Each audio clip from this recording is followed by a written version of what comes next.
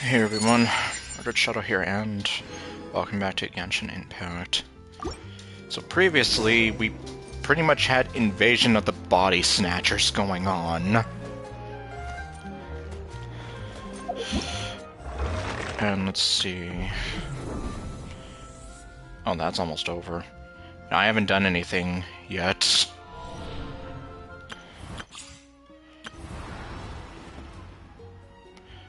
And I still need to explore more just to get the full rewards. Oh, I also need to do this. But, okay, well this is what we're supposed to be focusing on for now. Although before we do that... No, don't be inappropriate. Let's see, because we have the ley line event thingy... Where is it? Is it all the way over here?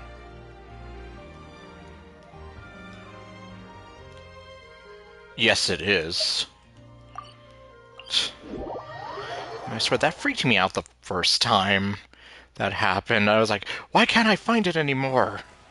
It's not showing up. And then it's like, oh, it's here. In this new area that you're avoiding because you have that event going on. Well, at least we have a new permanent area. The sad thing is we pretty much lost all the fun, well, some of the fun stuff that we could have done during that event. Well, it was at least a very good story, though, that I liked. Oh, hello. Allow me to fulfill our pact. Suffer the wrath of Eastling. Fire! Well, with rocks. Watch out! He fell over. Uh-oh, okay. Jeez. I see everything. Well, right now I can barely see anything. Rebuild. Show no mercy. You two. Time to end them. Coming at you. You're pretty strong. There we have that. Okay, next.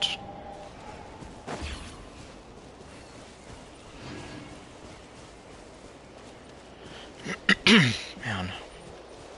Okay, it's all the way by the coast, practically.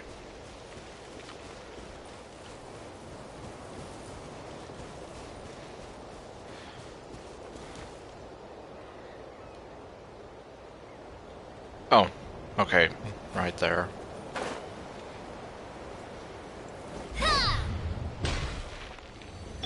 Oh, okay, well.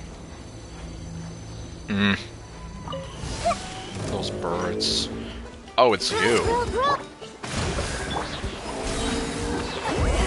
Suffer the wrath of Eastling. Fire! Well, with rocks. Coming at you. Oh, and I have to fight two of these guys.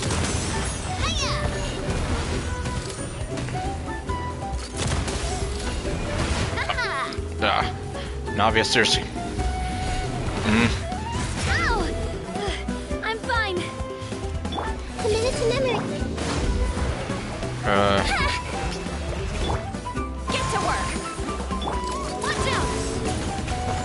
Oh, great, he's gonna fire the laser. Oh. Okay, I got him in mid-shot. Watch out! Okay, now for his twin brother over here. Jeez. Allow me. Show no mercy.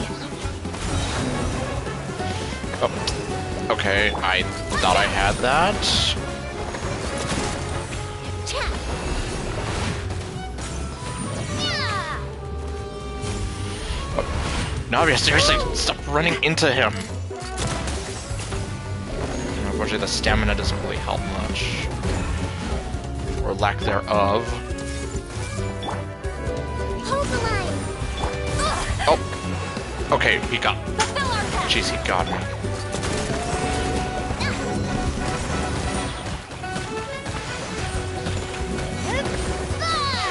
Yeah, and then it doesn't help when Navia has, like, that moment where it's like, okay, she stops spinning, let's run, and then nope. She kind of has to, like, recover from that. Not nearly as frustrating as Nahida's, like, running animation, where she, like, nearly falls over.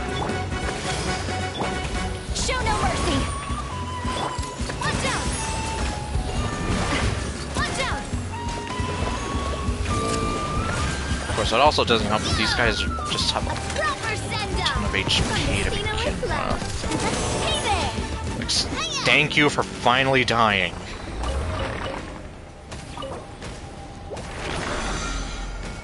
Okay, the last one is conveniently right over this way.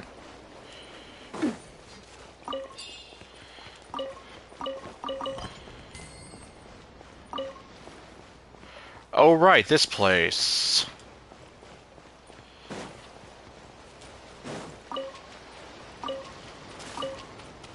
Okay, got some crabs. Come on, show me your courage. Oh, well, that guy got brought into this. Hey there. Oh, he didn't really get to do much except die. He ran over here and just... He's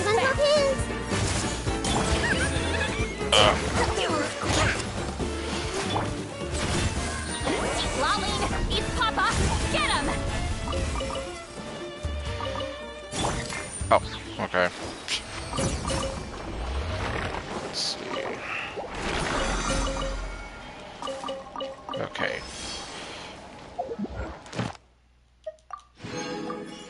Well, I won't have to do 2 of my commissions. Okay. Now let's go ahead and actually resume this.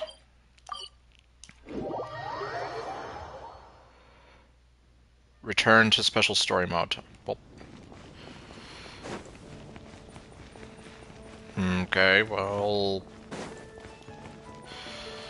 I don't know how you do that, at least not right now.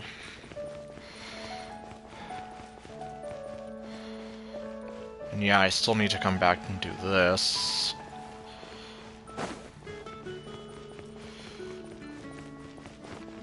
Oh, that's... Yeah, that's how I did it before, okay. So then... We're gonna go back to when Mondstadt is under siege.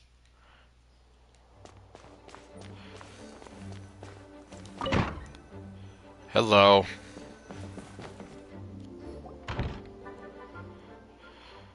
And of course, Jean and Albedo are silent. Because shenanigans.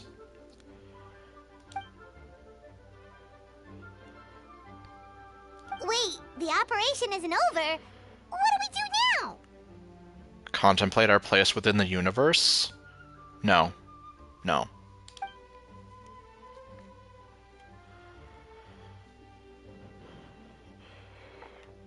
Tripartite conference?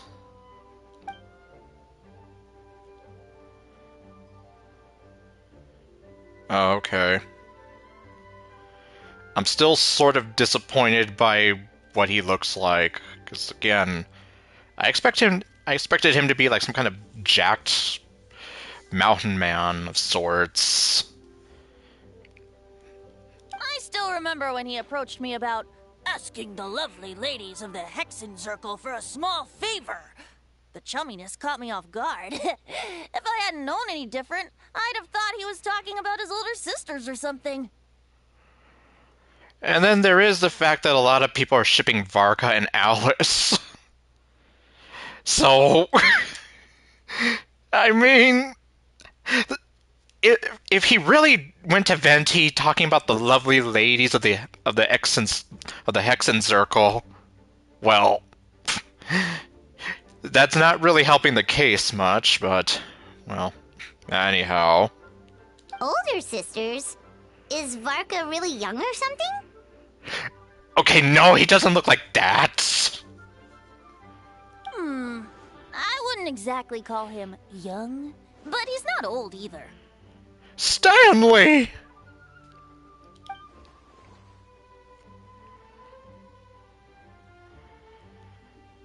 Well, I mean, we're getting closer to what he actually looks like. I mean, not quite, but that's closer. Whatever age that is. Yeah, but well, I guess from what I've seen of him, it looks like he's somewhere in like his 30s or 40s, maybe.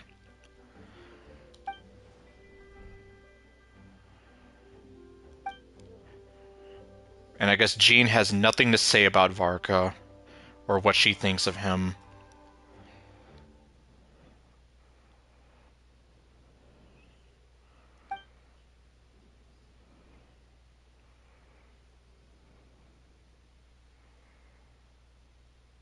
Okay.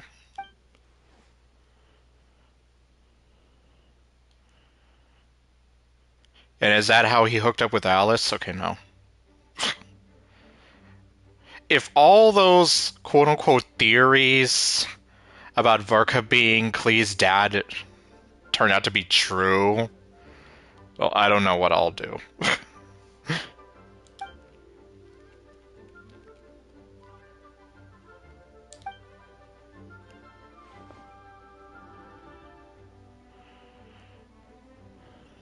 Of course!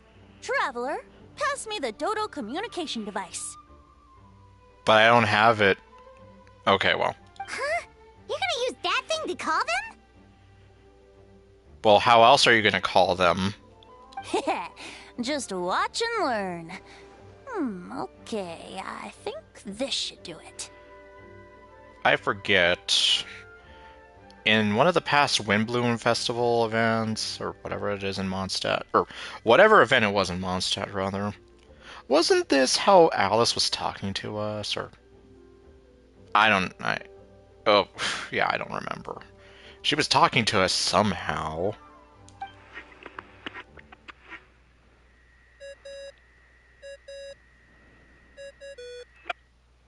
What's that ringing? Is it the wind or something? No.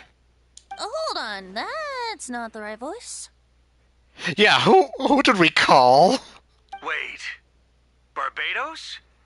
Is this Varka? Varka? Okay, I guess that can... There you go, there's my answer. Yes, Jean, it's your man crush Monday. Okay.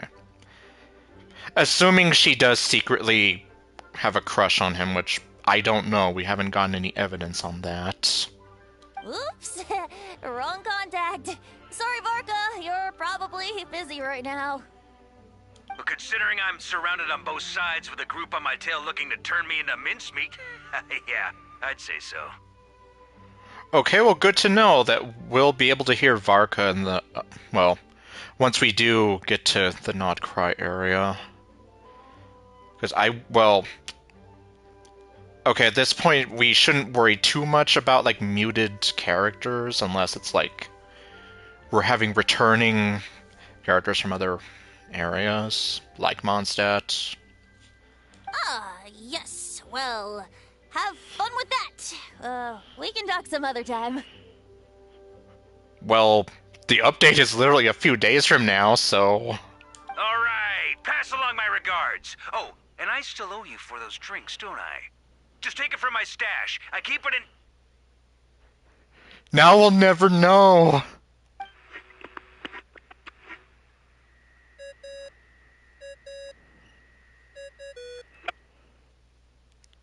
Yeah, can I get a large pizza with some pepperoni and... oh, no.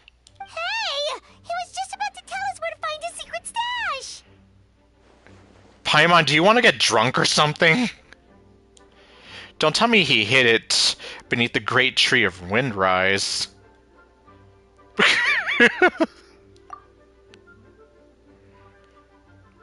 Well...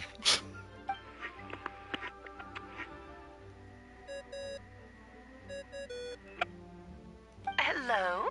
Who is this? Hello. Greetings, Miss Alice. It's Venti.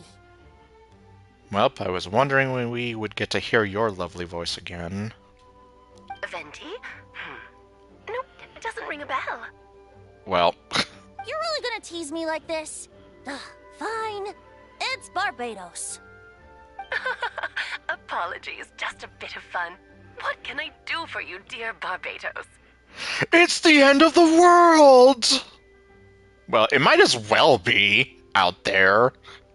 You still remember the tripartite conference, right? I'm calling on behalf of a friend. He's asking for a meeting. And he happens to be your nephew, kind of. Oh? And which brave soul is it this time? Albedo, captain of the Knights of Favonius investigation team, requests a formal meeting with the Hexencircle. And what is your wish, dear Albedo?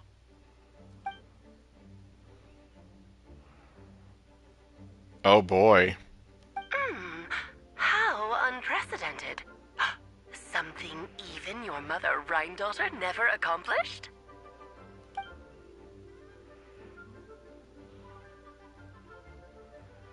Okay, that makes no sense.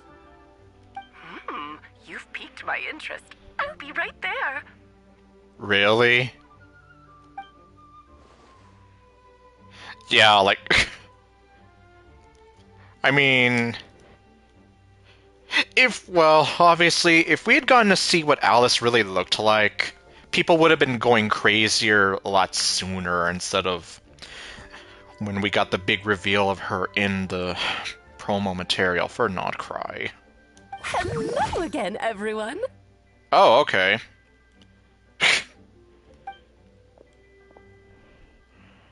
Yes.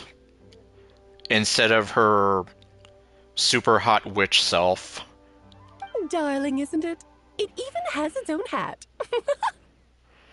Yep, which is nothing like the hat that... Okay, mostly nothing like the hat you actually wear. Wow, the attention to detail. Pleasure to see you all again. It's been a while. On behalf of the Hexencircle, I hereby grant Albedo's request. I'm guessing you still need to prepare? Take your time. Just come find me at the long table when you're ready. Okay. Aw, that's nice of you. Lumine's eyes are happy. Huh, I suppose it's just my nature, darling.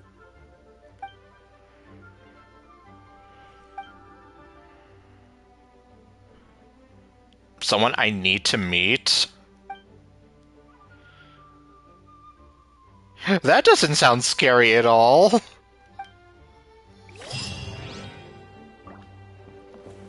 Alice is gone.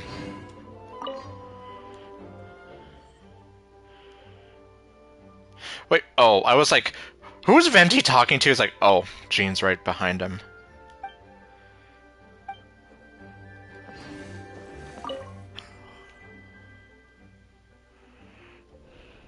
Don't thank me at all, please. It makes it seem like I'm useless the rest of the time. Useless!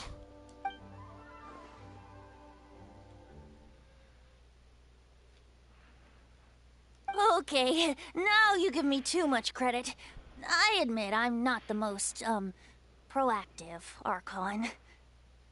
You spend a lot of time getting drunk in the angel share. You have your own hard work to thank for this result. Oh, and our friends the Honorary Knight in Paimon, of course. I'm right here.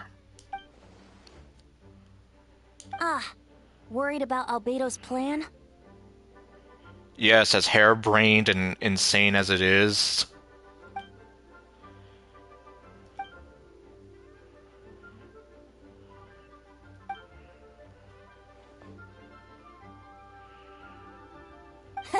That's good to hear.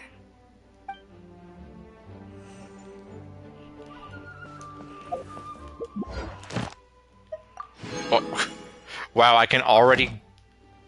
Okay, well, I don't know if I can... Okay, let's leave.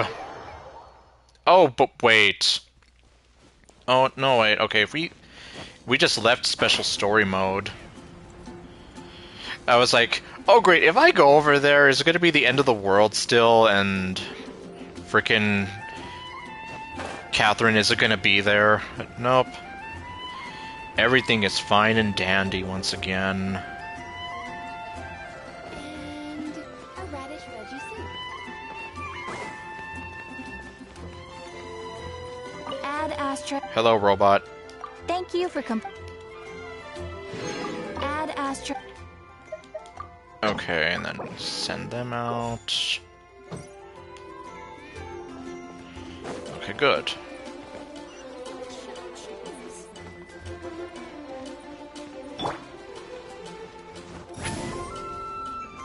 Grumpy.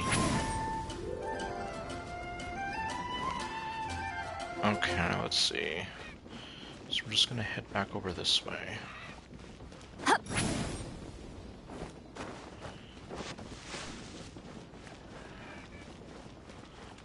Take me up.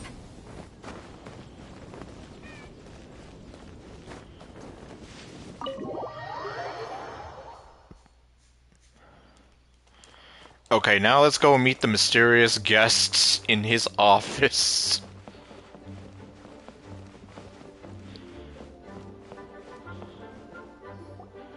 Hey, have you ever wondered why Albedo always keeps his office closed? Paimon bets there's a secret snack stash hidden around here somewhere. No.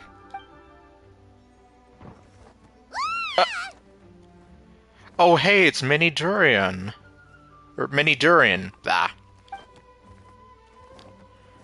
Okay, apparently Mini Durian is mute. Mini Durin? What are you doing here? Yeah, what happened between you and Hat Guy?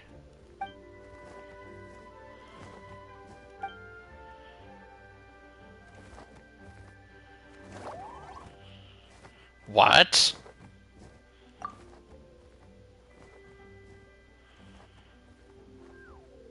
Well, I guess I can understand that. Oh, don't worry. We aren't scared of you. No. So, what brings you here? Oh, is it Windbloom? There are a ton of fun games this time of year.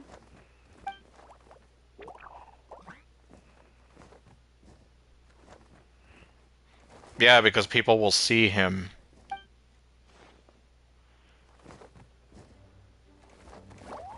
What do you mean? And I just kind of realized, anyone who did not play Summer 2024 will probably have no idea where the hell Mini Durin came from. Which, again, is why I hate that.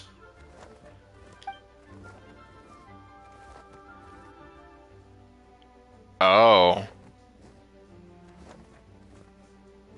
Wait, didn't that already happen? You left the storybook world, and now you're here. Yep, which was pretty much the Summer 2024 event.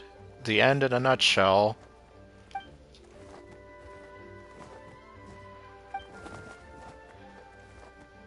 What?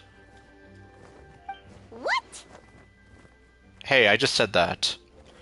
Human transmutation. So you're Albedo's intended subject. Lumine looks all suspicious.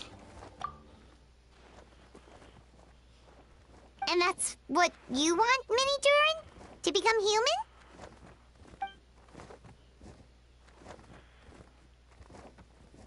Okay.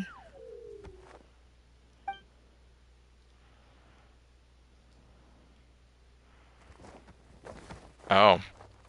Becoming human isn't as simple as just changing form.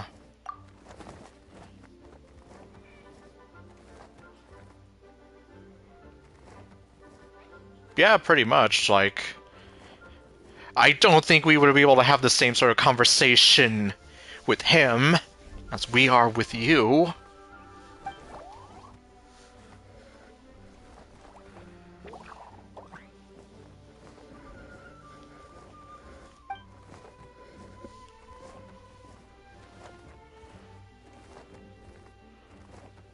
Huh.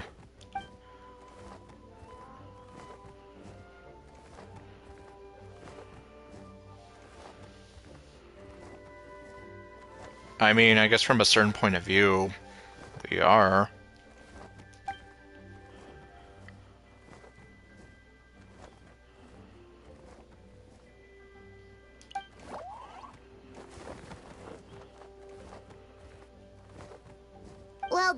you into a human sounds like a huge project.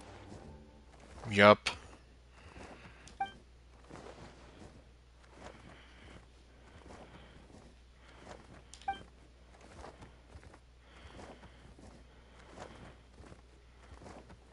Oh.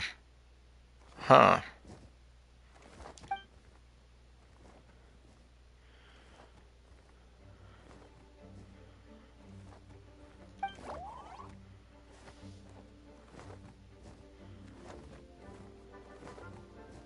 Definitely. You've just gotta trust one another. Actually, while we're on the subject, does your friend Hack Guy know about this? Yeah, what happened to him?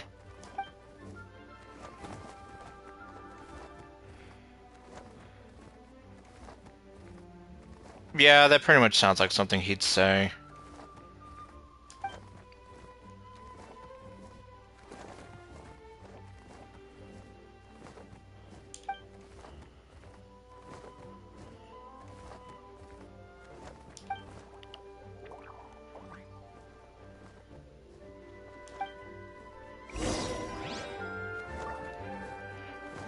Hello.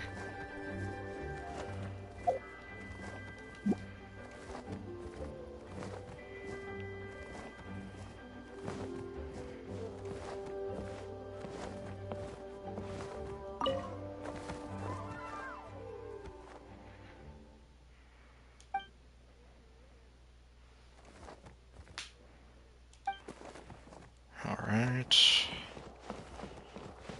And yeah, there's nothing else here. Unless we want to sit down and pretend to be Albedo.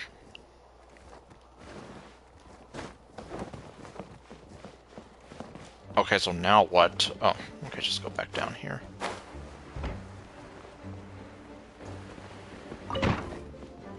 Okay, now we're gonna be... Oh. I was like, yeah, so why are we going to the library? Oh. Because Alice demands it. Oh. No, we're going in here.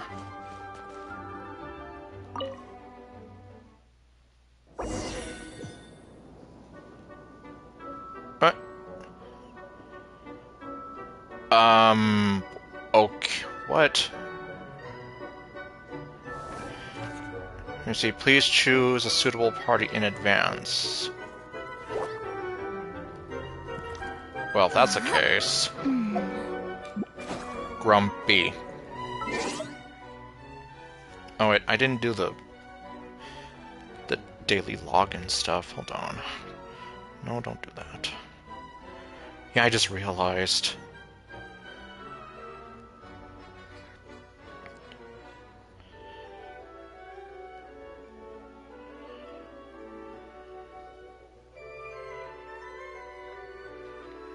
Wait a minute, what? Is this a new code?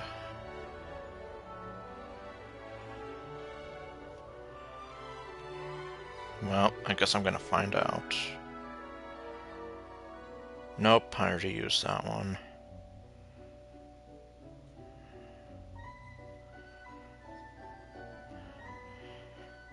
I'm just kind of here since this post was made like 16 hours ago, but then if it's just the same codes that they gave out in the live stream, then no big deal.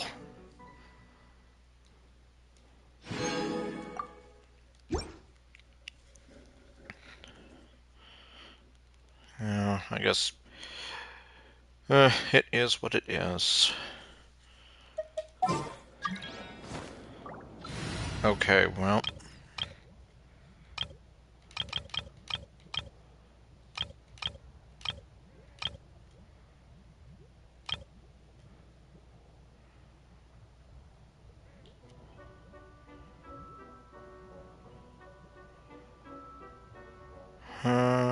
Huh.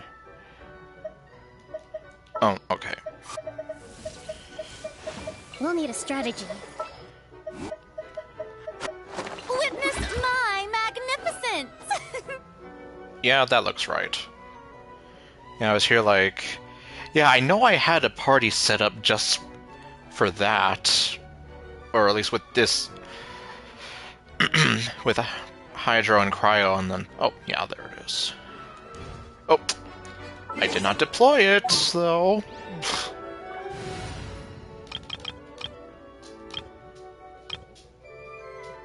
Yelan. There we go.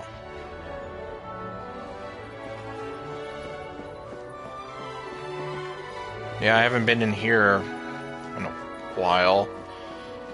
Mostly because I just suck at doing the Imaginarium Theater.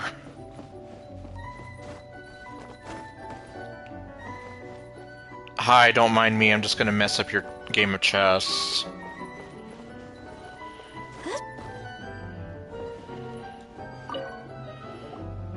Welcome, one and all. Please sit wherever you like. No, too easy. So, no unspoken rules to be aware of? I don't want to unwittingly park myself down on some important lady's chair. I know. And then, yeah, we definitely don't want to make anybody angry. I highly doubt anyone's going to mind where you sit, Lord Barbados. But thank you for being so considerate. The way she said that. I highly doubt anyone's going to mind where you sit, Lord Barbados. Like, okay then. Jean didn't fancy tagging along? No, I guess not.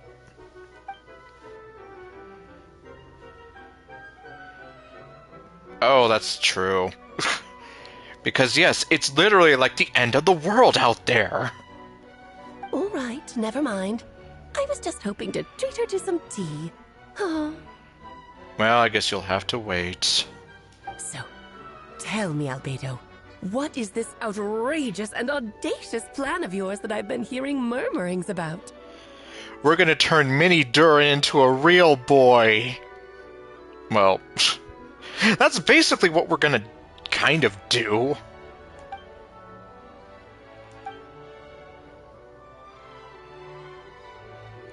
Oh? Oh.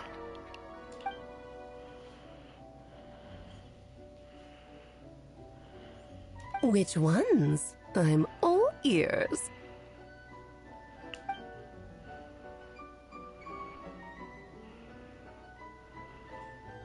Interesting. What else?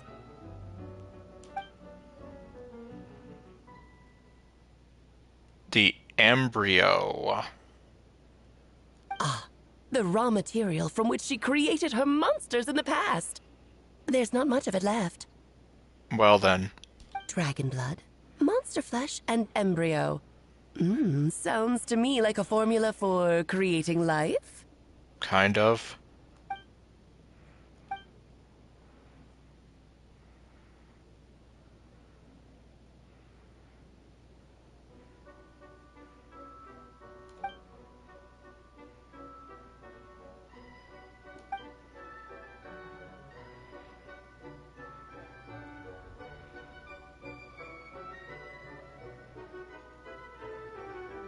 Very true.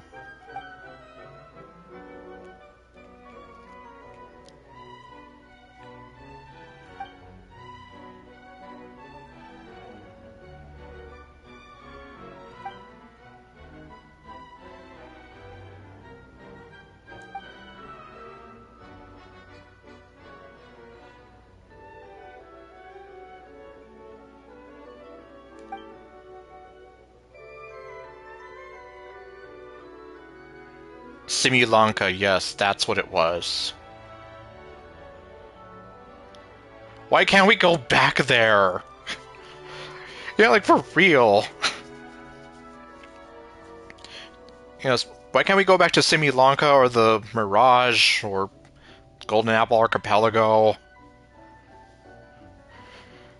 Like, you made this area permanent! Like, come on!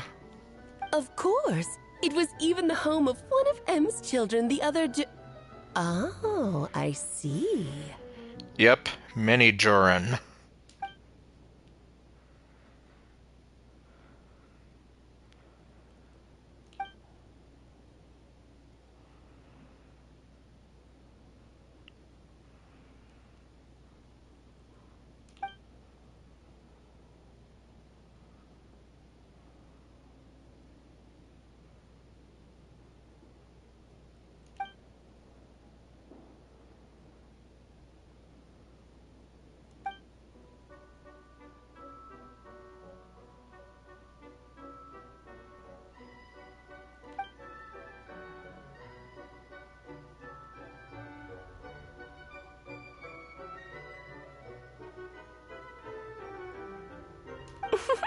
the glint in your eye when you talk about these ideas.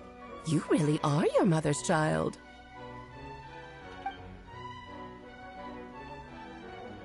Of course not. To me, you're both extraordinary individuals. I find you fascinating. In any case, now I see why you asked Venti for help. The raw materials you seek are extremely valuable. The misuse of even the tiniest amount could cause unimaginable chaos. That said, we're happy to give you what you need. But there is one condition. You need to prove you can wield them. And so, you must pass the Hexenzirkel's trial. Which is what it thankfully warned me about when I got here.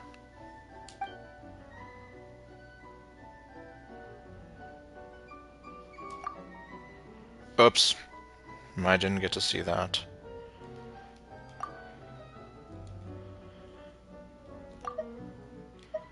Wait, I'm joining you in this thing? Yep, apparently. So you know our tricks, huh?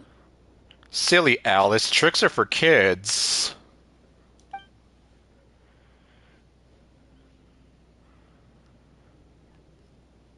Well, success means little if you have no one to celebrate it with, no? I mean, I guess. Unless you want to just have, like, the satisfaction of knowing that you did it. Although, I'm afraid dear Paimon will have to sit this one out. Good. What? Why? Because you don't do anything! Aside from float and talk about money and food and hurt my ears. The Hexenzirkel trials are no walk in the park, my dear. Besides, I already decided on the structure. There's only room for 2 participants, I'm afraid. No more, no less. You understand, don't you, Paimon? Oh, don't be too angry with your dear aunt. When did you become her dear aunt? Always 2 there are. No more, no less. A master and an apprentice. Okay, not that rule of 2. Okay. You can turn off the charm. Paimon will stay behind. Good! Thank you for being so understanding. Then, whenever you two are ready, interact with the chessboard on the table. It will guide you through the trial. Oh boy. No! Oh, we have no option to say no! Like, what's the point of even asking me? Of course. Let's do this. Of course! Just about. You really didn't give me... Well, then again, it literally tells you that once you do this, you'll have no option. Wow, they really wanted to, like, lock you into this. Then, my dear children, get ready for a taste of the Dodo King's magic.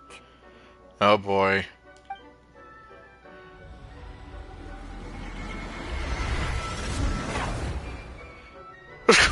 You shrunk us!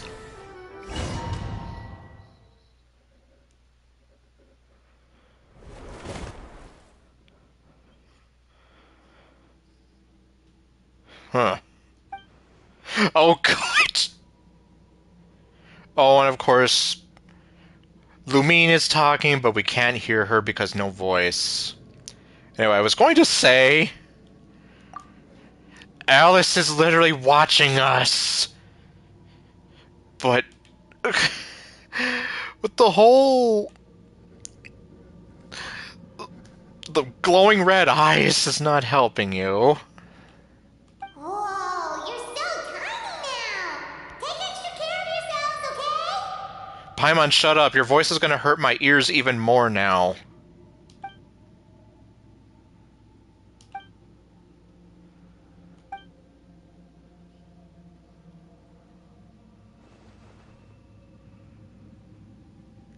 Yup.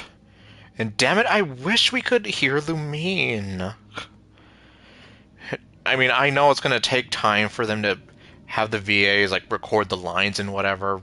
Well, the VAs that are coming back, but still, that's why it's like it just pisses me off. Like, come on. I have been asking for years. Can we please have the Traveler talk more? And now that we finally have that, it's like I can't hear her.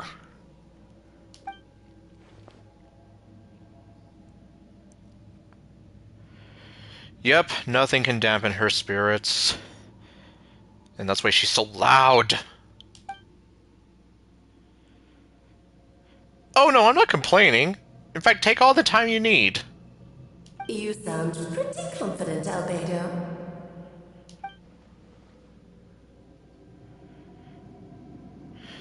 Well, I mean, she's literally looming over us like some kind of cruel, evil master, or evil game master of sorts. Well, since your mother has to recuse herself, who better than I to put your abilities to the test? I have prepared quite a riveting new performance just for you two. See? Yes. Defeat them in battle. Prove to me that you have what it takes to achieve your goal. And all the while, you're just gonna be watching the game. Swashbuckle your way to victory like gallant fairy tale heroes. I bet you think you sound cute saying it that way. Oh, okay. Oh, okay.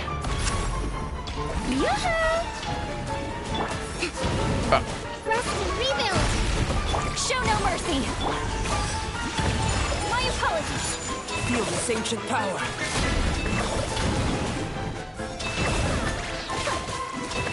Yeah! Let my name echo in song! I'm flying. You can't feel this ancient power.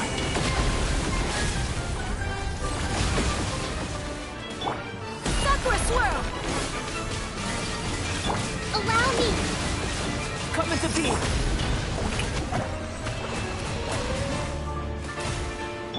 Feel this ancient power.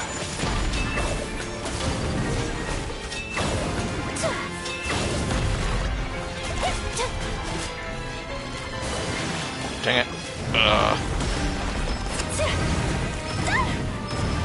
Whirling snow! Feel this ancient power. Oops. King should present Rest a and new rebuild! Torrent, bring refuge!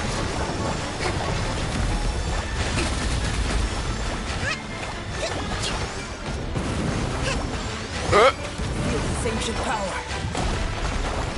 Would you stop saying that? You're not doing anything. Burst forth. I'm the one doing things. Let the world collide! It's like it's Loki distracting me. Witness my great undertaking.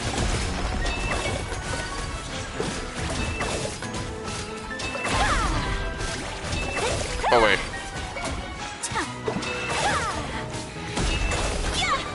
Okay.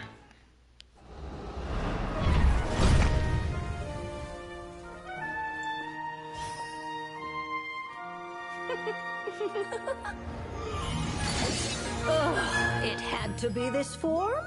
A toy really doesn't suit me. Well done, but this isn't over. I will now preside over the second trial. Stare straight ahead, and you will see things as they appear.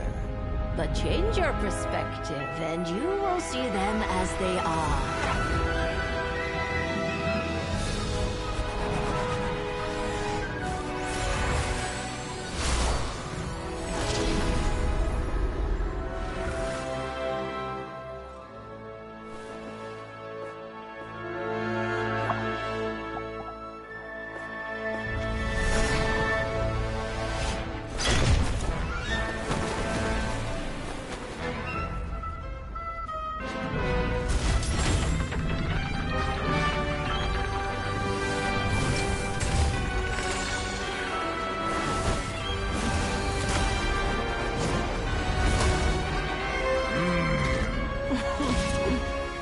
trial awaits. For boss time. Oh. So... Can I talk to you? No, I can't.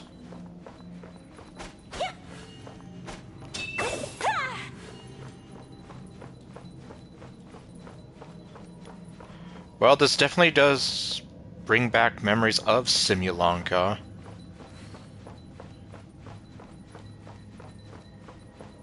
Okay, so Only then... by turning the world on its head can we see its true colors. So, it begs the question, what do you see on the other side of this chessboard? Pawns earned true freedom the moment they gained legs with which to run.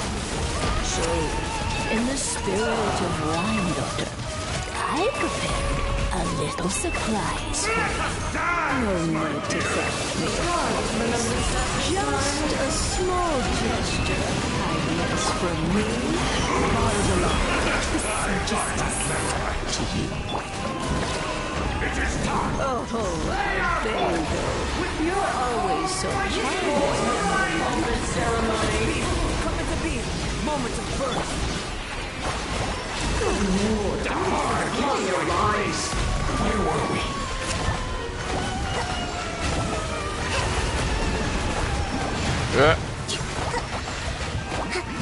Fulfill our pact! Oh. Well... Oh, this is all getting rather dreary. Feel the same shit power.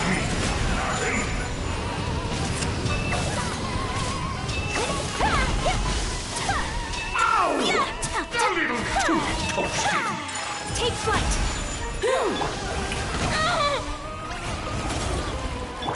Moment of birth. Get to work! Eat lava! Eat papa! Get him! Billowing surge!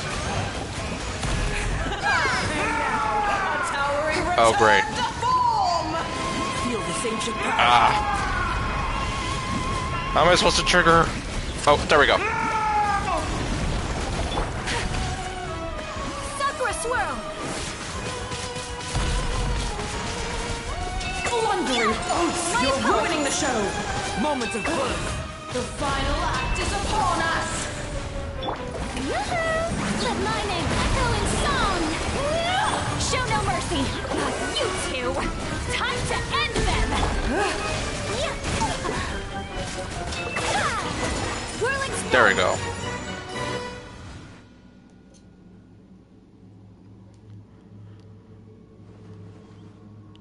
Yes, very well done. We did it! Vamonos! Oh, they've grown up so fast. I'm so proud. Where have you been? Really? Well then, I'll leave you to debrief the others about today's events. Okay. Huh? You're leaving already? You did marvelously today. I'm thrilled for both of you. And should you feel the need to gloat profusely to that student of mine so she knows to up her game, be my guest.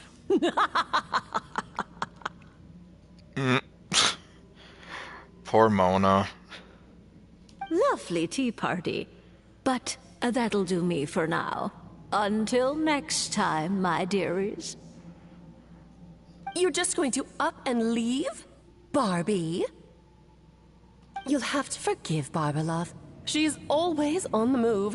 And she never says where she's going either. I think she enjoys the mystique. But if I had to guess, she's probably going for a walk. She's a very health-conscious individual. Barbie was satisfied with your victory. And so am I. Congratulations to you both. You can come back now. Oh, whoops. I need to turn you back to normal first, don't I? Yes, I don't think we'll be able to do much in this size.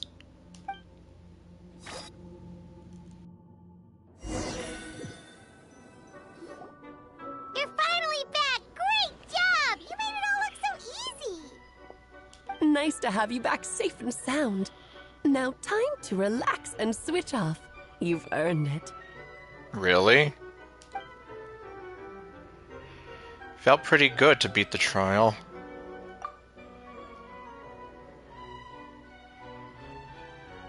I really don't want to go back there, though. To deal with the Dragon of Dragonspine, right? No, we're gonna go camping over there. What do you think?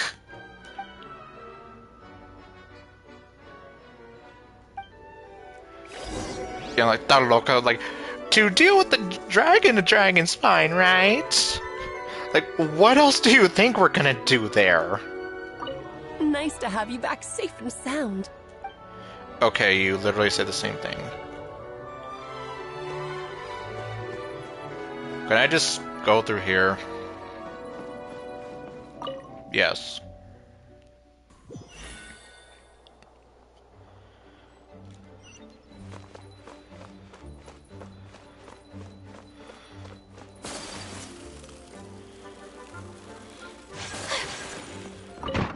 Okay, there we go.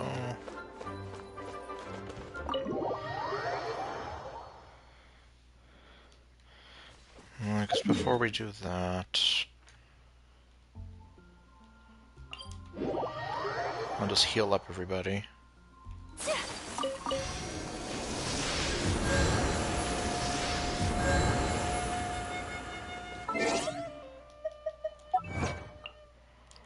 Let's see, pass the trial, sit by the Hexen Circle.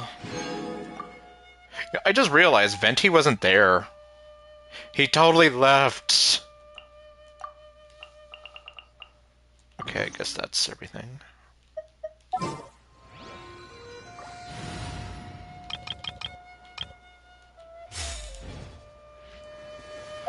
Alright, time to go to my favorite place in the world. The snow. Have you ever seen such beauty? I mean, it is beautiful, but I hate this area. The snow looks nice, but this area is so unforgiving. Like, I was here like, I hope I never have to come back here, and then it's like, congratulations, you're making me come back here. I thought I was done when I got everything that I thought I needed. Oh, is this it? Yep, this place is as freezing as ever. Paimon's hands are turning to ice.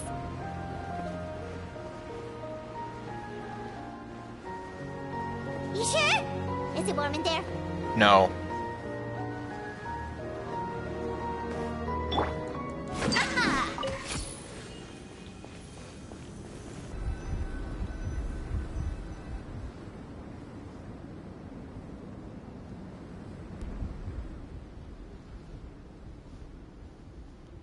He has to go to work now.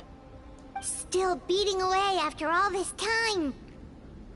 Yup, we can definitely hear it.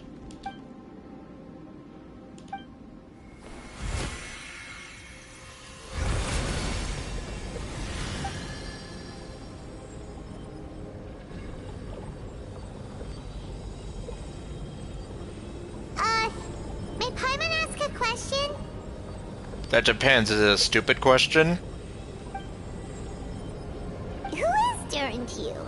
Do you think of him as one of your kind?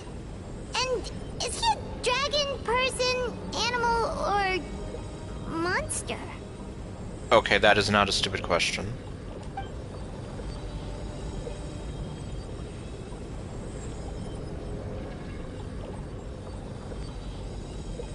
Sounds like you prefer humans to dragons, then.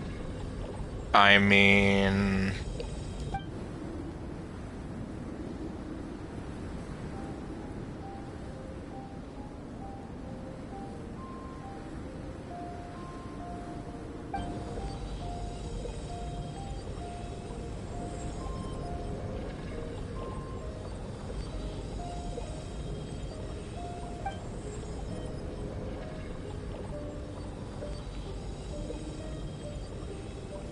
Yep, that he did.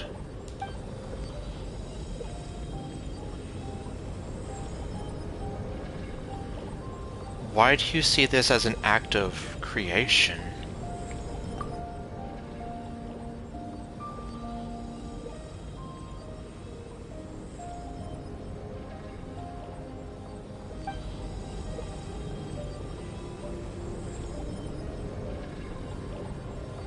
So that's just like kind of like a coincidence in a sense.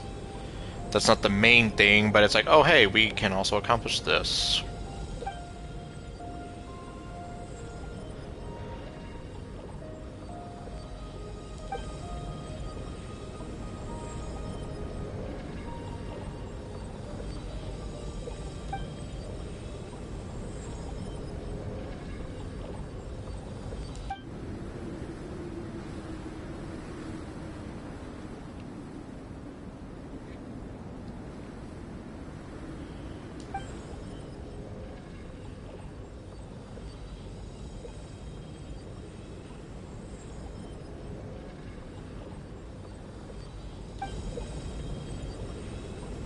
Well enough.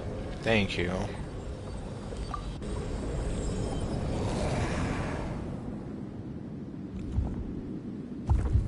Okay.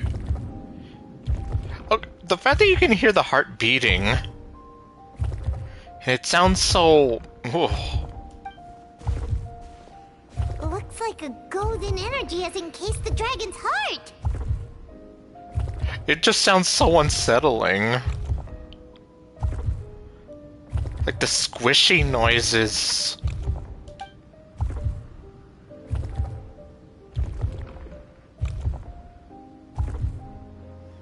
Okay.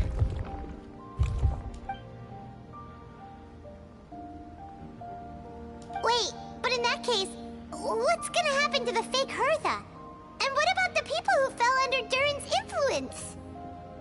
I would like to imagine all the people under his influence will just snap out of it and they'll be able to get back to their lives. The fake Hertha. Would she just disappear or something?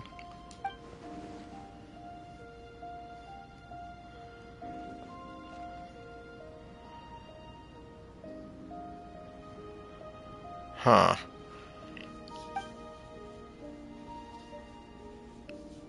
Okay, well, at least we don't have to hear the heart anymore. That was, like, low-key making me feel a little unsettled. Okay, so can we leave this place now?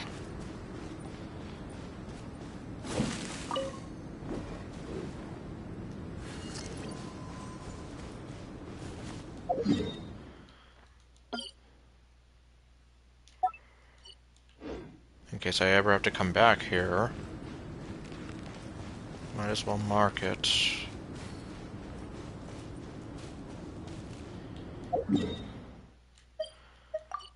Okay. Let's leave this place for good and hopefully not have to come back. Look, up in the sky. Look at that scorching sun. It's like a blast furnace. You know what this means? It means we have to drop everything right now and make a run for the ice cream store.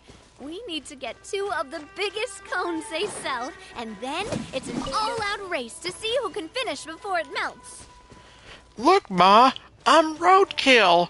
Ha ha ha! Okay, anyway.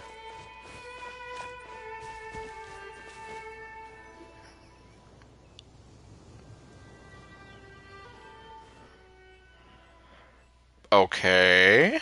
Pleasure. We sure learned a lot. Yes, we did.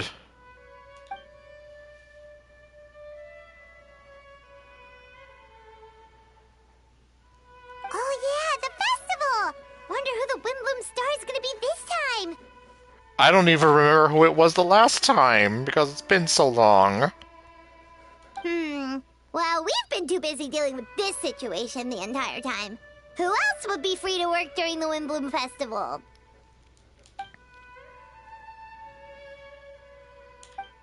Well, I guess so.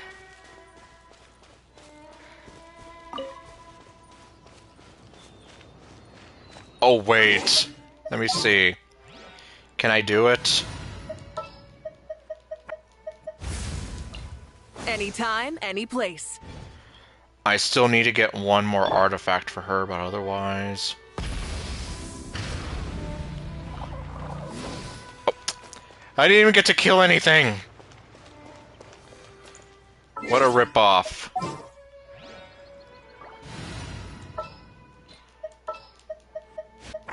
There are still so many places for us to explore.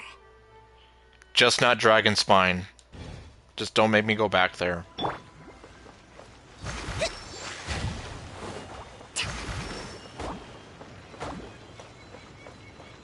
Alright. Let's move out.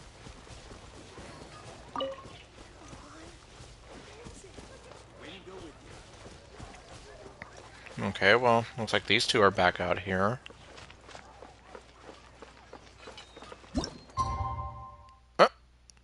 Okay.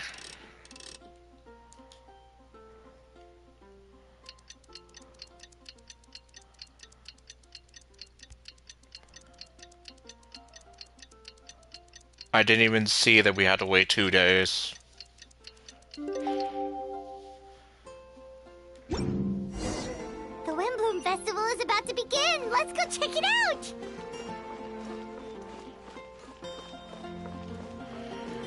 And it's a good thing that it doesn't look like the end of the world anymore.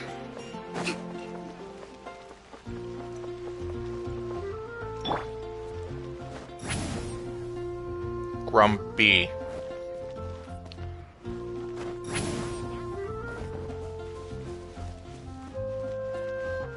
Okay.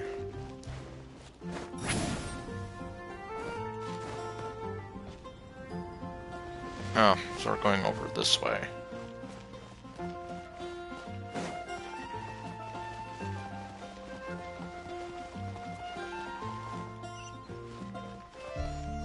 I know that. But, okay, let's see.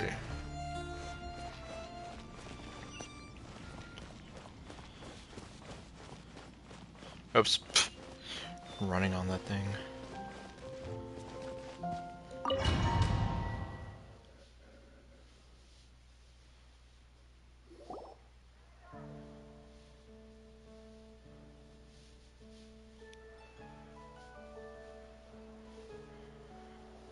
And I guess that's the real Hertha right there, hopefully.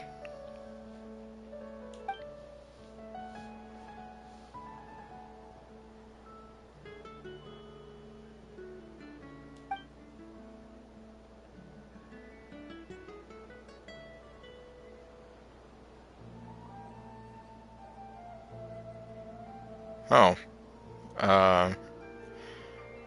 Well, that already gives me one idea.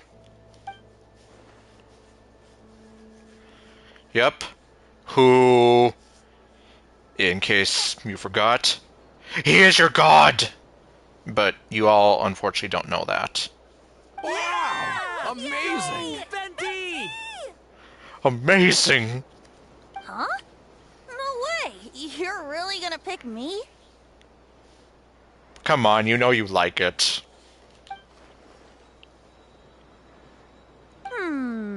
Alright. Does that mean I get unlimited free drinks at the tavern? Of course. He's...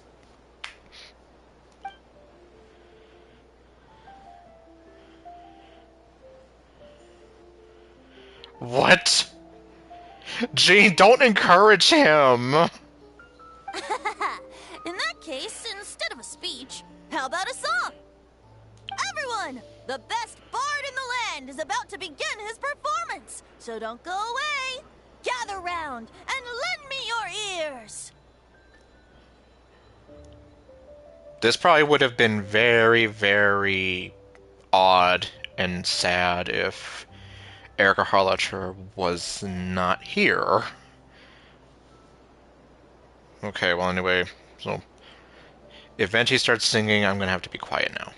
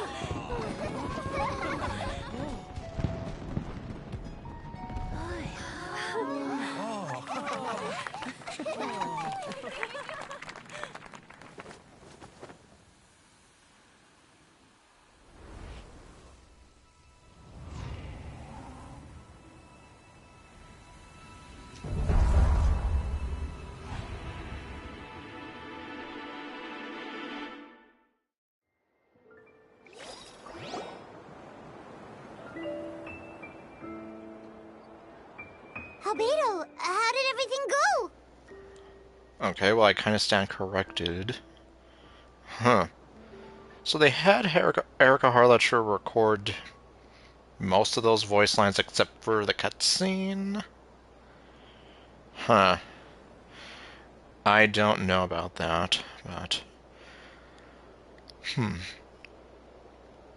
Well, let's see. How did everything go? Well, obviously we saw that the transformation happened, but...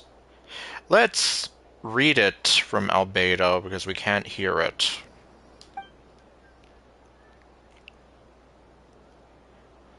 Really? So Mini Durin looks like a human now?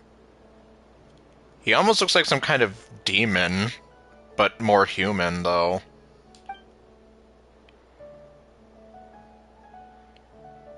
Translation: we can't afford to make this character model right now.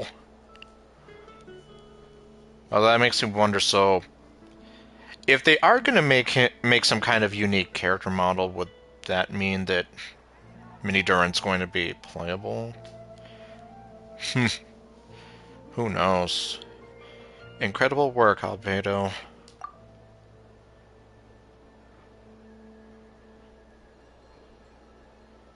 So, how do you feel right now?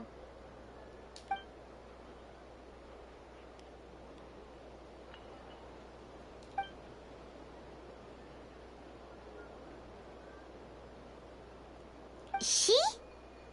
Ryan daughter.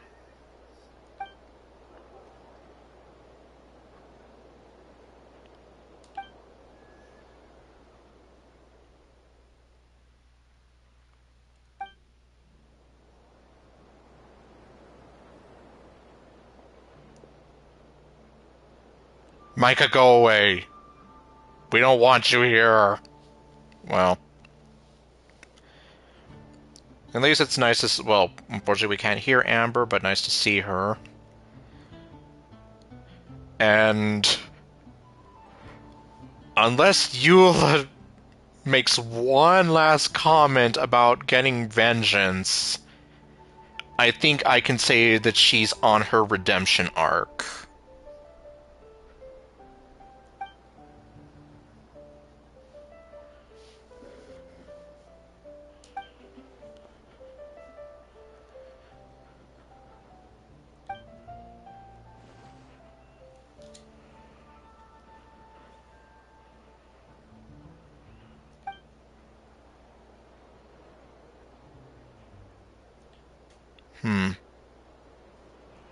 So that's what she meant, huh? Well, no wonder those monsters wanted to infiltrate the city and replace you. They wanted your life for themselves. Literally like Invasion of the Body Snatchers.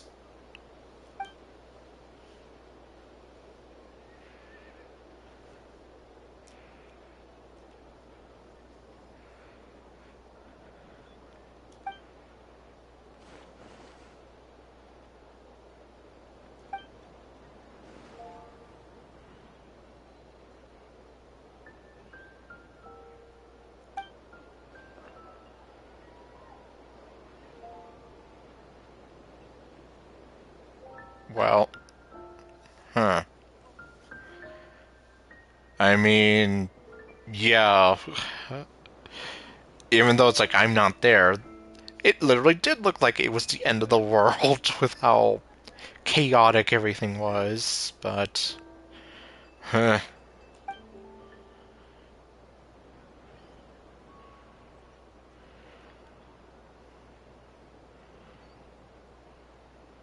You've got an unusual family, that's for sure. Yeah, no kidding. You're right. She definitely does sound unusual.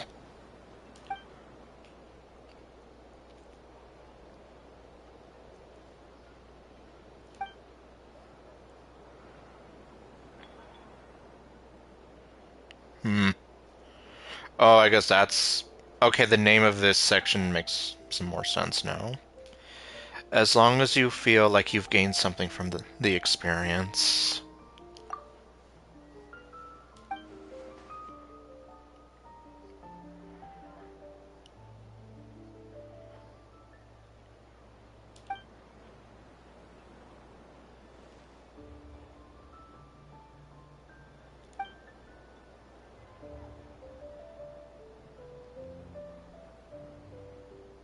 Well, Devouring Nefarious? What's Nefarious? yeah, I wasn't gonna say anything, because, again, a lot of Albedo's story is told through events, which I've missed. The ruler of life? What? Oh, yeah, I'm with you, Lumine. Yeah, I think the wide-eyed, empty eyes of doom is warranted. I'm just like... So you literally devoured the ruler of life. So what does that make you?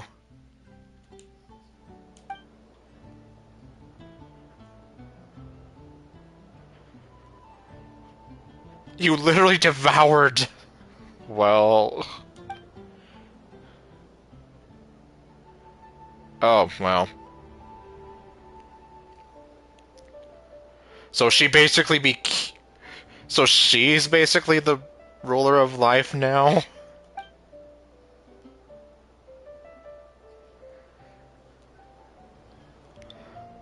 Of course. That's what friends are for. Paimon took the words right out of my mouth. Because the game won't let me talk.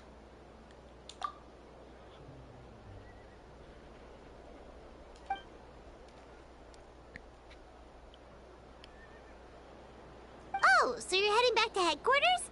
Well, good luck with the report. Yep, all 800 pages of it.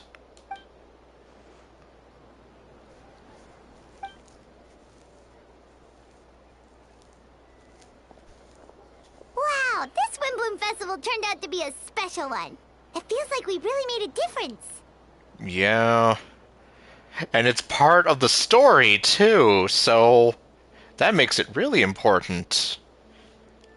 And yeah, it's like we started off with like this whole murder case against Albedo, and well, at least everything worked out for the best.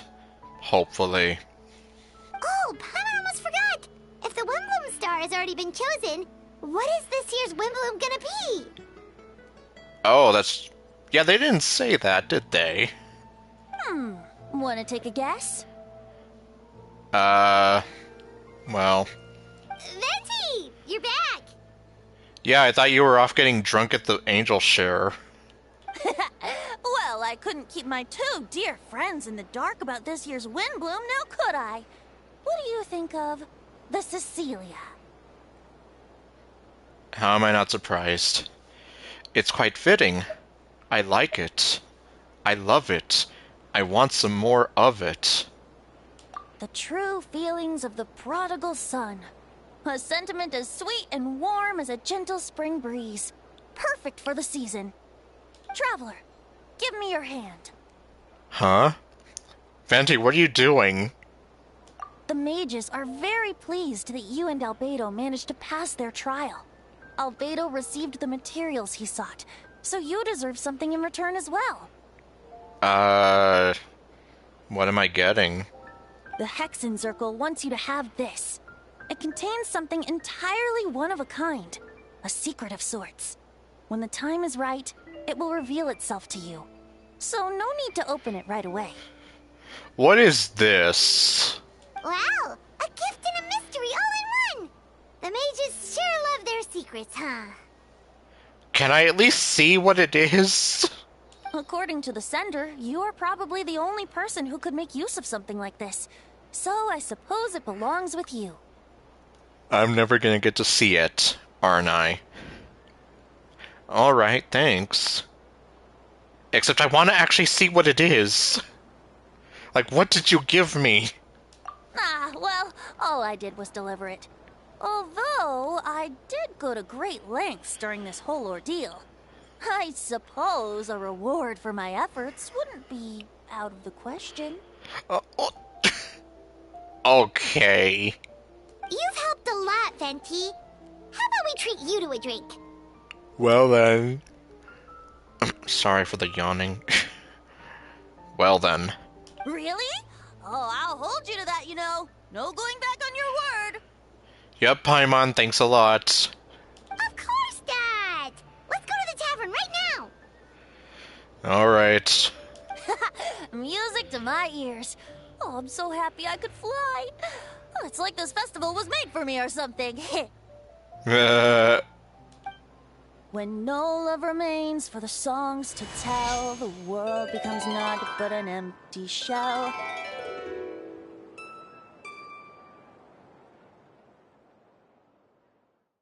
Cruel is said fate, cruel it may be, were it not for a hero who could set us all free. Through shadows so cold, he saw wisdom untold, chasing a fragrance the wind only knows. This wistfulness waned and faded into night as he stepped from the darkness and into the light. Okay, and that is the paralogue completed at last.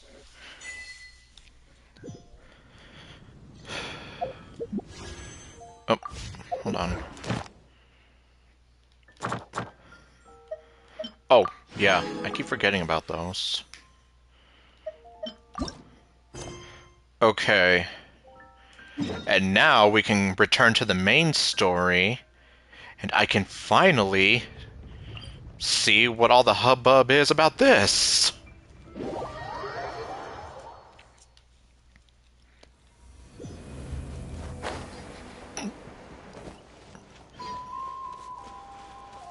Okay, so head to the Collective of Plenty. Oh, hey, Anson.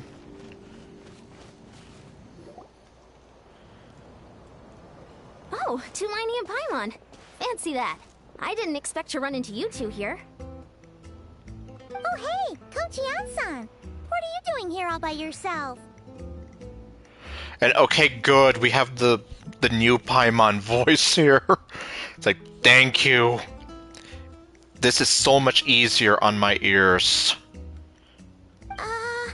Just so you know, Paimon didn't come here to train. Paimon's not looking to sign up for any diet plan or bodybuilding class right now. We don't want to make Paimon buff as all hell. Alright, got it.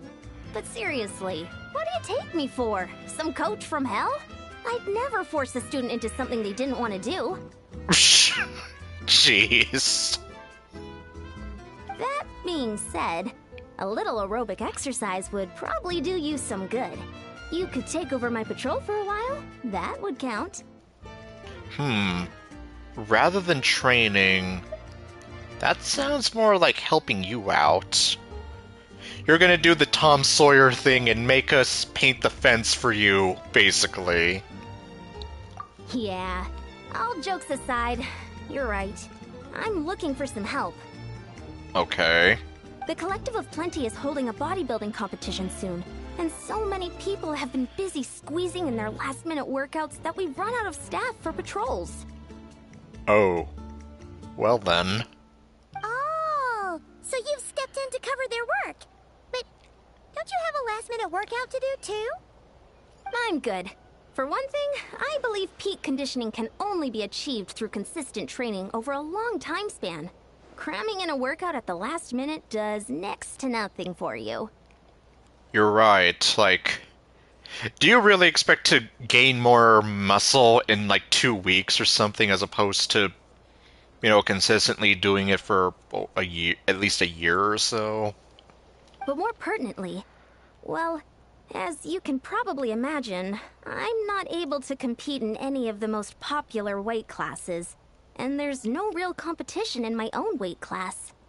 Oh, because you're a small. Yeah, that makes sense.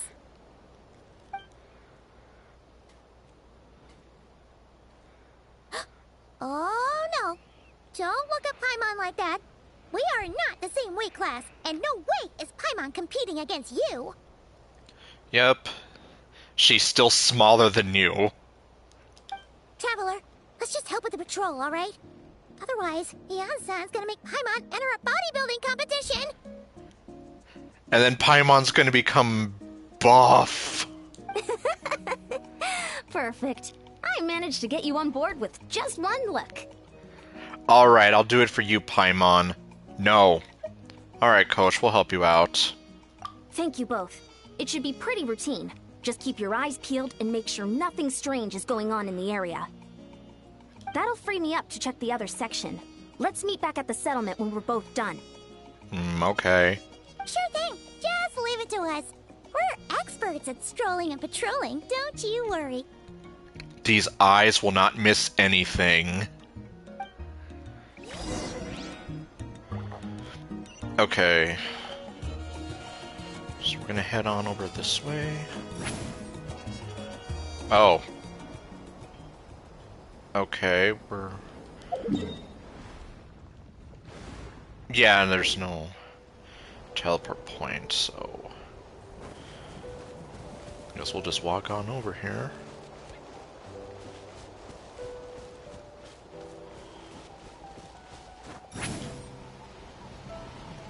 Grumpy.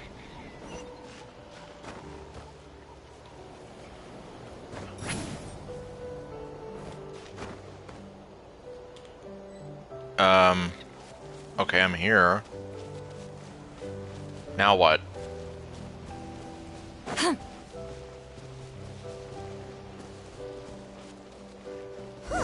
What's this? Was there always a cave here? We should go take a look, right?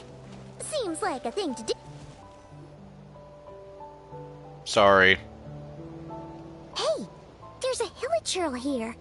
Is it sleeping? Doesn't look very hostile.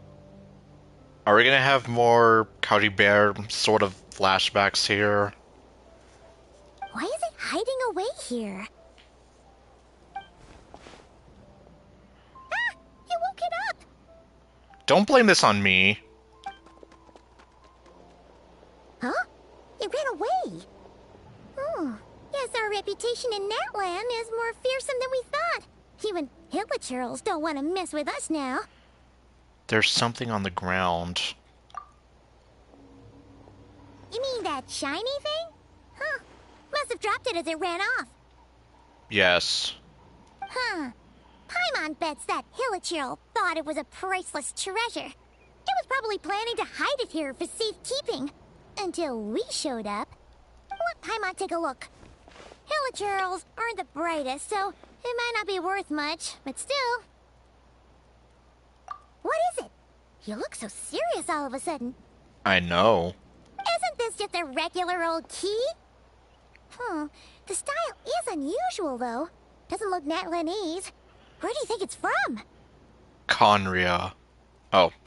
This is the key to the hibernation chamber on the spaceship. What? What do you mean? What hibernation chamber? What spaceship? For once, we're actually on the same page here. Wait. You mean the spaceship? The one that brought you to Teyvat? Okay. Because you have to remember, that was years ago. I don't remember. That's the one. So, how did that key show up here? Are you sure you didn't just drop it? I lost my keys in the corn maze. Okay, well, no, I still have mine. I've always made sure to keep it safe and sound. So then, this is Ether's. Well, if you have the key, then where's the spaceship itself? Whoa! Yeah! These look identical! So, if one of them's yours, does that mean the other one is... There are only two of these. One belongs to me, and the other to my brother. Knew it! Huh! The keys to a spaceship! Huh! Somehow that really rams home the fact that you really are an actual alien. Oh, wait, no. Descender. Yes, Paimon, no need to be so racist. But anyway, now we know where it came from. The question is, how did it get here? Ether lost it in the corn maze. The simplest explanation is that your brother lost his key somewhere not far from here. Then that pillager found it and ducked into the nearest cave to hide it. Most likely taking it from the corn maze. If that's true, it means your brother was here recently. And by extension, the Abyss Order was probably here as well. Yeah. Man, this is so crazy. We only agreed to help with the Anson's patrol on a whim. And now, we've made this bombshell discovery and found a huge lead on your brother. Possibly. Should we keep following this trail while it's hot?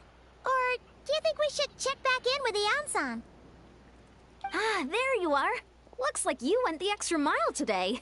Thanks for being so diligent. Well, that saves the trouble of going to find her.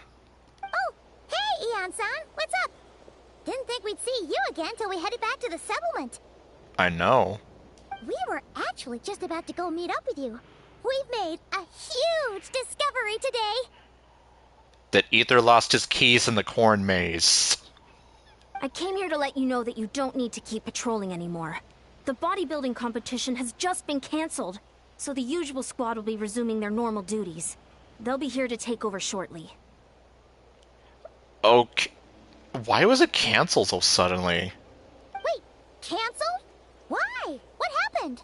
Yeah. The Abyss Order attacked. Of course. So, I mean, okay, yeah, we made the connection that they were here recently. Huh? Didn't expect our suspicions to be confirmed so quickly. Sounds like Ether is on the move again. It's like, when is he gonna stop doing all this crazy shit? I'll find a way to speak with him in person this time. I have to. I've heard of the Abyss Order, but this is the first time I've known them to take organized action on such a large scale. Well then, that's not good. It's like they're preparing to go to war against our entire nation. At this point, I am not surprised. One little sect versus the entire nation at war? How are they expecting to pull that off? Either they're insane or they have some kind of crazy plan in the works. Based on everything we've seen from them so far, they usually prefer to act in the shadows. So, what's different about it this time? What could they be after? Yeah, to attack so brazenly. No clue. All we know is that they've attacked our tribe, but that doesn't tell us much.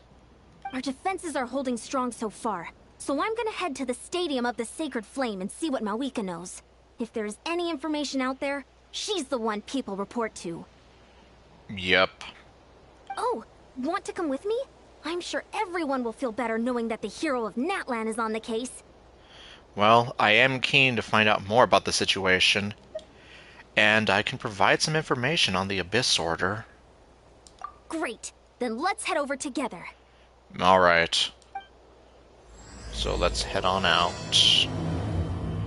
A space and time for you.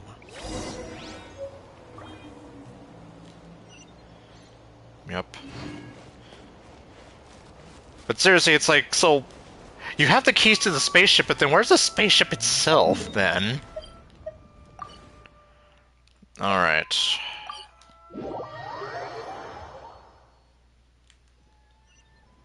Oh, okay. Right outside the speaker's chamber.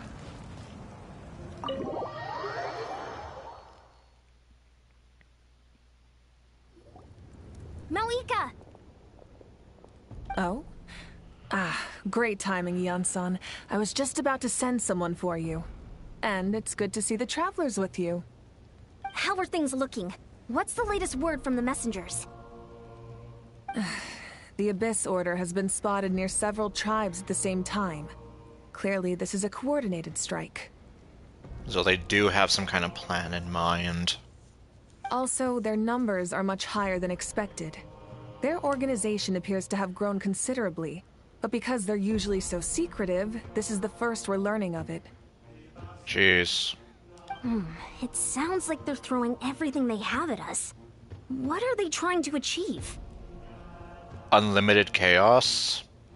That's what I'd like to know as well. Historically, Natlan has not been a hotbed of Abyss Order activity, and we have no particular quarrel with them. Could it be revenge, perhaps? Would they want to get back at us for a recent victory over the Abyss? Oh, seems unlikely. But then again, Paimon wouldn't put anything past the Abyss Order. It's too early to say anything definite. For the time being, we should continue monitoring the situation. How are the battles going? Not too many casualties, hopefully? Well, even if they're committing all their forces to the fight, they're in for a tough time. Our brave warriors have just emerged victorious from an all-out fight against the Abyss itself. Yep. We have a whole nation's worth of seasoned veterans fighting for us. Compared to the true Abyss, the Abyss Order poses a far smaller threat. They cannot endlessly replenish their forces, for starters. Yeah. However, this is still a war, so we must give it our all and do our utmost to minimize casualties. The tribes are organizing their defenses as we speak. Traveler, this is one war that Natlan can handle on its own. If you wish to stay out of it, you'll be safe here at the stadium with me. No. This one is personal for me. Oh? In what way? The current leader of the Abyss Order is my brother.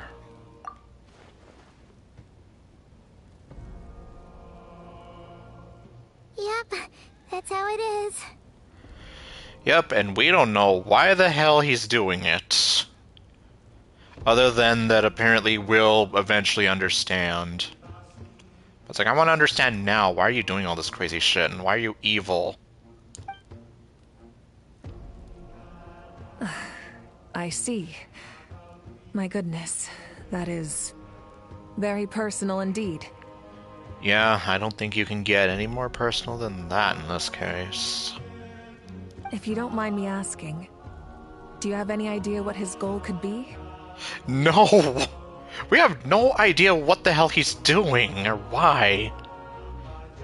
That's what I want to know as well. Safe to say, they're not exactly on the best terms at the moment. Nope! And that's putting it lightly. Ever since Paimon met the Traveler, she's been trying to track her brother down and get some answers. But he's been avoiding her. Yes. Like, he's been doing, like, literally everything, and... like, aside from that one time... yeah, after the Fontaine story, like, the interlude between Fontaine and Natlan, one of them... we got to meet with him during that whole Caribert thing, and now... like, yeah, they don't remember it! But jeez... I see. So you two have fallen out. Huh. A pretty common occurrence between siblings. Yeah. Definitely. Can't say how many times I've heard that happening to somebody. Whether it's between sisters, brothers... yeah. Ugh. Family can be crazy sometimes. Well, yeah, that may be. But the stakes are a little higher where these two are involved. Yes, considering Ether is, like, literally the equivalent of a Sith Lord running this very dangerous criminal order. They certainly are. Although somehow it doesn't surprise me that a spat between the Traveler and Twin could affect the fate of the entire world. Yeah, it's almost like we're the protagonist and hero of the story, right? Just so I'm clear, you're still on Natlan's side, and you have no idea what your sibling is after. Is that right? Why would you ever question me? Like, why would I ever betray you?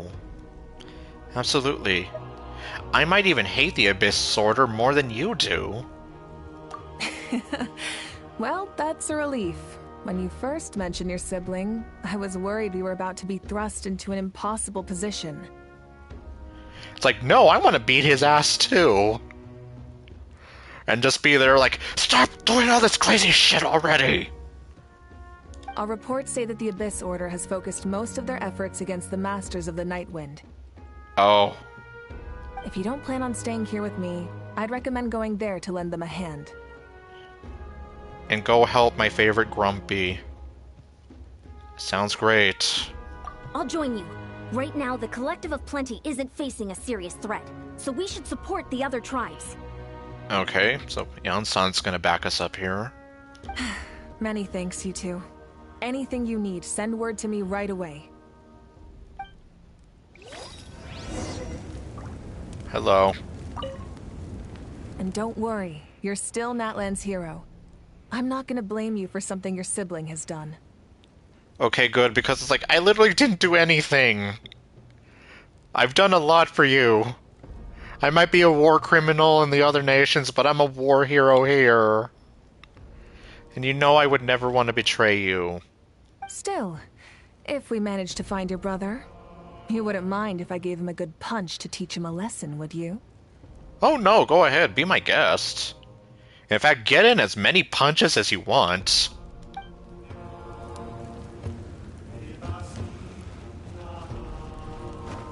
Okay, I cannot walk through there. I think I tried that once, but I forgot.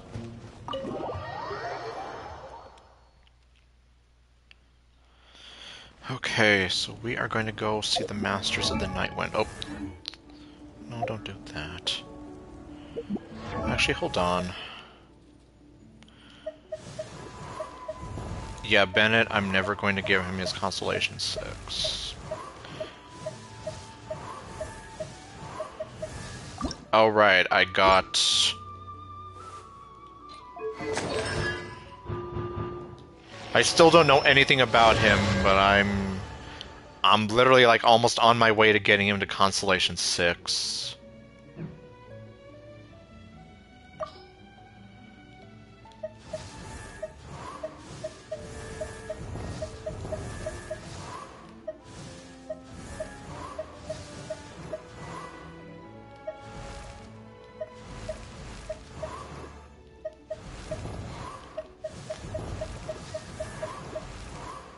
Yeah, don't mind me, I'm just looking here.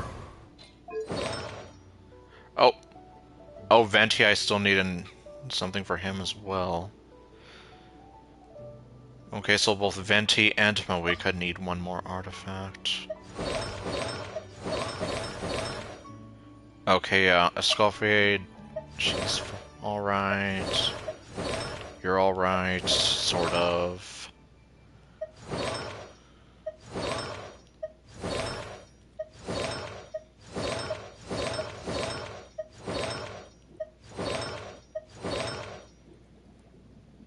Oh.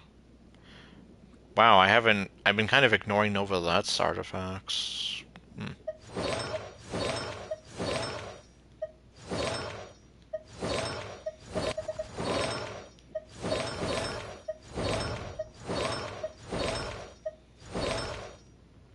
Or, wait, did I get all the artifacts for her?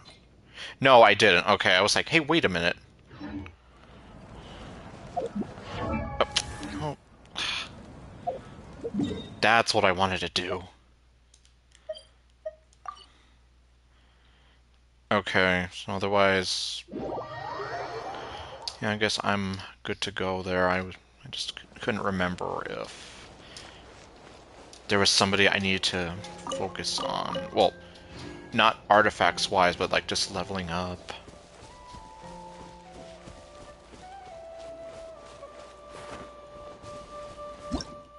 Oh, well, Happy New Year, everybody.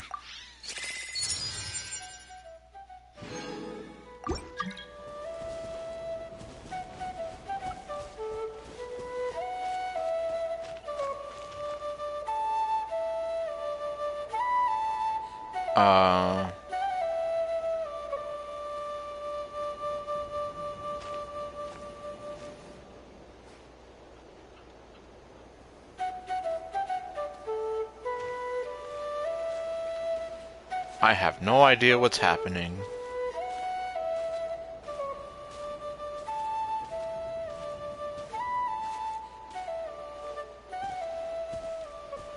Well, you're not attacking us.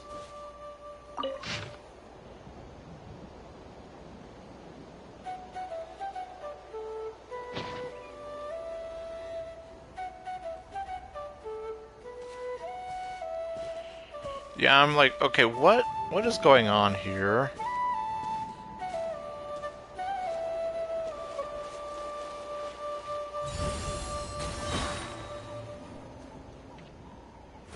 Fulfill our pact! Oh. Ha!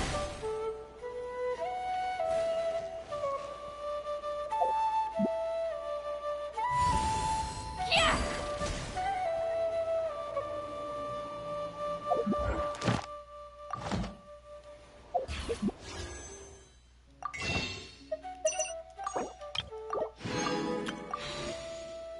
Only 3 more days and some change left until the Not Cry story.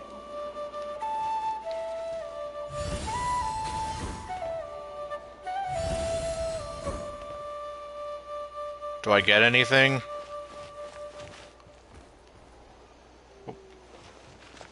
Okay, I don't know. Is it...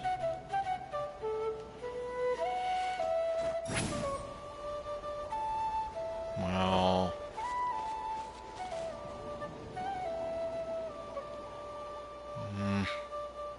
So then what was the point of that?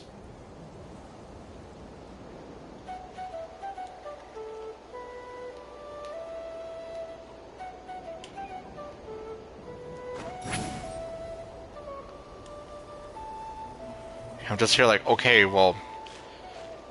I got all 3 of those things, now what?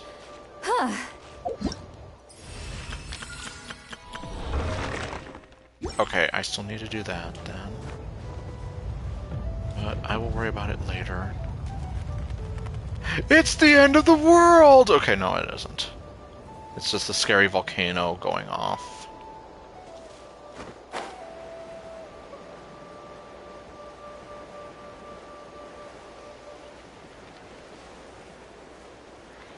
Yeah, I'm like, okay, so what was the point of doing that?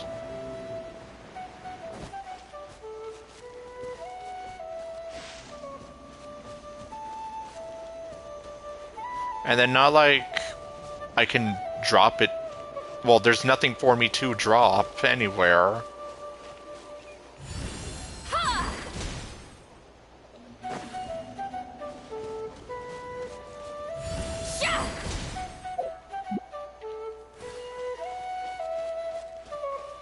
Can I just walk up to you?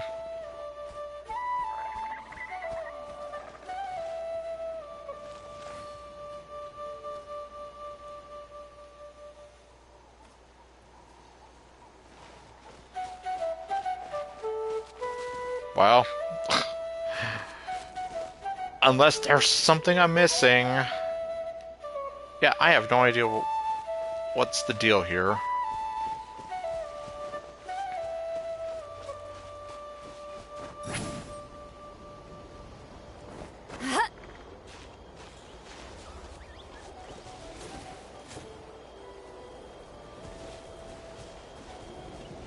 Oh wait. Is that a Sealy over there? Well, I guess before I do that, let me see.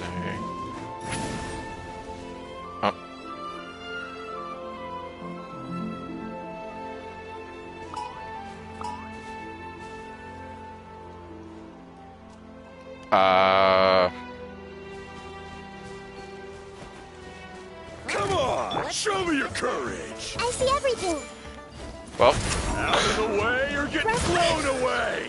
Show no mercy! Out of the way or get blown away! You already said that. Hey there!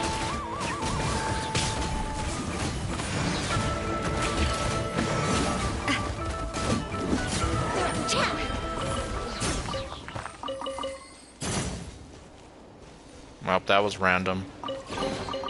Quick, let's pack it up.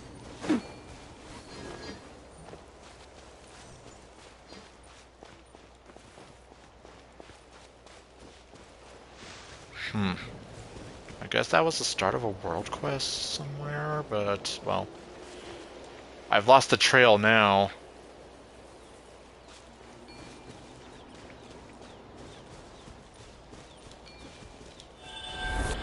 And not unless I...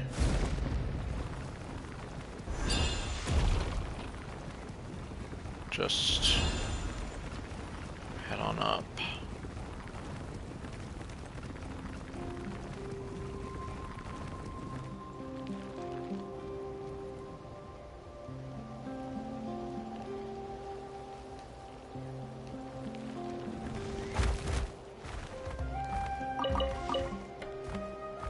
Why did I come up here? I have no idea.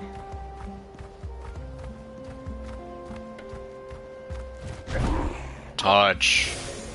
Oh. Wait, is this...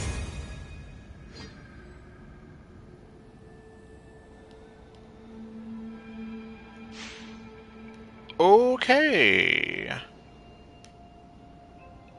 Can I leave? Oh.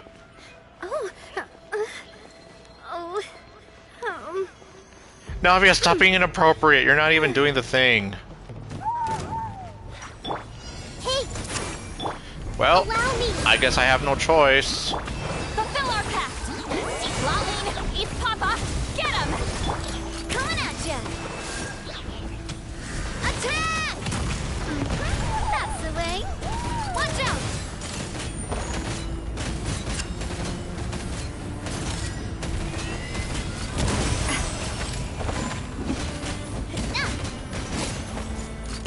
Hey there!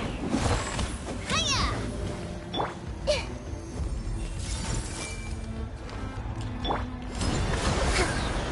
Show no mercy! Fire! Well, with rocks. Coming at ya! Cha! Ha! Oh, great. Wow. Just a little longer. Oh, come on!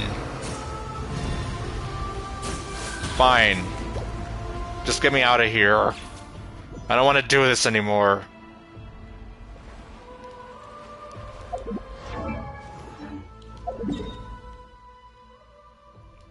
Where the hell am I? Well.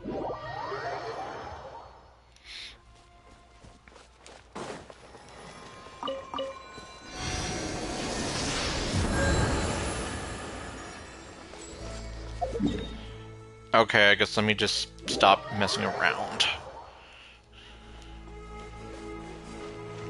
But yeah, I was just like, okay, so what was the deal with this person? Who is still there playing the flute? Let's move out. Okay, well I guess I lied. One last thing to do before... Yeah, what is going on over here?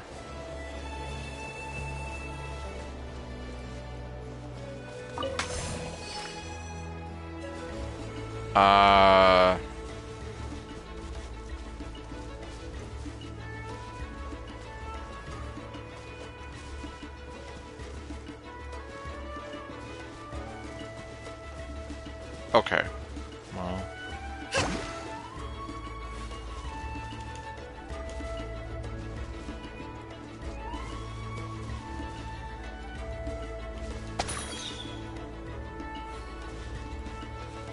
Rest and rebuild!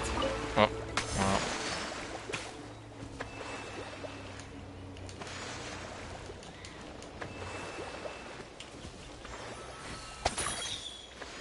Okay, that's...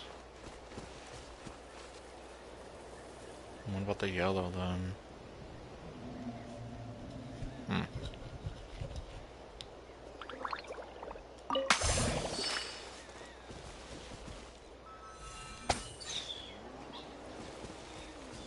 Is there nothing for me to color yellow?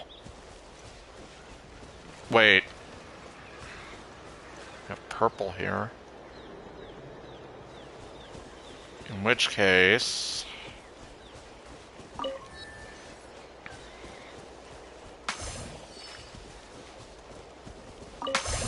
There we go.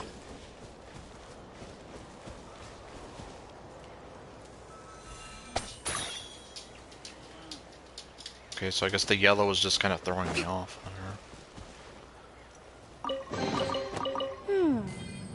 So this is the thrill of adventure.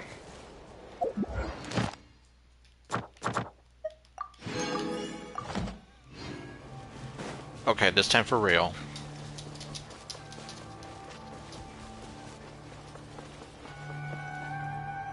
What?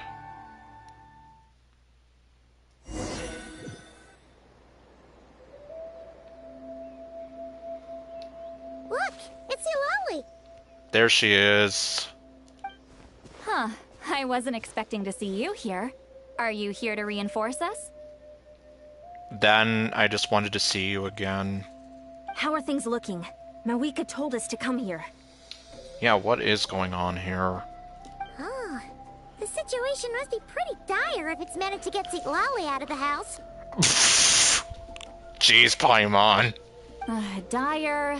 No, I wouldn't go that far. It's mostly just irritating. Irritating. I heard we're being hit the hardest out of all the tribes. What are they trying to imply? They just think we're pushovers or something? Oh, come on. That can't be it. The more I thought about it, the angrier I got. I couldn't exactly concentrate on my novel after that, so...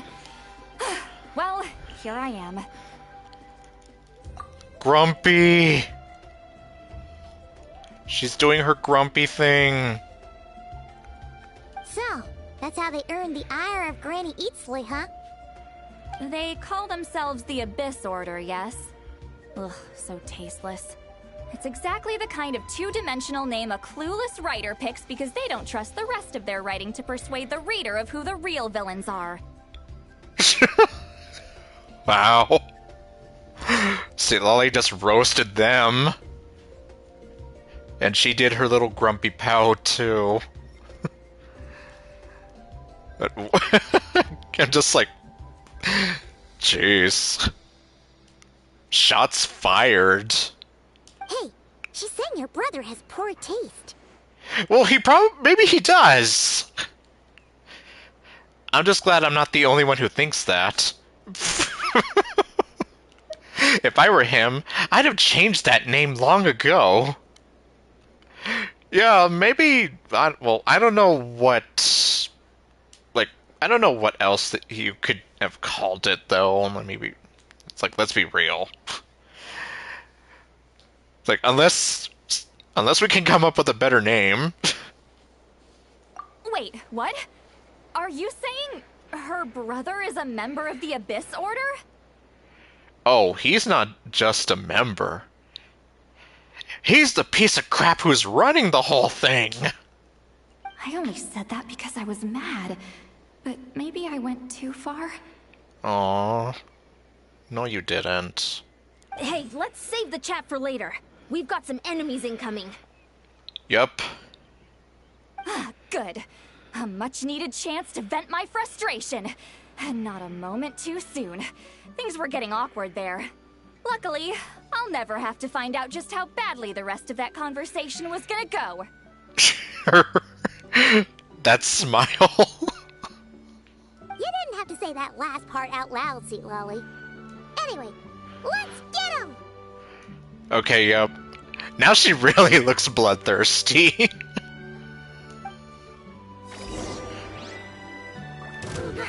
Oh, well, I already have her. I see everything. Hold the line. Get to work!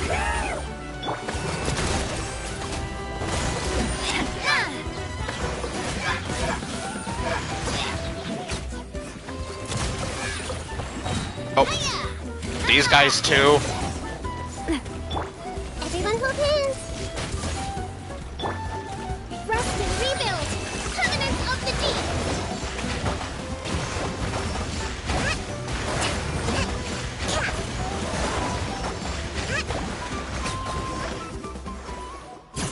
Phew. Much better. That's more like it. Oh, impressive work, Granny Eatsley. If I'd known you were on the case already, I might have reconsidered whether your tribe really needed reinforcements. If anyone should be reconsidering, it's the Abyss Order. They picked the wrong target this time. It's like, you messed with the wrong neighborhood. Experience says that if we head in the direction they were attacking from, we should find their stronghold. Why don't we press our advantage and destroy their base? They won't know what hit them. Hey, was there a battle here just now? Need any help? You're too late. See, Lolly took care of everything. The warriors from the Masters of the Nightwind are here! Yep, unfortunately they're like 2 minutes too late. The battle against the Abyss is still fresh on our minds, so everyone's used to working together. Well, morale's high and everyone's here. Let's go take down that stronghold! Okay, well, we've still got some more coming on here. I see everything! Oh, okay.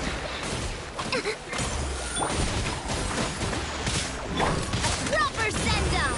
From the Spinalist Club, coming at ya!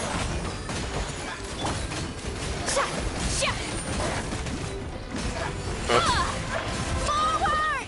Crush them! Oh, Naeda's almost dead, I just realized.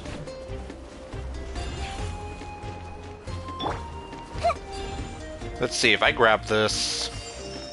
Okay, that helps a little. Every little bit helps, though. What? Darklight candlesticks. Created by the believers in the Abyss and Chaos. Well... Huh. Destroy these wards as quickly as possible. Okay, well... What is that thing? It's like it's draining the strength right from my body. Find a way to destroy it! Feeling lucky? Suffer the wrath of Eatley! Oh. Your disorder's resistance is faltering. Now's our chance! Okay. Coming at ya! Jeez. Grow. Allow me! Billowing surge!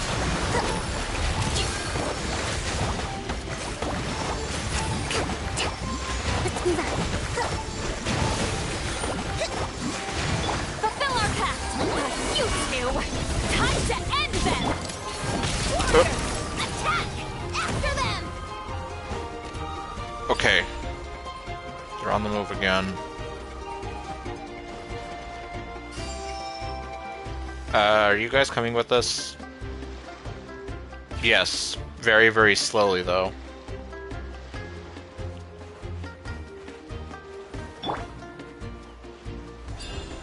Alright, well.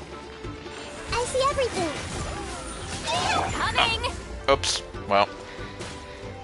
Watch out! Coming at ya! Yeah. Coming at ya! Heads up! Yeah! Oh. I was almost here like, let's drown him!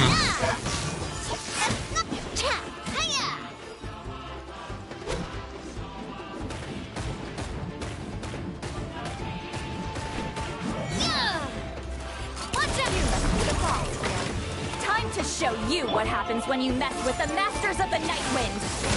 Resist the abyss but pay the price!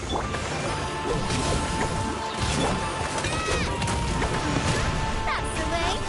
Hey there! Oh. Jeez. Watch out!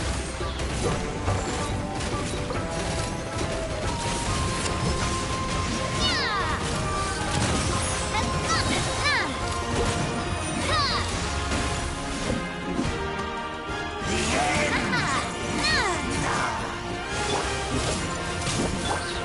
Hold the line! Get to work! Eat Laline! Eat Papa! Get him! Proper send-up! This stronghold is neutralized. Good work, everyone. Huh! The Abyss Order's all bark and no bite. To be honest, this was anticlimactic. I was hoping for a personal apology at the very least. And ideally, a whole speech acknowledging the superior might of the Masters of the Nightwind. Well, whatever. I'll just have to make up for it with some extra wine at the victory feast. With the stronghold cleared, this area should be safe for the time being. But still, something tells me we can't afford to let our guard down yet. Maybe it's just me, but an enemy under siege normally defends their stronghold at all costs. The fighting gets more and more intense right till the bitter end. Yeah, logically speaking, that would make more sense. But this time was different.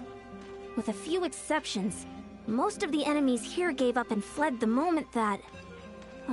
well, I don't know, but it seemed like they sensed something. Huh? Not sure I follow. They did a tactical retreat, that's all. It's just a different strategy. I'm not convinced. Don't forget, they're radicals who chose to wage war on an entire nation. They don't do things in half measures.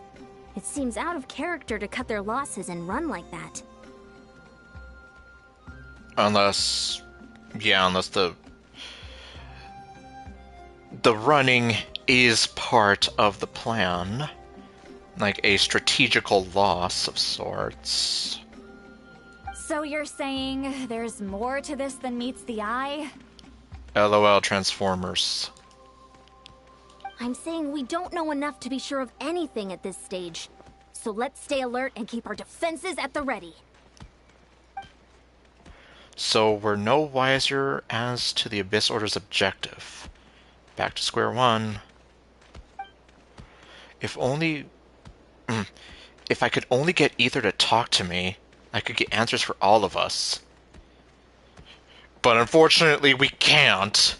As much as I want to shake him and yell. I'm heading back to the Collective of Plenty. That key is our only lead so far. Paimon had a hunch you might say that. But you're right.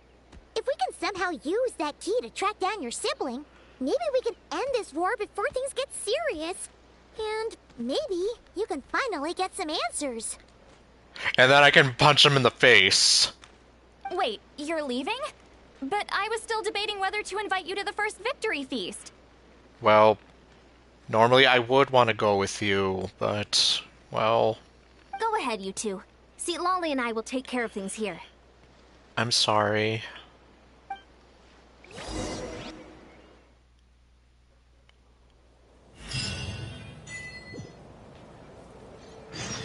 Well...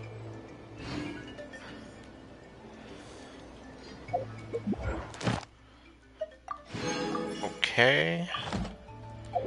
Well, I guess before we do anything else, time to claim my commissions.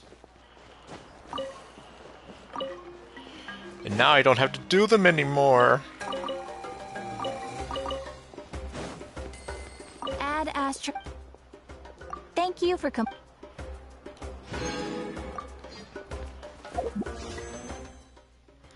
Okay, not enough yet.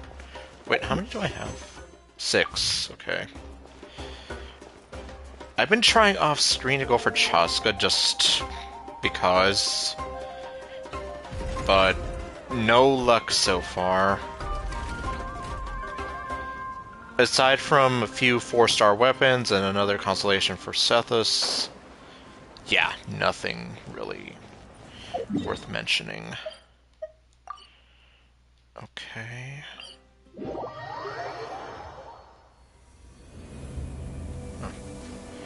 Oh, now it heals Nahida.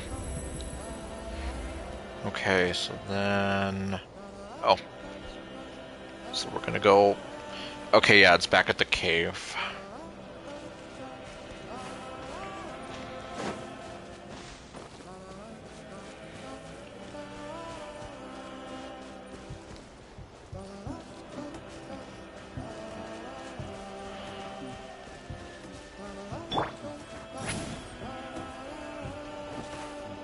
Oh, okay, that was weird. She just froze in place.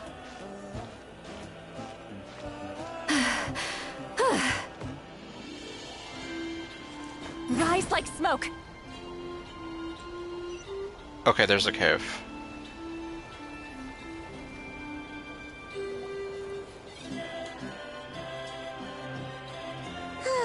And we're back where we started.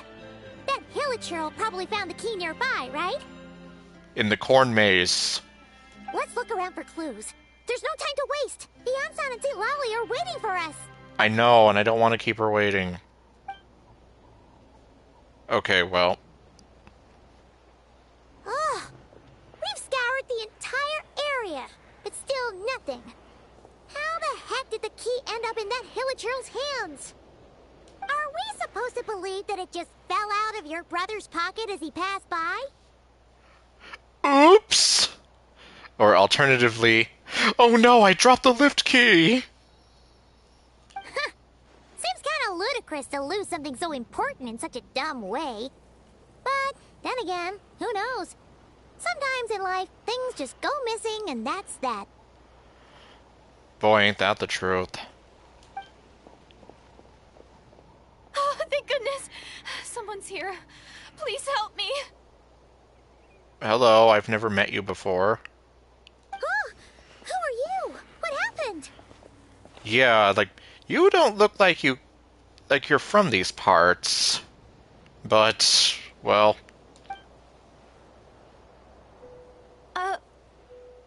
No,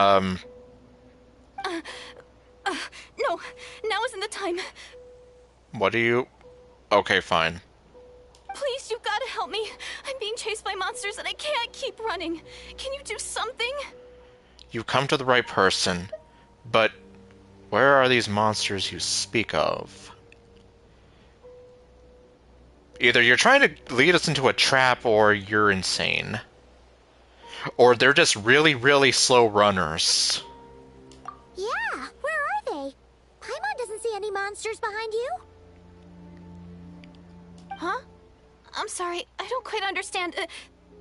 What? They're almost here. This really isn't the time to be joking around. I don't see anything! We're not.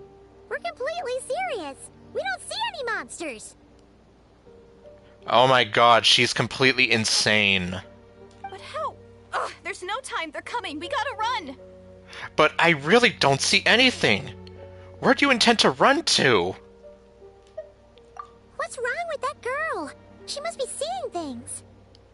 Or she's having war flashbacks. What?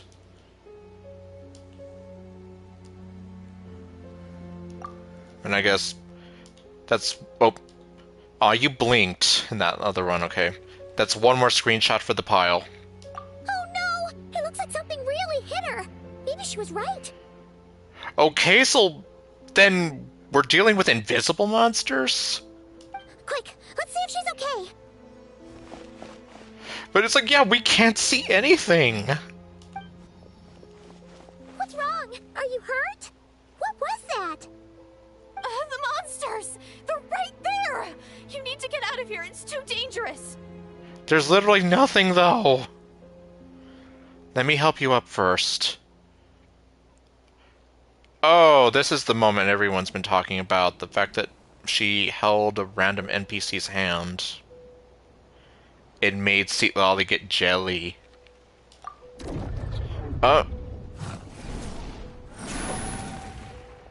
Okay. Suddenly, I can see them. Huh? Oh, now you finally see them. Well, it's about time. I nearly kicked the bucket just now. Oh my god, stop being so mean. I mean, okay, fine, but... I literally could not see them. So how would I have been able to help you? I'm sorry. I'll take care of them now. Great! Thank you, Savior. Savior? Savior? Yes, I just said that. Alright. Hey! Rest and rebuild! Fulfill our pact! Not you two! Time to end them!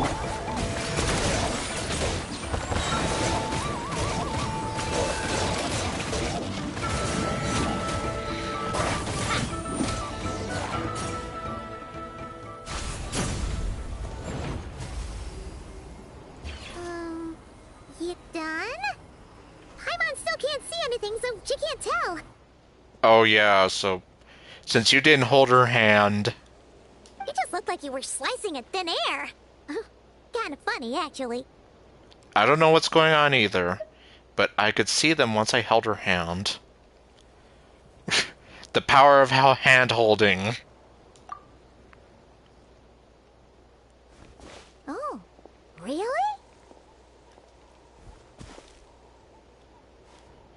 Let's try it one more time. I want to check that I got all the monsters. Lumine, if you really want to hold another girl's hand... Sure. Well, she's definitely not objecting.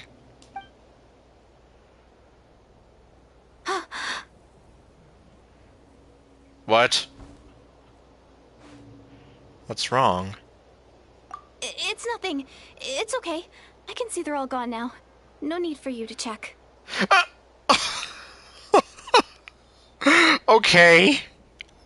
She is totally blushing.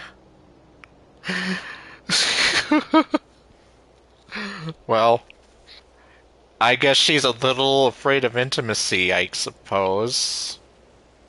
I didn't think much of it when the monsters were breathing down our necks, but now that I've calmed down, holding hands with you like this, I'm just a little shy, that's all. Aw. Lumine, why are you acting all shy now? Oh. Didn't mean to make you uncomfortable. Huh? Have you never shaken hands with someone before? You sure get flustered easily. Paimon, go to sleep. And besides, hand-holding is a lot different as opposed to just shaking hands with someone. Some might even say that it is one of the most inappropriate acts anyone can commit. Joking aside, I mean, it can be, well, it can be a sign of affection. So, I mean... Well, anyway, I haven't had the chance to introduce myself yet. I'm Deirdith. Thanks for, saving me just now. I'm really grateful for your help. Deirdith. Assuming I can remember your name. You do have a very nice design, though. Right up there with Marianne. No worries. Paimon's Paimon, and this is the Traveler. With her around, you'll be safe from any monsters. As long as they're visible. Yes. Finally, something that Lumine's eyes can't see. So, what was the deal with those monsters just now, anyway? I don't know. Your guess is as good as mine. I could see them the whole time, so when you said you couldn't, I thought you were making fun of me. Oh. Well, I'm sorry. But it's like, yeah, we could not see them. Whoa! That must have been scary. The idea that we'd stand by and laugh while some poor girl was being hunted down by monsters? I know. That would have made us more monstrous than the monsters. I'd never do something so horrendous. But you were willing to turn your back on the people of Inazuma when they were desperately pleading for your help. Isn't that right, Lumine? Well, okay. If we ignore that, which... Yeah, I'm just like... Well, from what I've heard people say, I mean, like, yeah, they kind of seem to agree that the Inazuma story was kind of weak. It has some good moments, don't get me wrong. It has some interesting characters and story arcs here and there, but overall, like, it's little moments like that where it's like, you have Ayaka literally, like, begging Lumine, or, well, the Traveler, either one, basically being here, like, please, our people are suffering, this Vision Hunt decree is, like, it's been very harmful on all of us, and we need help, and then Traveler's like, oh, I just want to look for my sibling. Like, jeez. And that is why I will never let it go. But okay, ignoring that though, that would be like yeah, just making fun of her while she's literally in danger. It's like, yes. Wait a minute. Does she have eyes like Dainsleif? I would have to see Dainsleif again, though. Don't worry, we aren't like that. When we say we can't see something, it's because we really can't see it. Well, unfortunately, she doesn't know us, so... It's like, well, she probably didn't know any better. But more importantly, did the monsters hurt you? How bad is it? It's nothing serious. But I did sprain my ankle back there. I won't be doing any more running for a while.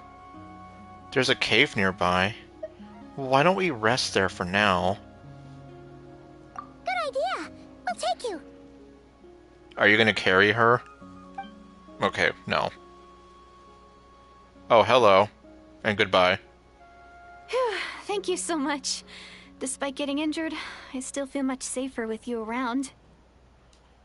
Well then. I'm gonna stay here until I heal up.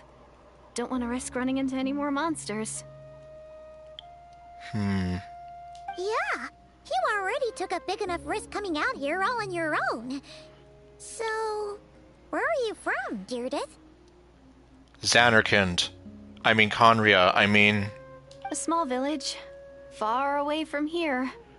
I walked for what seemed like forever and lost my way, so...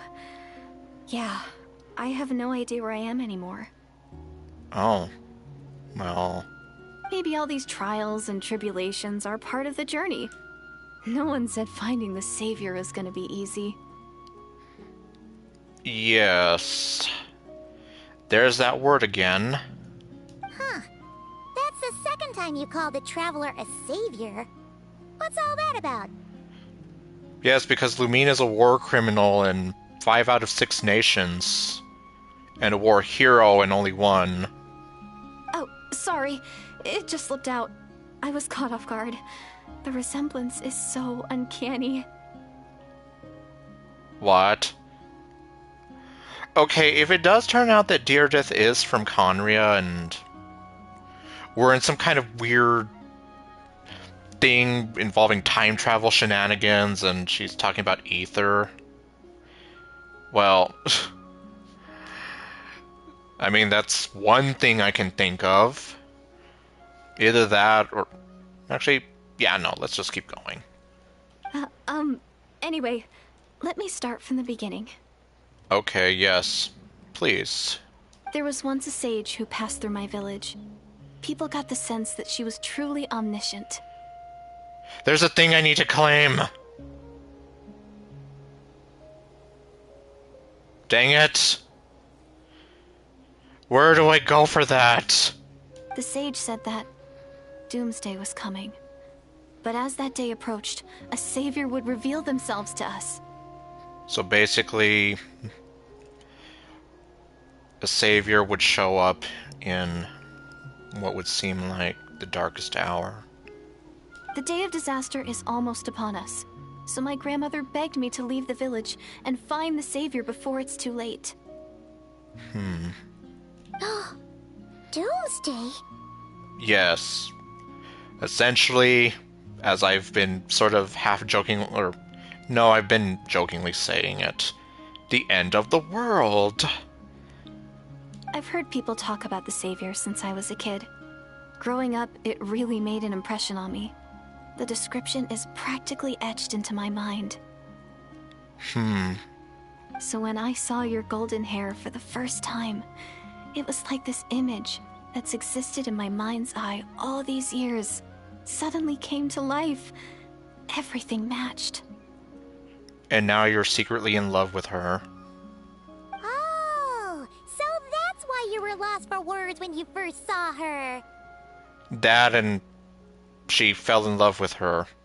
Well, The Traveler's definitely got what it takes to be a savior, and she's already got a ton of titles, so she won't mind one extra. Yeah, literally. Actually, I don't think it's her. Aww. What?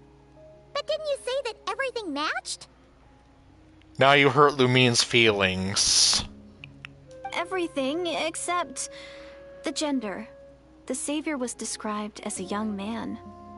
Okay, it looks like I'm onto something here. So if Ether was the savior, well, maybe we are dealing with some kind of crazy time travel shenanigans here. Oh, for goodness sake. There are gender requirements to be a savior? Really? The way she says it. Well, I think I know who it is. There's someone out there who matches all the requirements. And, right, Kothor and Caribert. They have the same kind of eyes, don't they? God damn it. I would really need to see them all. Oh, of course. If it's not you, then it's gotta be him. Yup. And I guess if I had chosen Ether in this case, then the savior would be described as a young woman. Who? Who is it? Well, you're excited all of a sudden. My brother. You have a brother? Well, then that's it. Oh, it's him. It has to be. Oh, thank goodness. Yeah, but here's the thing. We kind of don't know where he is, and I kind of want to punch him in the face. And then I want to grab him by the shoulders, shake him violently, and yell at him to stop doing all this crazy shit! Please, can you take me to see him? No, I can't, even if I wanted to.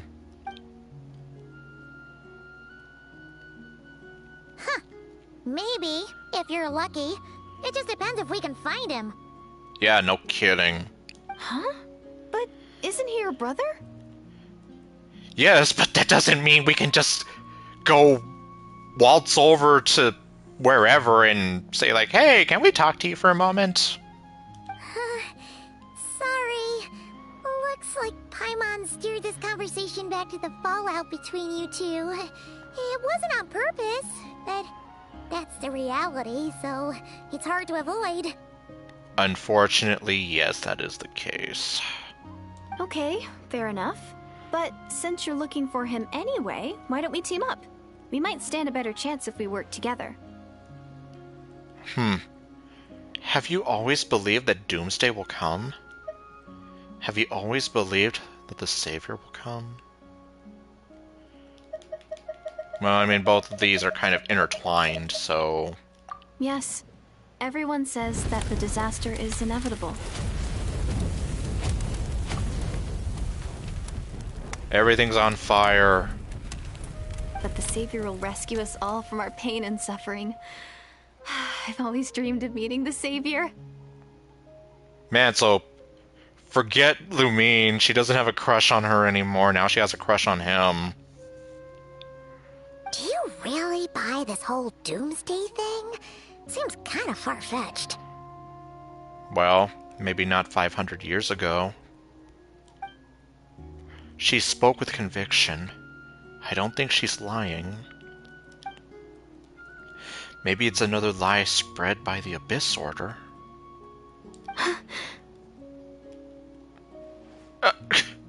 Okay, now you're back to having a crush on her? See? She broke eye contact. Sure sign of a guilty conscience. Time to press her for answers. No, that's... Okay, it can be a sign of a guilty conscience, but it can also be like... You just get very shy and nervous, especially if you are attracted or in love with the person and they're staring at you and you're just getting a little... Like, you get the butterflies, and... She's totally blushing, and... Anyway. What's wrong, Deirdre? Something's clearly bothering you. You want to tell us what's going through your mind? She's having... Okay, I don't know. She's thinking about holding hands with Ether. Oh, I just... Huh? How should I put it? You're in love with him. The Traveler looks just like the savior of my dreams. Okay, well... It's like, that's one way to flirt with somebody. You look like the savior of my dreams. And it's not every day that the savior of your dreams swoops in and saves the day in your moment of crisis. You say that to Lumine as she stares into your very soul, wondering what is going on with you. So I'm just a little overwhelmed, that's all. 3 seconds of unbroken eye contact is the limit. I don't think my mind and body can handle any more than that. Well.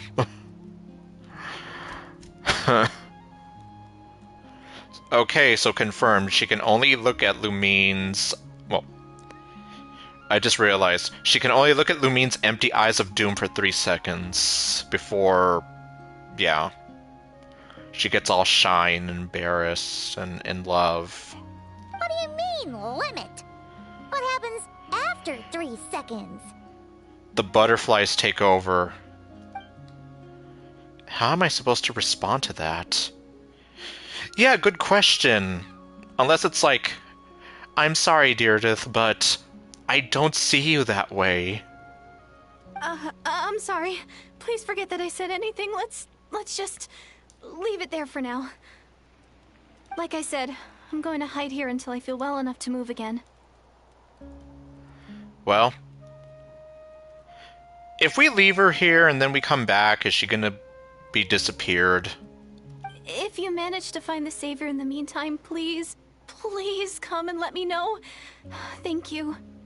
Yes, I know you want to meet him so you can hold his hand. Are you sure you'll be okay here on your own? Do you have enough to eat? She didn't have anything to eat on her. I'll be fine. I might not be much of a fighter, but I know how to stay hidden. And if I get hungry, I'm sure I'll find something around here. Don't worry about that. Okay. Alright then. Well, take care. Being on your own isn't easy. Nope. Okay, so now what? What a mysterious girl. We should definitely keep an eye on her. Except we're not going to be able to keep an eye on her if we leave her here by herself. But hey, at least she seems to like you. And it sounds like she's gonna help look for your brother when she's healed. Yeah, I think it goes beyond that she likes her. Anyway, this is probably all the progress we're gonna make for now. Let's head back to the Masters of the Night Wind and see if they need our help. Yeah, I'm just kind of here like... It just makes me feel like Deirdre is probably like time displaced. Can I go back in here? Oh, well, what do you know? She's actually here. And let me see, is she... Yeah, she's just doing this. Yeah, she's just doing whatever this is. Just standing here, holding her hand out. Or holding one hand out, holding one hand up, and... Don't worry, I'm fine. I just need some time to myself.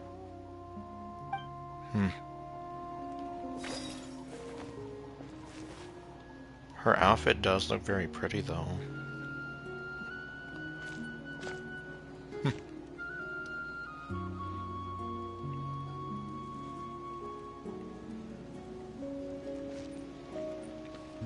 I kind of think of it, I don't think I've ever seen an NPC with this style of hair. And then obviously the eyes, like, if those are Conrian eyes, well,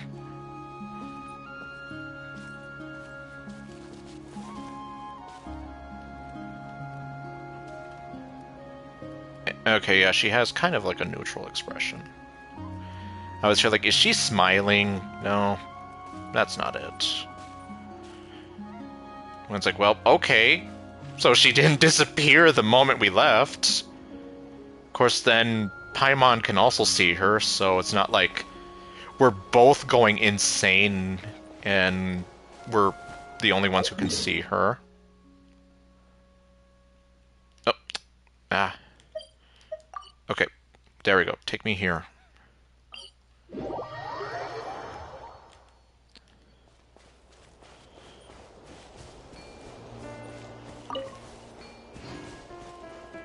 Okay, who do we have over here? Oh, there's Aeon-san. I wonder how long she's been waiting for us. Oh, you're back! How did it go? Find anything? We found a girl who's in love with Lumine. Nothing substantial, unfortunately. But we had the weirdest experience. Yes. So I take it that the war's still on? No progress yet, I'm afraid. Yes, unfortunately. That's okay. I just wasn't sure, because things seemed to be at a standstill while you were gone. Huh. Interesting that. The Abyss Order hasn't attacked us, and since we don't know what they're planning, we haven't made a move either. Yeah, so we are literally at an impasse. In a word, it's a stalemate. The guards have been keeping watch around the clock, but for everyone else, you wouldn't even know we're at war. Huh. Really makes you wonder what the Abyss Order's thinking. Yup. I was wondering, Traveler, if you have the time, could you go and pay a visit to the guards? Oh? Why is that? They've been working a pretty demanding schedule. I was gonna go see them myself, but I'm sure they'd appreciate a visit from the greatest hero of our time. So I guess kind of like a morale boost? Oh, but you're a great hero too, Yan-san. Yes. Well, since you asked, this is technically my sibling's fault, so... Great. Thanks, you two. Yep, and unfortunately we can't make him stop doing all this crazy stuff.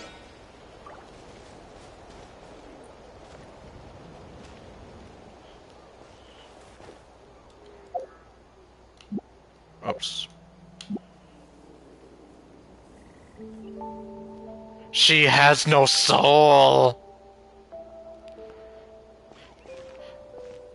She's literally, like, just staring at nothing. At least the little kid is moving. But her, it's like... she's just standing there stiff and not even blinking.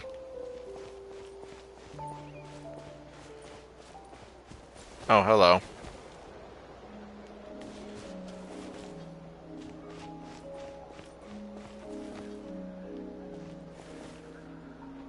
He looks like he's seen better days. Okay, so then let's go ahead and talk to you. Wow, Tumaini, our hero. We've actually fought together before. You probably don't remember it, though. Of course I do. Yeah, sorry, I don't recall. Oh, man. Well, we were out there on the beach fighting, weren't we? You do? Then it's truly an honor to serve alongside you once more. Thank you for standing guard this whole time. It's all good. Honestly, it's not been that much work. Haven't heard a peep from the enemy. Have you seen anything out of the ordinary? Nothing that would indicate an impending attack. I've spotted a bunch of Abyss Order operatives, but they weren't acting hostile, just hanging around. Okay. There were even moments when they seemed to be meditating. At least, that's what it looked like to me. Maybe it's part of their religion or something. Yeah. I still remember that. Out of an abundance of caution, I asked some shamans from the tribe to take a look and see if there was anything nefarious at work. And what did they say? But they didn't sense anything untoward, so we just put it down to religious ceremony and left them to it. Okay. Not now, I'm in the middle of something. Huh. Interesting. Oh well. The more time they spend meditating, the less time they spend trying to beat us to a pulp. It seems suspicious, though. Could this be related to their true objective? Well, the shamans didn't raise any concerns, so how bad could it be? As far as I'm concerned, so long as they don't pose an active threat, they can do all the cult worship activities they want. It's the way he just says it. Besides, as soon as everything's in place and we're ready for an all-out offensive, there'll be no match for us. Huh. Sounds like morale is pretty high. Guess there's strength and confidence in numbers. Let's keep going, Traveler. Alright. Besides, as soon as everything's in place and we're ready for an all-out offensive, there'll be no match for us.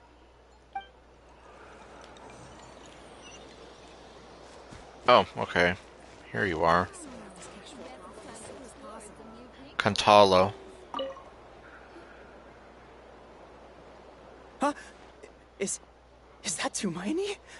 What brings you here? Is this, like, a meet and greet?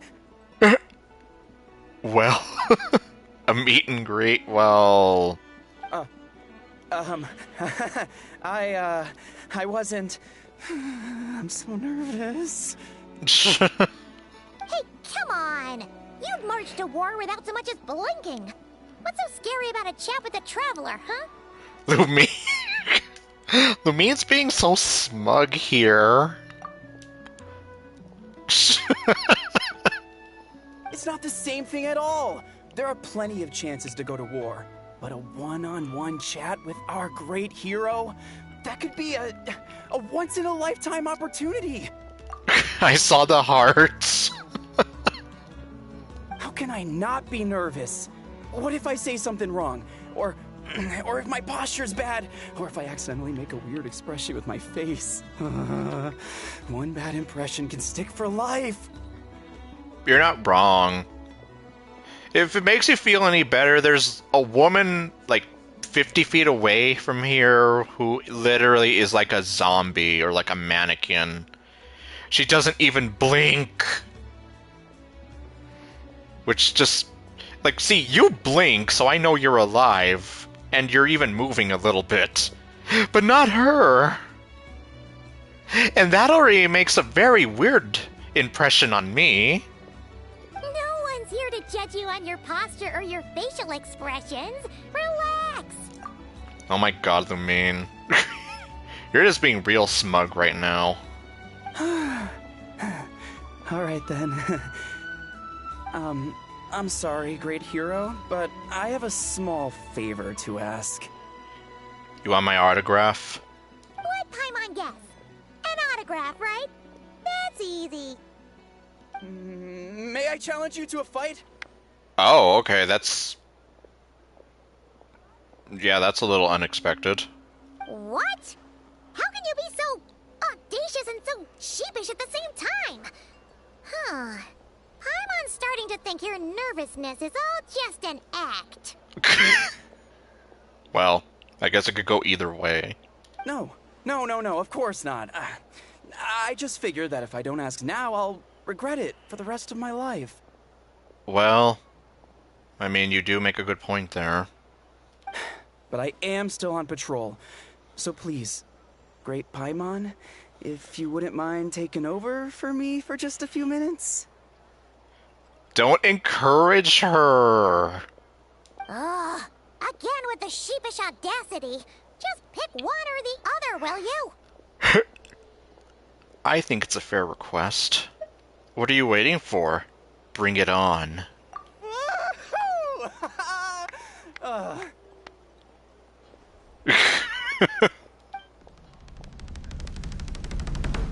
Oh, okay.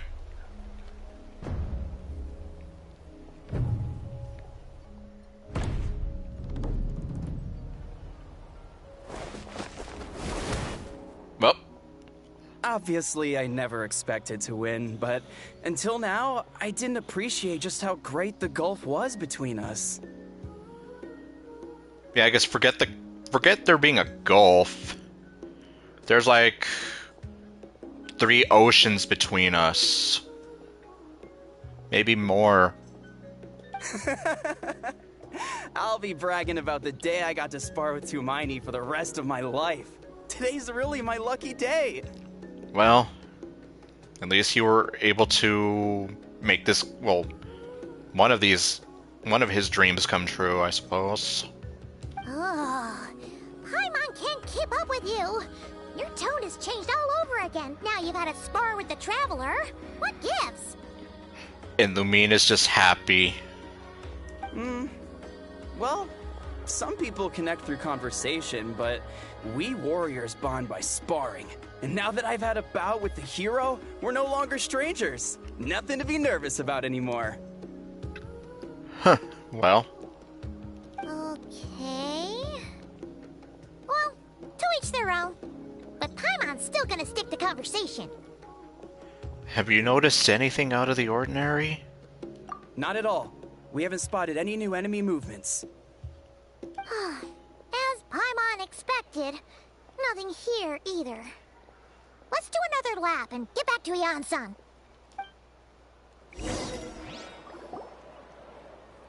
You're back. So, did the guards find anything? Nope. Although we did help one guy's dream come true. Nothing much, no. Someone mentioned that the Abyss Order has been doing some kind of meditation or prayer, but apparently it seemed harmless. Yeah, and so they just left him there. Paimon wants to lodge a complaint about one of the guards, though. His name's Kentalo. Oh, come on. Hmm? Ignore Paimon. He wasn't a problem. Yes, just do what I do and try to ignore her. Traveler? You're back already? No one thought to wake me up, huh? She's wide awake now. In fairness, you look pretty hungover. Can't imagine anyone wanting to wake you up in that state. I'll have you know I'm perfectly sober when I'm hungover. Okay. I'll admit that sounds strange at face value, but regardless. Yeah, that's a contradiction. What I meant to say is, I heard something about the Abyss Order engaging in meditation. That's right. Yeah, that's right. Does that mean anything to you, Siglali? I sensed something strange in my dream. It was vague, but it seemed as if some noise had found its way into Natlan's ley lines. Noise.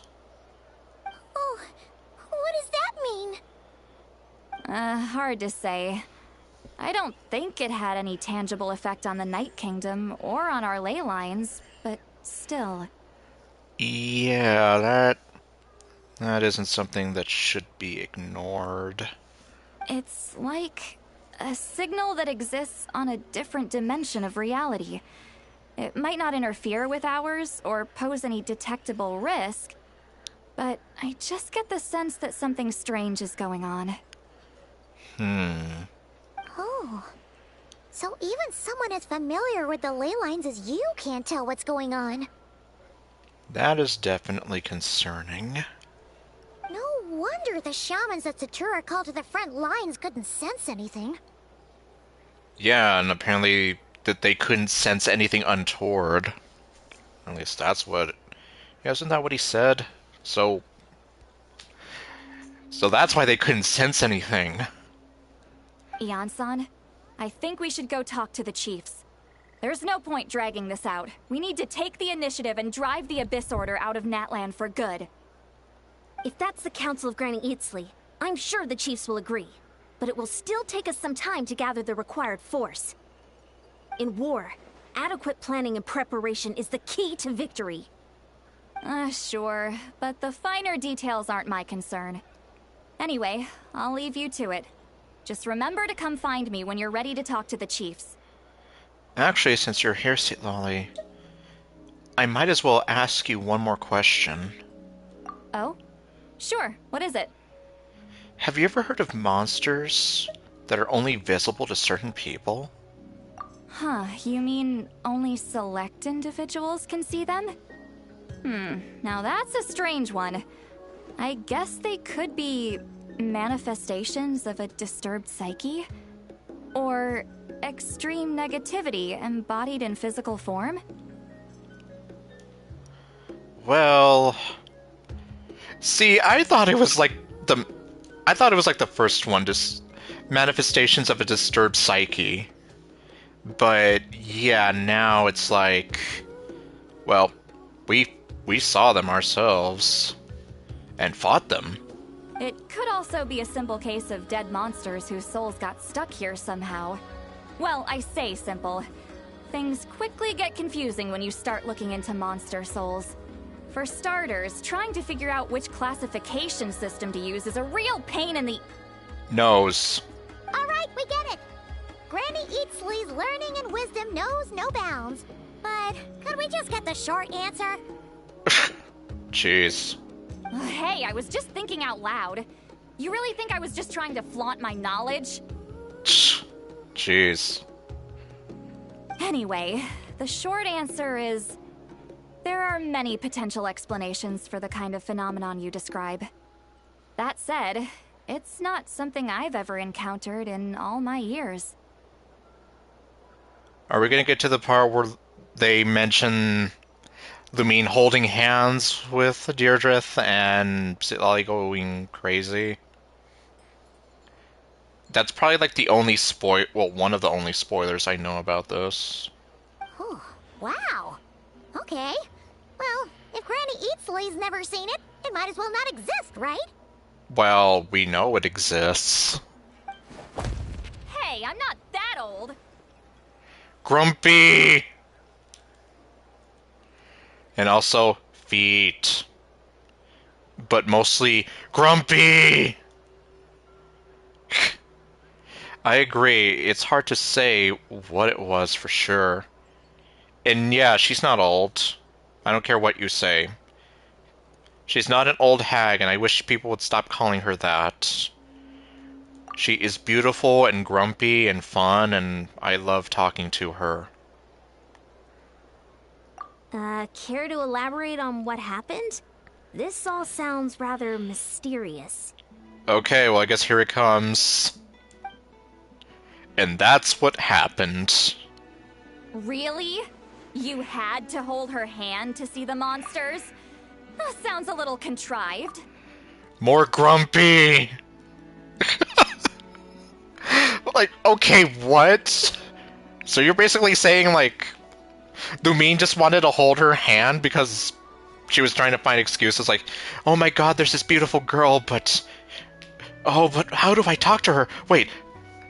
Here, give me your hand. I need to hold your hand so I can see the monsters and... like... Well, anyway. Grumpy. Huh? That's the part that bothers you? Lumine. Maybe the point is more that it requires direct physical contact, whether that be hand-holding or otherwise. Lumine. It's like, well, congratulations, Lumine. You made her perpetually grumpy. But that's neither here nor there. What bothers me is, it sounds like she's convinced that your sibling, the leader of the Abyss Order, is a savior. Yes, almost like Clothar did. In that... That was also like a time displacement, sort of. That really makes me question whose side this girl is on, and whether what she told you about her background is actually the truth. And okay, well, Citlali, stop being grumpy. But yes. And why I'm here thinking, like... It's gonna be like freaking Clothar again, where... Like, he ends up being the founder of the Abyss Order, or something like that. I already forgot. I think he was, but anyway. Point being that he worships the Abyss, and there's a good chance that Deirdrith does as well, or something. Sorry if that comes across as paranoid. It's just hard not to be suspicious of everything when we're in the middle of a war. That's treason. We're at war, Anakin. Actually, feels like you make a fair point. Exactly. Whoever this girl is, she sounds like bad news. Okay, not quite grumpy pout, but still grumpy-ish. It's like, nuh-uh, girlfriend. She's bad news. Although, for real, maybe she is. Just like Kothar was all that time ago. Okay, well, you're clearly just jumping to conclusions. You should never be mean to a woman who's grumpy and in love. Do you think she's a spy? Do you think she's some kind of weapon? She's a living weapon! It's hard to know what to make of it. A young lady all by herself, lost in the middle of nowhere, sees monsters that no one else can, calls the leader of the Abyss Order her savior. And is secretly falling in love with Lumine. At the very least, we should remain vigilant. Keep a close watch on her. And, you see, that's what I said, but then we left her alone in a cave. Where she can run away, or get kidnapped, or anything. Sounds sensible. On that note, we probably shouldn't have left her by herself in that cave. Yes! That's what I'm trying to say! Why did you do that? Traveler, we still need some time to muster our forces. Maybe you could check on her if you're not busy. Just be careful. Might as well. She seems to trust me after all. Happy to, although I doubt she means us any harm. It's settled then. Let's go check on her. And hope that she's actually gonna still be there.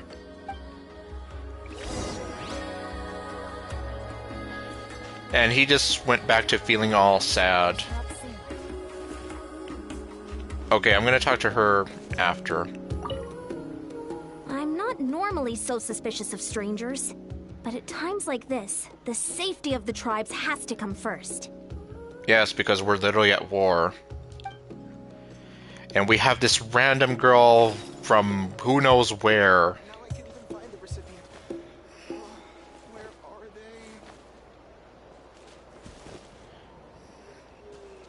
I just want you to know that whatever that girl does, I don't care. You are still my Natlan, my Natlan crush. Why holding hands? Why that specifically? Why not literally anything else? Oh my...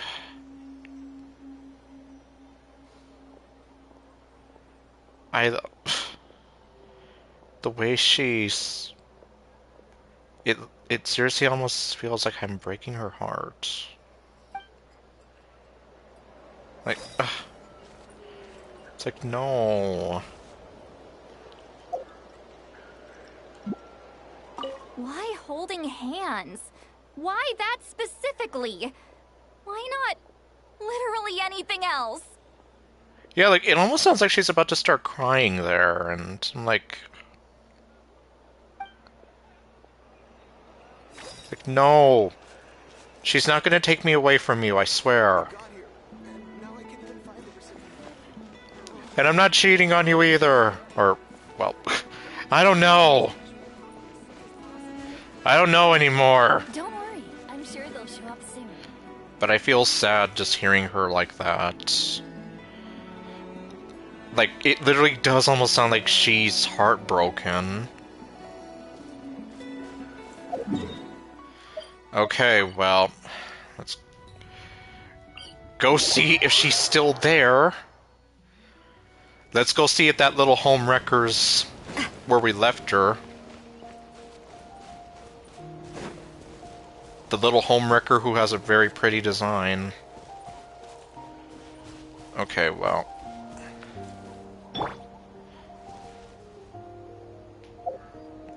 Hold on.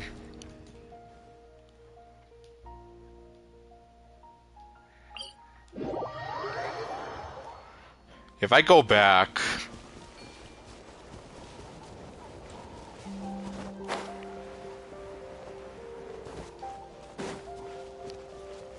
Yep. Okay, they're both still here. Come to think of it, I've never built Yansan. Huh. Hello, twin. I still love you. Okay, well, anyway. I just don't want her to be sad. I feel bad, like, just leaving her like this. Especially, like, if she did end up feeling heartbroken.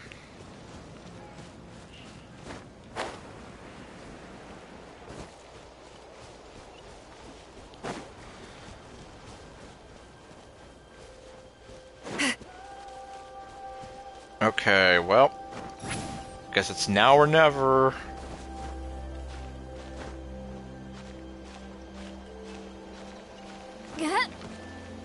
Okay. Let's see. Is she still there, or did she fly the coop? She's not there. I told you. Big brain move. Leave her alone in this cave where she can get lost or get kidnapped or anything can happen. Here we are. Deirdre will still be here, right? Nope, apparently not. Oh, so quiet though. Uh-oh. What if Yansan was right? Maybe she never intended to stay here at all. Let's stay quiet and move in carefully.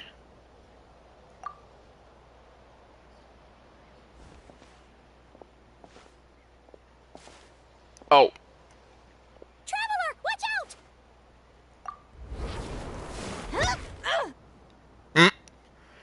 Damn, Lumine has excellent reflexes, but I shouldn't be surprised. Shoot, maybe Judith really is a hilly churl? Oh, sorry. I didn't know it was you. I heard a noise and I thought it was the monsters coming to get me. Okay, well, because I just had this weird thought, like, the hilly churl that was there before holding the key, that just ran off and we never saw again. Well, ironically, it's like the hilly churl ran off in the same direction that Deirdre eventually comes from. And if she is from Conria, then I'm just saying. But I'm guessing, no, Lumine was probably here thinking, like, what if she is a spy or something? Did I hurt you? Oh, I'm so sorry. I wasn't thinking straight. Well, I mean, in some ways, she was just trying to protect herself, but if I'd thought it would hurt, I would have tried to dodge. And somehow, it still hurt less than I expected. Phew. That was scary. Paimon thought we'd walked into a trap. Yes. Maybe we shouldn't have sneaked in without announcing it. Then you would have known we weren't monsters. To be honest, I've been really on edge since you left. I just have this constant feeling that any second, the monsters are gonna come back and get me. And it's not like I can run from them. Yes. There's also no way to cook here. It's good you got back when you did. Another hour and a half and you probably would have found me starved to death. Oh, well then. Oh, that's weirdly precise. Though, it does explain why your attack on the Traveler was so weak. Aw. Wait, if you really thought you were gonna starve or get killed by monsters, why'd you promise that you'd be okay here on your own? That's true. I just didn't want to lose face in front of my hero. Oh, well then. She already saved my life once. That's more than enough. I just don't want to come across as a constant burden. If you really are evil or something, I'm going to be very sad. Huh. For someone on the brink of starvation, you're pretty preoccupied with your image. What's the real reason? What? That is the real reason. I'm kind of bearing my soul here, you know? And then look at her being all cute and embarrassed. Could she really... Could she really just be an injured civilian? Anyway, so, could you make me some food now? Well, you are unbelievable. Sure, I know just the recipe. Only takes an hour and a half. Oh, Paimon's getting hungry now, too. Go on, then. You can join us for dinner. Eh.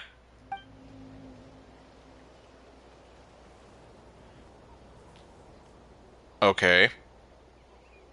Whew. I am so full. Thanks for saving me, again. Starvation feels like a distant memory now. No trouble at all. That's 2 favors you owe me now. Hope you're keeping count. Huh. You can really pack it away, Deirdre. Guess that explains how you had the energy to make it this far. She has like Goku levels of an appetite, I guess. Well, your secret's out. I tried so hard to hold back, but it looks like I still came across like a total glutton. Just like Goku or Usagi. Paimon didn't even realize how late it is. Hey, the night sky here is really pretty. Yeah, and it's all thanks to you both that I'm able to relax and enjoy it. You sweet talker, you. I was cooped up in that cave the whole time you were gone. Now, I'm finally out. The air seems fresher, and the stars more beautiful than ever before. You weren't in there that long.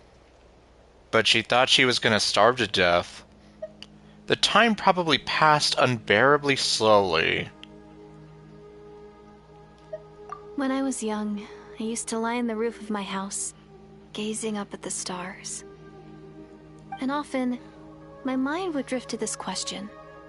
Is this starry sky actually real? The fake sky. Wait, why would she think that? Does she know about the false sky? Yeah, that's a very specific question there. Especially given what we know. But my grandma would tell me the answer to that question doesn't really matter. No? Think of all the people in our village who spend their entire lives here, she'd say. To them, that little village is their whole world. I suppose so. They know nothing beyond that village. And so, if it's our destiny to live beneath this sky all our lives, then whatever may or may not lie beyond, this is our world, and that sky is real to us. Paimon kinda gets you, but also not really. Is it kind of like how journeying with the Traveler is everything to Paimon right now? That seems kind of right, but also not really. It reminds me of like one of my college professors. Whenever someone would... What am I trying to say? Like, he'd ask a question and then someone would give an answer and then he'd be like, kind of, but no. That's the vibe I'm getting here. Like, kind of, but no. I really treasured my world for a really long time. Okay. The village was my everything. The houses, the scenery, stories I always loved to hear about the Savior. Yes, your man crush Monday. But I could never bring myself to agree with Grandma. Even if the village was my entire world, I still had to know what lay outside its borders. I mean, it's only natural, especially since you know that there's this whole larger world out there, so it's only natural that you'd be curious and want to explore said outside world. Yeah! Go you! So, I finally ventured out and set off on my journey to find the Savior. And that brings us to right now. I'm going to make my world bigger, one step at a time. And I'm not going to stop until I've seen what's beyond the stars. Which we know entails a false sky. Maybe then, I'll finally get an answer to the question I had as a child. Beyond the stars. Who knows? Maybe one day, I'll be sitting and chatting just like we are now, but with someone from another world. Yeah, one day. Oh, if only we could tell her. But it's probably best not to open that can of worms right now. We will literally destroy her mind. I need to find the Savior and protect my world. Then, I can make sure it continues to grow. That's the most worthwhile thing I could think of doing, so I've been giving it everything I've got. Well. You know what? That's pretty cool. Paimon kinda wants to root for you now. And again, I'm gonna be really sad if this all goes terribly wrong, because I'm like, yeah, she does have something kind of... like, you do feel for her. But then it's like, you... okay, no, Clothar, you didn't really feel much for, other than he was a big, stupid jerk.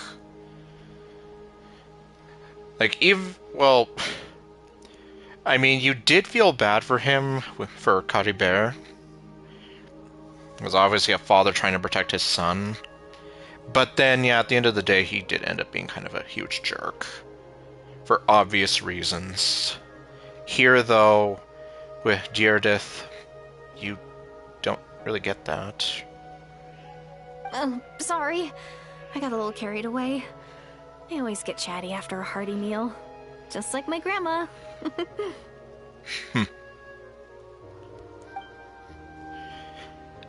The more we chat, the more I'm convinced that she's not a bad person.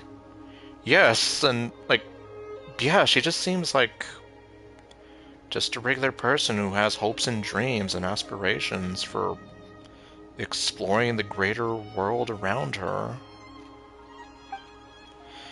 And it doesn't sound like she's been brainwashed by the Abyss Order. Maybe we can afford to trust her? I want to think that. But then I'm still just here like... we still don't know, like, where exactly she came from. The eyes are still kind of tipping me off. And just... there's still a lot of unknowns here. Hold on. Shh. It's them. The monsters are back. Oh, great. Okay. So I guess it's time to hold hands again. Where? Oh, still invisible, huh? In that case, guess we gotta try that trick again.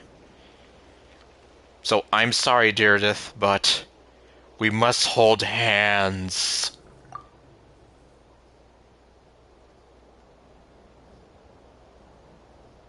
Can you see them now?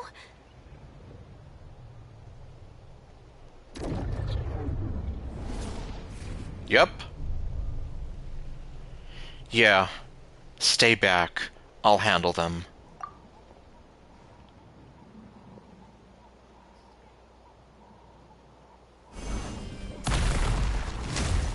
Okay. Oh, Paimon still can't see anything. But please, be careful. It'll be fine. I see everything. Oh. Allow me. Oh, are they actually trying to... Show no mercy. Hey there. Okay, well that makes things slightly more... well, not difficult, but... Obviously, you can't just fight them blindly. Yeah, because now they're actually trying. Get to work. Suffer the wrath of Easley. Hey, Cook! Now isn't a good time for that. A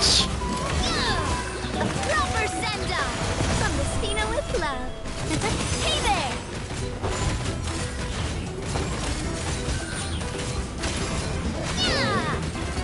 Hey there. Oh. Oh, hello. Memory.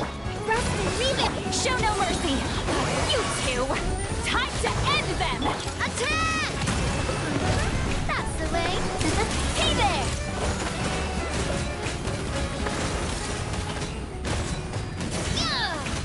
Coming at ya. Okay, there we go.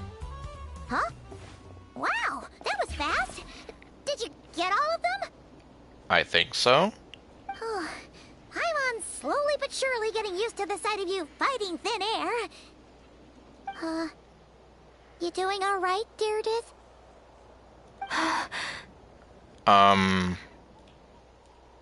What are you looking at? Deirdith? Hey, it's okay. There's nothing to be scared of anymore. Oh, I'm fine.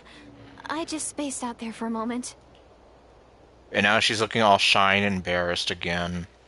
You spaced out? That's a pretty bold move under the circumstances. Yes, we were literally under attack. I was just... the image of the Traveler fighting to protect me. I was trying to commit it to memory. Seems like the least I can do. Yeah, she's totally in love with Lumine. At least that's what it feels like.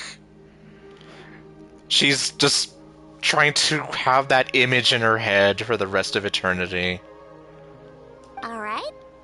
Whatever floats your boat. And Paimon doesn't get it.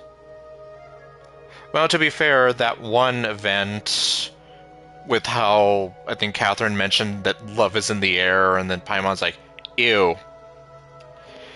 Paimon does not like love. Anyway, there are no more monsters in the area, and it's getting late. Why don't you stay here tonight? Oh, great. She's asking us to stay the night. That's... You're moving a little too fast for me here. But... It's like things are moving way too fast. Sounds reasonable to Paimon. What do you think, Traveler? I think things are going way too fast. I'm personally satisfied that Deirdith isn't a threat, but it can't hurt to monitor her for another night. Yeah, joking aside, at this point, yeah, you're better off just making sure you don't let her out of your sight. All right. Deirdith will be... Huh? Deirdith? Why are you going in alone?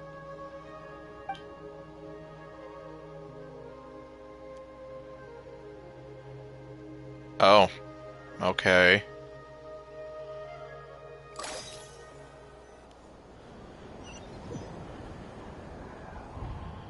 Uh-oh.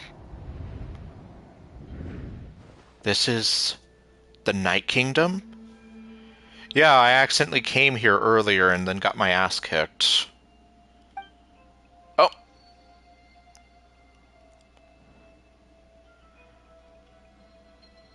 Well then.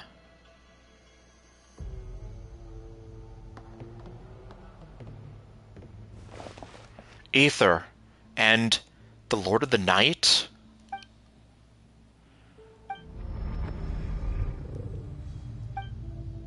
My head.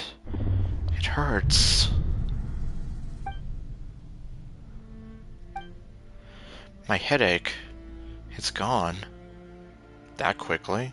I think I hear a voice in the darkness. Doomsday. A fitting name indeed. A blood-red sky.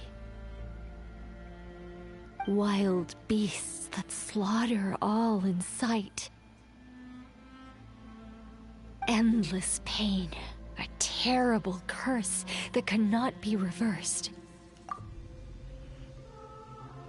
Looking at the guy that is in the close corner here, doesn't that almost look like Conrian sort of clothing? And the birth of a savior.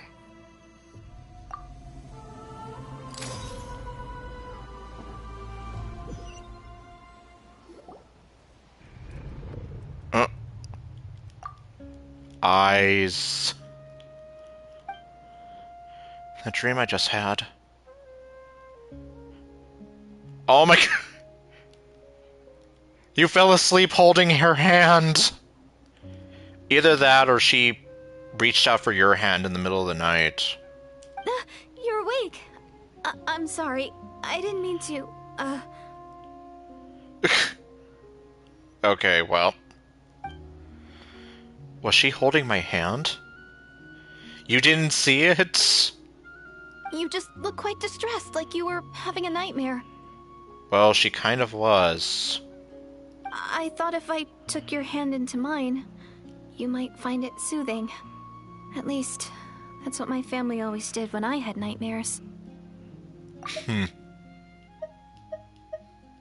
Yeah, I'm just here like...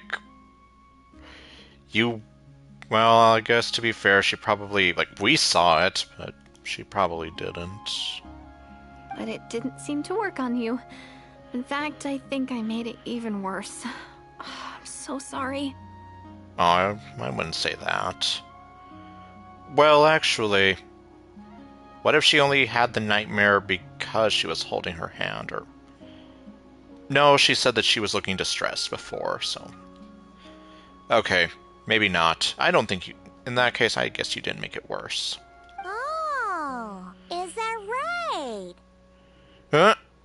Okay, Paimon, what are you thinking? You better not be trying to pull a fast one on the Traveler. What? What would she be trying to pull by holding her hand? What? Don't be so... I have more self-control than that. What? What are you talking about? Self-control? What does that have to do with it? What's love got to do with it? Okay, no. I still can't remember anything. What did I see in my dream just now? Your evil Sith Lord brother holding out one of the flowers that you wear in your hair and talking to the Lord of the Night? Something like that? Okay, so she is kind of remembering. I think I saw Ether in the Night Kingdom at the very start of the dream, but I can't remember what happened next. Never mind. If the memory is gone, I can't force myself to remember it. I'm gonna go back to sleep. We can catch up tomorrow morning. No way is Paimon getting back to sleep after this. No! Paimon cannot go to sleep! You go ahead. But for the rest of the night, Paimon is staying up to keep an eye on this young lady. It's almost like the staring at human garbage face, sort of, like she's... Or like the pathetic... She's just looking down on you and pointing the finger. Oh, do I really seem that shady to you? Well then. And then the morning comes. Well, Deirdith, there should be enough food for 3 days. Make sure you eat the perishable stuff first, so nothing goes to waste. You can't tell which stuff is perishable, right? Okay, why are we giving her food for 3 days? Yeah, I can tell from the ingredients. Thank you so much for making all this for me. 3 days will definitely be enough time for my ankle to heal. Then I'll continue on my journey to find the Savior. So then she is gonna leave. All right, then we'll be off. Bye for now, Deirdith. See you? Wait! But if this is goodbye, how am I supposed to find you again? I don't know. I don't know, really. Oh, I mean, what if I find your sibling? How am I supposed to let you know? Good question. And not like you can exactly write a letter. Like, where would you send it to? Ah, that's a good point. We share the same goal, but we're constantly on the road, so we've got no fixed address. Exactly. Like, literally what I said. You wouldn't have anywhere to, like, send a letter to. How about this? When the time comes, you can just write a letter to Mawika. She'll be able to find us for sure. Mawika? Who's Mawika? Hold on. I think I see something over there. And, yeah... Mawika did not exist... Well, okay, technically, yes, she did exist 500 years ago, but not as the Pyro Archon.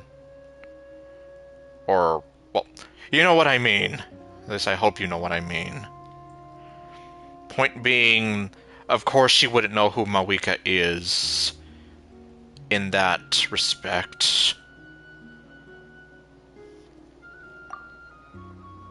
Nope. It's the Abyss Order! They're here! Okay, let's see. But it doesn't look like they're marching to war. More like they're... running away? Where? What are you talking about? Oh, she can see those monsters now. Very interesting. Does the trick work both ways? A bunch of Abyss Order thugs! You don't see them? They're heading right this way!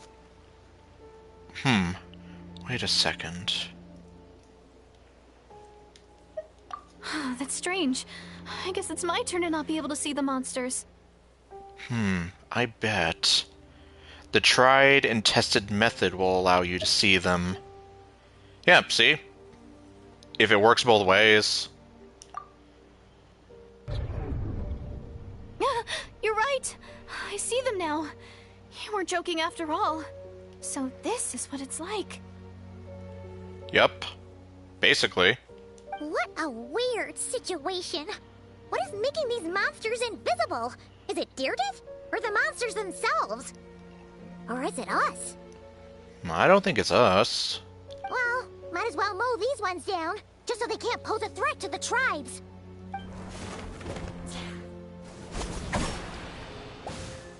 Woohoo! All done! Their morale seems super low. Guess they really were on the run, huh? So, there's no more of them, right? I still can't wrap my mind around this. Why couldn't I see them until you took my hand? Believe me, I'm as baffled as you are. The plot thickens. Yes, it is very interesting. Turns out there are also monsters which I can see but Deirdith can't. So, any ideas on why those monsters might have been running away? Maybe something went down on the front line. Oh, Paimon's getting a little worried about Eon-san and the others. Let's head back to the Masters of the Night Wind right away. We gotta go. Bye for now, Deirdith. Are you really just gonna... Okay, fine. Let's go ahead and leave her again. See ya, and please take care.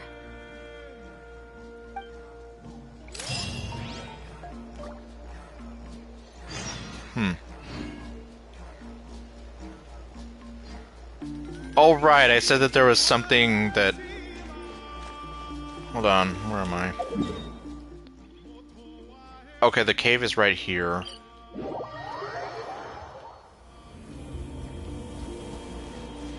Yeah, yeah, what happened to the Pyroculus that I saw?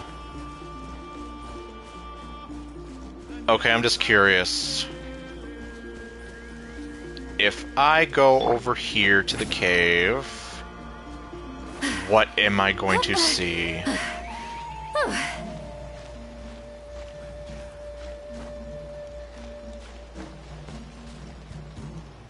Pick me up.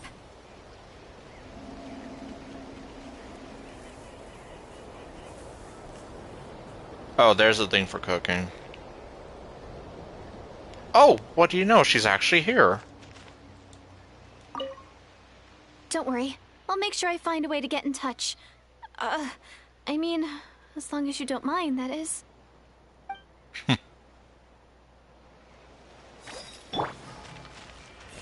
Empty head! Okay, well. And for all the people who keep telling me, like, it doesn't work because she's not from Sumeru, it's like, I know that, but it's just fun to just walk up to somebody, try to read their mind, and it's like, nope, you can't. That must mean they're empty heads!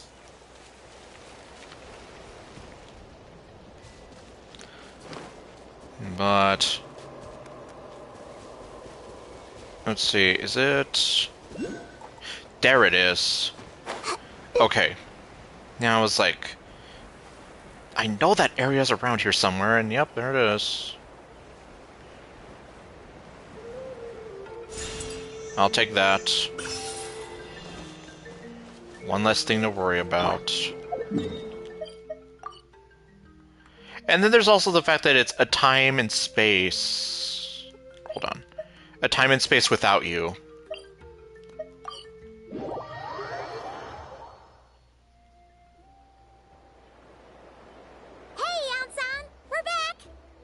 We ran into quite a big group from the Abyss Order just now. Has something happened at the front? The front line has collapsed. What? Huh? But how? Lumine's eyes, but also... yeah, what? Did the Abyss Order send in reinforcements? Did they deploy some kind of secret weapon? No, relax. Their front line has collapsed, not ours. Okay. You probably should have been a little more specific, but okay. Feels like you could have phrased that more clearly at the start. But this is good news, right? Why'd you still look so serious?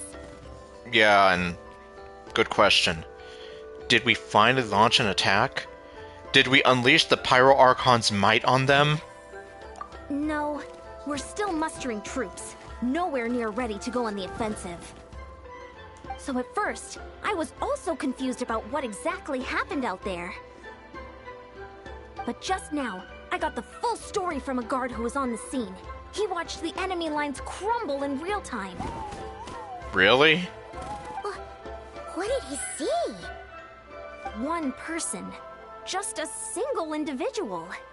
They stormed the enemy lines and attacked with a vengeance, cutting them down like paper dolls.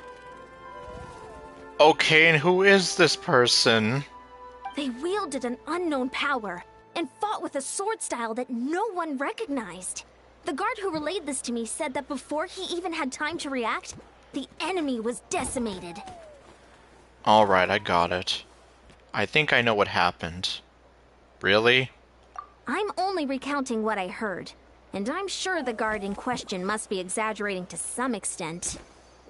But still, we have to identify this person. And assuming they're a neutral party, we'll need to figure out how to engage with them. Clearly they're a force to be reckoned with, so we don't want to come across as too weak or too hostile. It's quite a diplomatic conundrum. Yes. You don't need to sweat it, Eon-san. From your description, we're already pretty confident that we know this person. Is it Dainsleif? Honestly, with the Abyss Order acting out so publicly, it's about time he showed up. Yeah, who else could it be? He never misses an occasion like this. Dainsleif. Oh great, Lumine still... Damn it, does Lumine still not have her voice? Okay, well I guess once we see Dainsleif, maybe things will start falling into place. Okay, so now, wait for Dainsleif to show up. But yeah, it's like, You're right, it's been kind of a hot minute since we've seen him.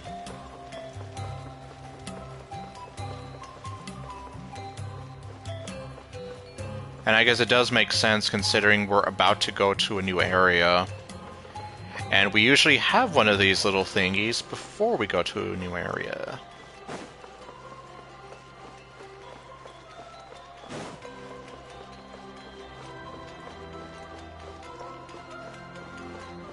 Oh, and there's the sad man again.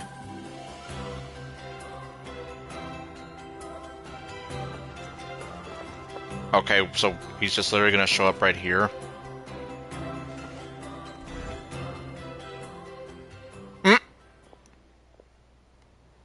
Okay, it looks like Dainsliff does not have his voice. That's discouraging. It's been a while, Dane. And yeah, after we heard what went down, we figured you'd shown up. You caused quite a stir, you know. Oh, this is a friend of ours from Natlan. Her name's Ian-san. She insisted on coming here to thank you in person. It is my honor, Mr. Dainsliff. Thank you for breaking the stalemate in our war against the Abyss Order. Natlan is fortunate to share a common enemy with such a mighty warrior as yourself.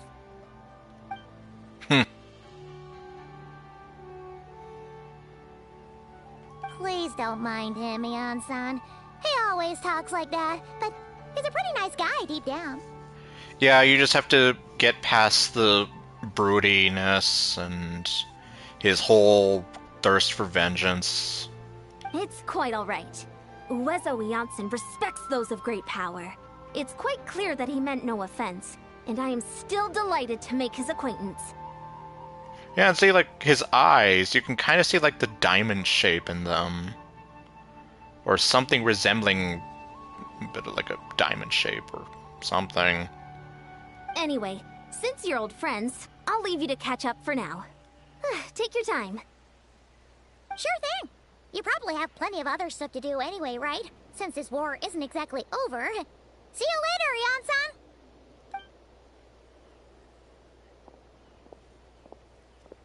Hey, Dane. Would it have killed you to be a little more polite? She's our friend. I guess it probably would have.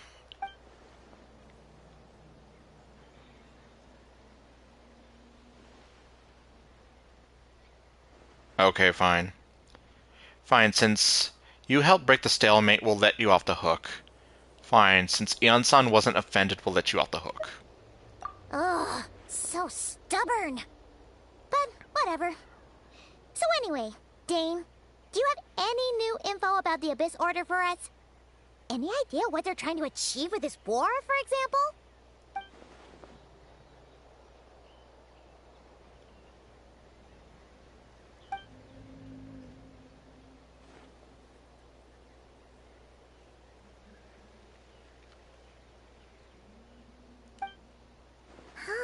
We thought so too.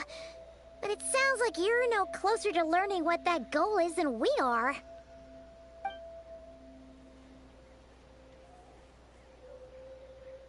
Huh. And they probably weren't all that talkative now, weren't they? I bet.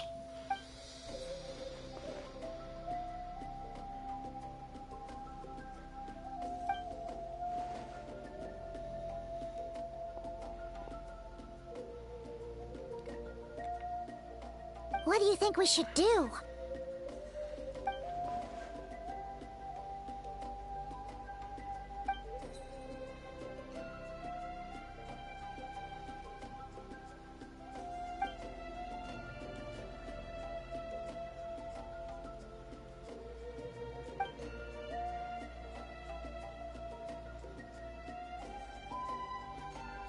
And the sooner we can do that, the better.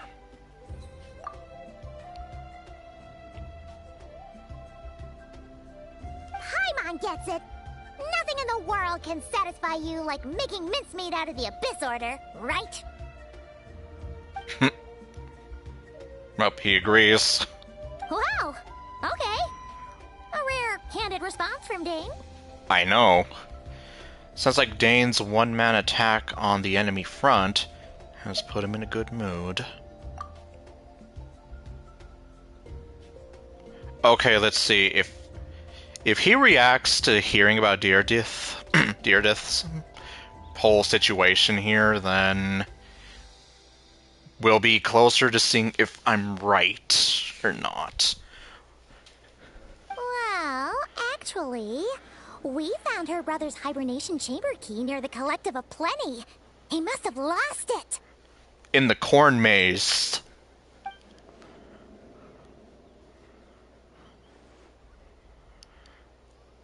Yeah, although we don't know where he is, though. Oh, and there's more! After finding the key, we also ran into this weird girl. She kept seeing monsters that we couldn't see, and then, this other time, we saw a load of monsters, but she couldn't. She also said she was on a journey to find the Savior. Her description of this Savior matched the Traveler pretty closely, so we figured it's probably her brother. Yep. So then tell us, is she like some sort of, well, possible descendant or ancestor to the Abyss Order or something related to them? Yeah, that's right. Is something the matter, Dane? Something I think is the matter.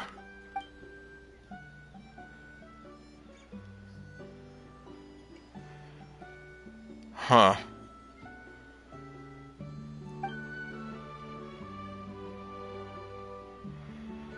That term's been around even before the Cataclysm? Wait, wasn't her brother called the Prince, though?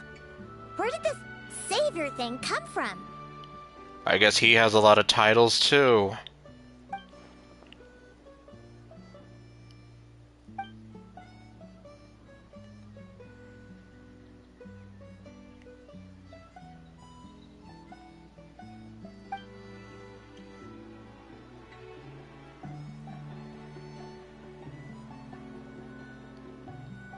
Which, in a sense, probably would make him like a savior to the people of Conria.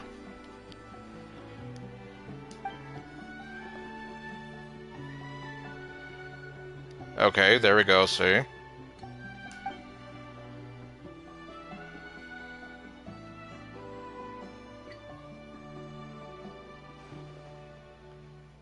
Huh.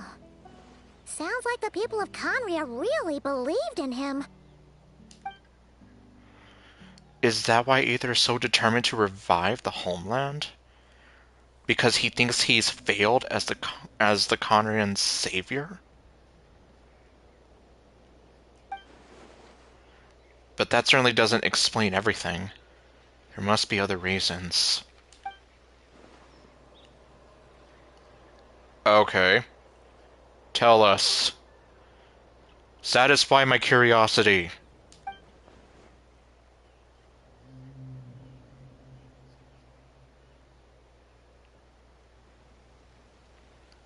Okay. So then she is Conrian.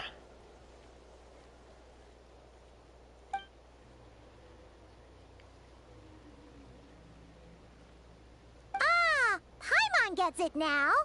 So, a bit like Kaya. Except she grew up somewhere more isolated? Still, that doesn't explain the invisible monster situation. Although the fact that we have... Let's see. Oops. The fact that we have descendants from pure-blooded Conrians... Well... I'm just kind of here like... That already raises some bit of questions.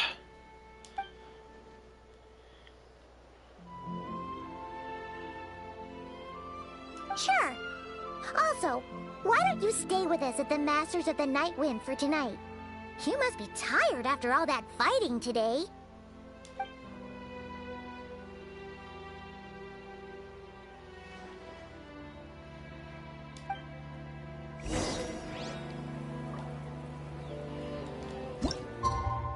Okay, well...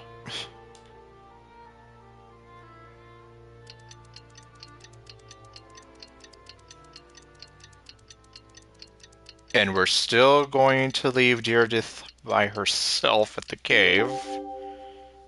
But alright. Okay, talk to Dainsleif. And yep, there she is, still being a freaking mannequin.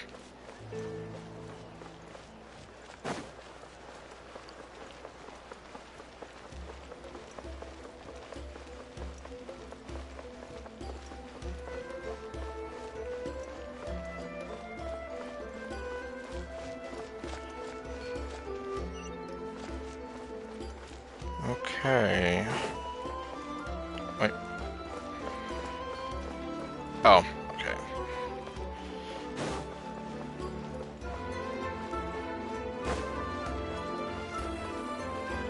Oh, I guess I could have just teleported over here, but oh well. Probably better I do it this way, though. Is that Gay and Neon-san discussing strategy together? Huh. Looks like they're getting along just fine. So it would seem. Morning!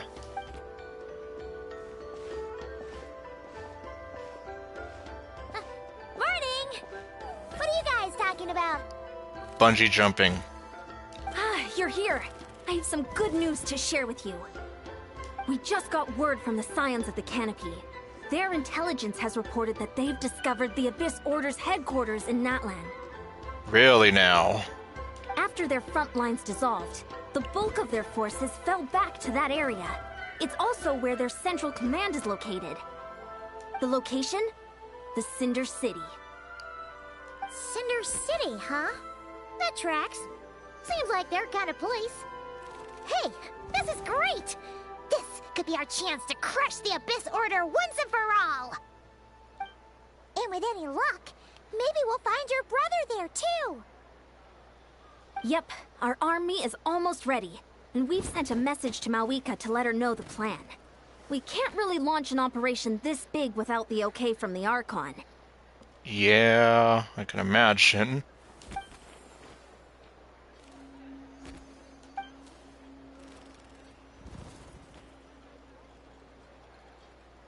But yeah, meanwhile, Dainsleif's here like, we know what we need to, so why not get on it? I've already explained my reasoning, Mr. Dainsleif. I understand your concern, but an immediate strike is not on the cards for us.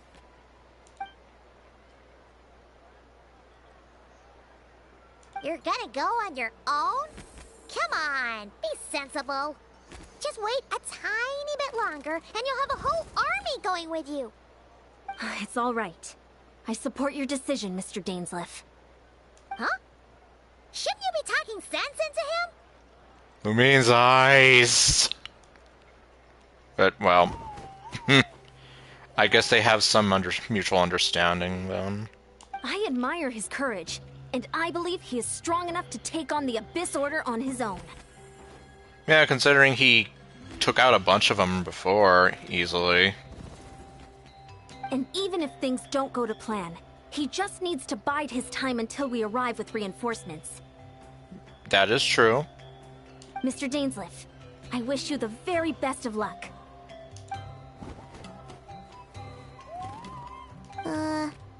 Looks like he's waiting for you to say something, Traveler. Allow me to join you, Dainsleif. Alright, fine, I'm coming. Oh, for a second there, Paimon actually thought he was gonna brave it alone. And then he called his own bluff.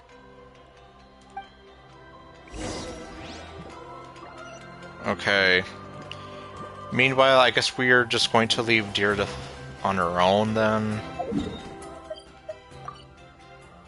Oh, the Cinder City. Which I haven't fully explored.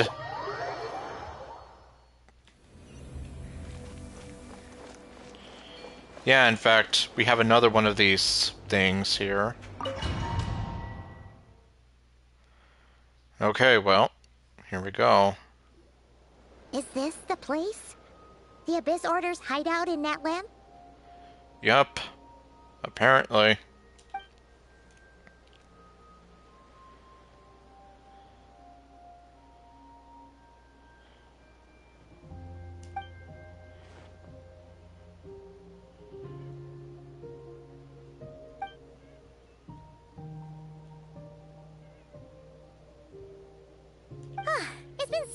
long since we fought with Dane side by side. Paimon's confident we can clear this place out long before Eon-san arrives. And if you get to meet your brother again, even better. Let's go! And then we'll just hit him over the head with a blunt object, and then we'll tie him to a chair. That way he has no choice but to talk. Oh, what?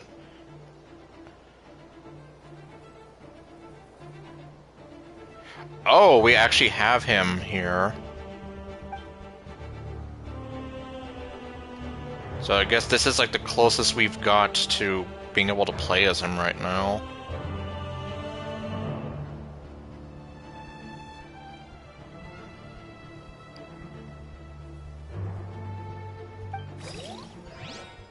Okay, and yep, there he is.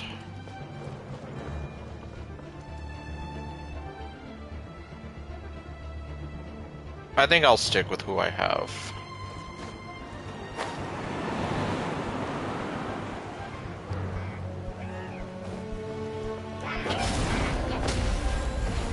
Oh.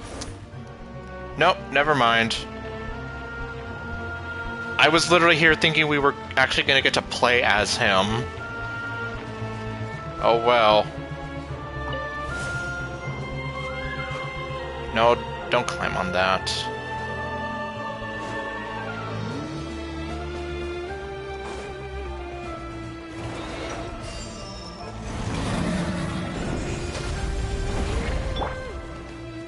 Hey! Allow me! Get to work! Hey there!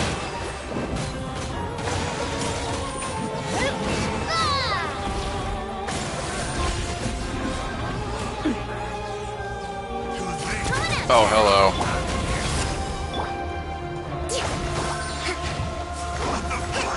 Show no mercy! Suffer the wrath of Eatley! A proper send-off from the Stina with love.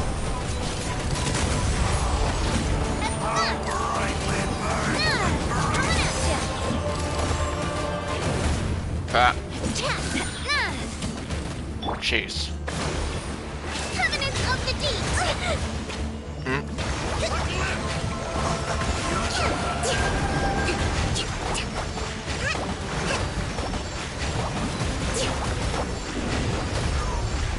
This is a very different battle from the one we fought with Eon-san. No one's backing down. They're fighting back with everything they have.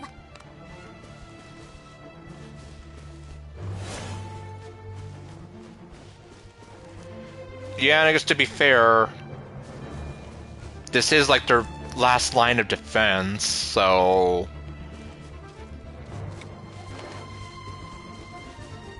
Well, in any case... Behold, the abyss has come. Hold the line. Get to work! Eat Lala! Eat Papa! Get him! Fire! Well, with Ross. Hey there! Hiya! Coming at ya! Coming at ya! I see everything. Rest and rebuild. Fulfill our pact! The power! Suffer the wrath of Eatley! Coming at ya! Attack! Shall set you That's the way! shall endure.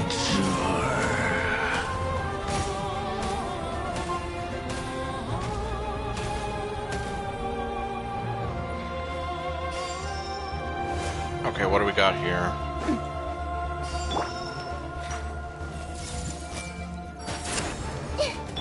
Allow me. Get to work! Watch out! Hey there!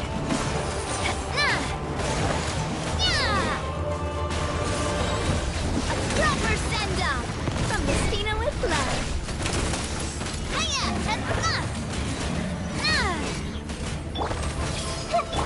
Hold the line. Fulfill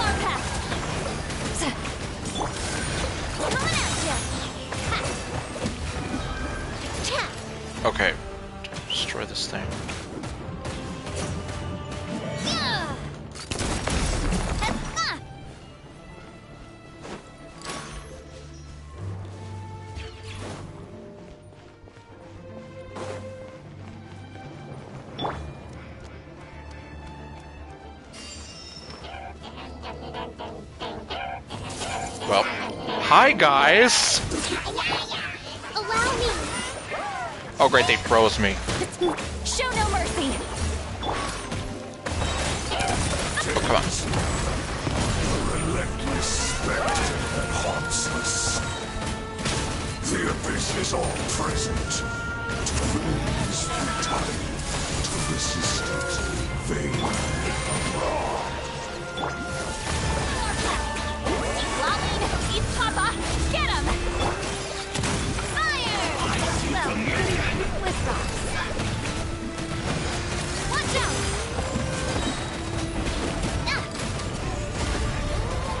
Hey there! Jeez.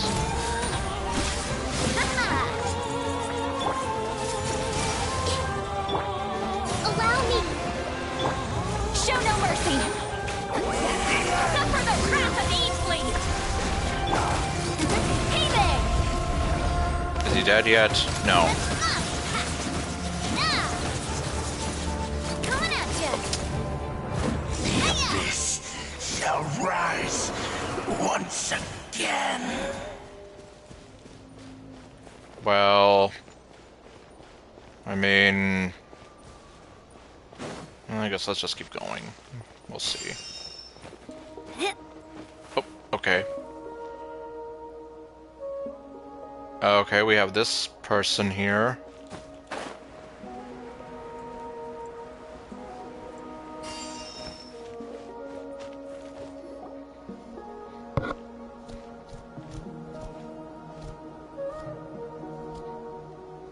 Twilight Sword Dainsleif. Is this really what you want?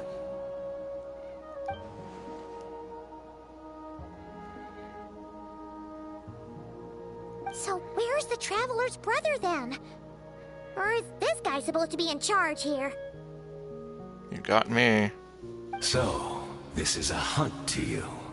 I must say I pity you, Dainsleif. The death you dole out so readily to others is a luxury you yourself cannot enjoy. Wow. You really went for that, didn't you? But today, that is the least of your worries. Do you realize that all your years of pursuing us are being rendered utterly meaningless, even as we speak?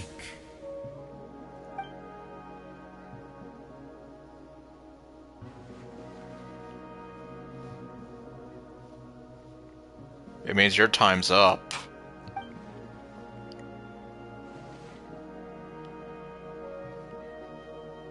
Then allow me to be frank.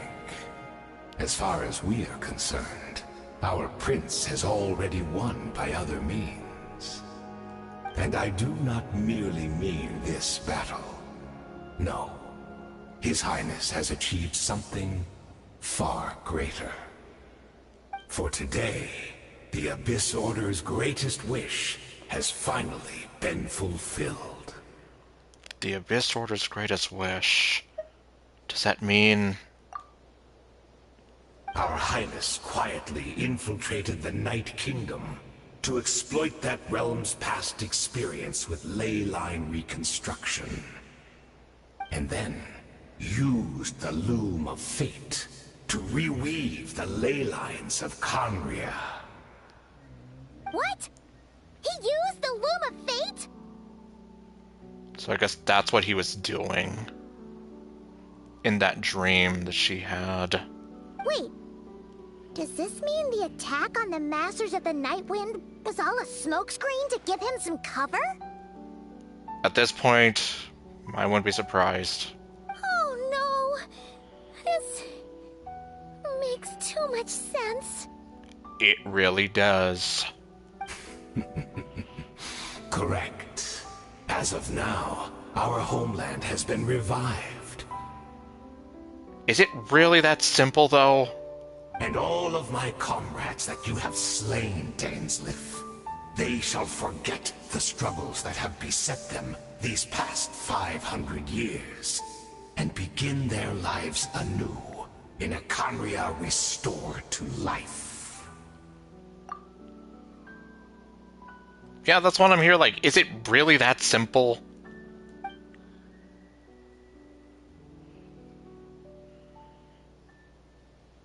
isn't there more to reviving a homeland than just reweaving its ley lines? Right. You still need a few steps after that, such as finding a place to host the ley lines you just rewove. Yeah, because then where the hell are they gonna go? The ocean?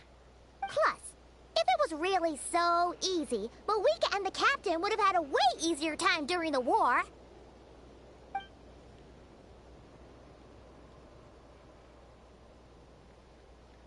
Yes, literally. So where is it then? Oh, you poor fools. Clinging to delusions, even after the truth has been plainly revealed to you. Think back on the past few days. Have you truly not noticed anything amiss since the start of the war? Deirdre. Anything amiss? Are there signs that I could have missed? I sensed something strange in my dream. It was vague, but it seemed as if some noise had found its way into Natlan's ley lines. Oh, what does that mean? Hard to say. I don't think it had any tangible effect on the Night Kingdom or on our ley lines, but still. It's like a signal that exists on a different dimension of reality. It might not interfere with ours or pose any detectable risk, but I just get the sense that something strange is going on. I also vaguely remember seeing Ether in the Night Kingdom facing the Lord of the Night. Yes? Wait, that's not all. There were other signs as well. Let me see here. The Abyss Order chose to retreat from the stronghold. The meditation of the Abyss Order's followers. I can't see monsters at the same time as Deirdrith. According to a guard stationed near the Masters of the Nightwind, many members of the Abyss Order were seen idling around during the lull in the conflict, even settling down to meditate. The Abyss Order retreated when we attacked their stronghold with Yansan and Sitlali. This isn't their usual style. I couldn't see the monsters that Deirdre could see, and she couldn't see the ones I could. We could only see the monsters in each other's sight after making physical contact.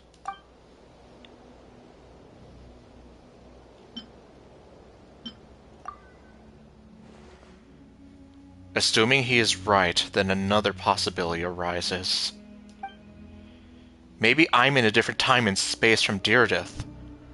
If she's Conrian like Dane suspects, and that's what I'm thinking too, then that means the revived Conrad he speaks of might actually exist. And despite hailing from a different time and from a separate time and space, Deirdrith has found a way to communicate with us.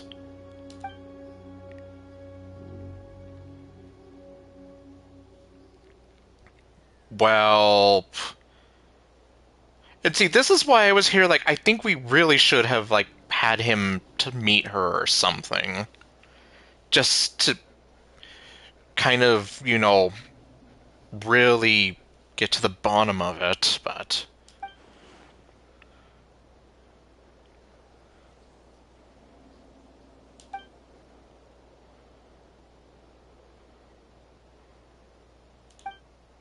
Well, I guess time to try to take down this guy.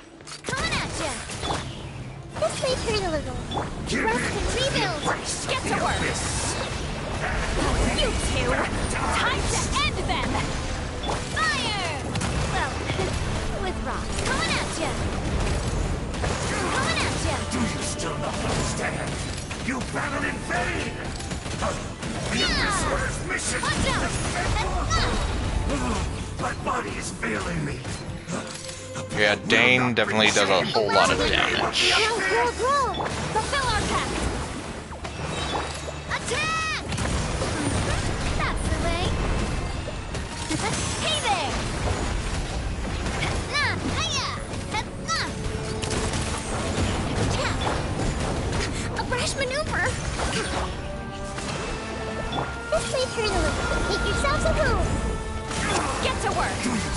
He's lolling. He's top off. Get him! The Abyss Order's mission has... That should be all of them, right? So, we've destroyed the Abyss Order's headquarters in Natlan, but somehow, that didn't feel satisfying at all. Okay, I was like, he's still there, but okay. Are you still thinking about what that guy said? You look really worried. Deirdre is the only potential lead we have. I think we should at least talk to her about all this. Yes. And if possible, bring him with us.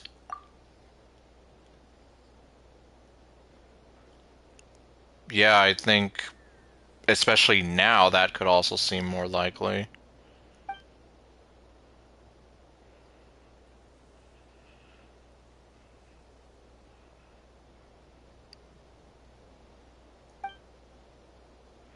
Okay, apparently not.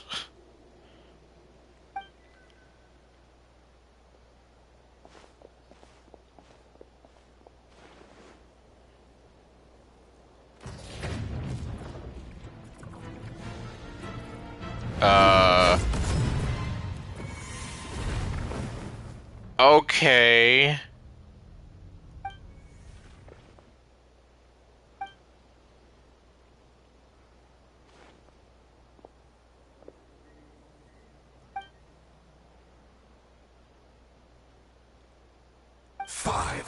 Years on, and you still refuse to address me as master.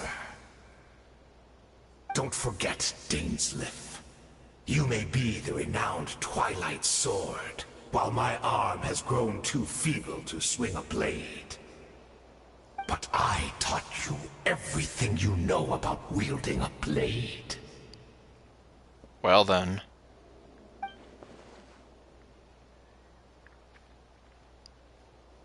So basically, you lost the right to call me brother long ago. Another reference to something y'all will not get. Be that as it may, under the circumstances, I see no further reason for us to fight. The curse of immortality means neither of us has a way to completely destroy the other.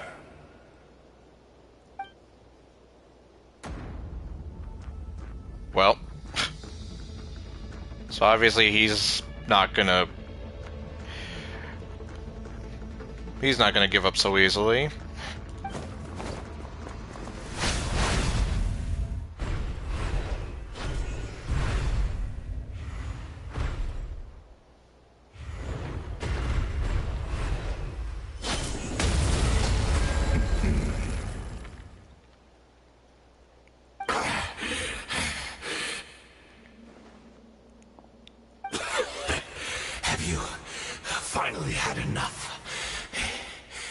Joking then, huh? Never, in all my worst nightmares, have I experienced anything close to the pain of 100 deaths. Surely, there's no point taking out all your hatred on me alone.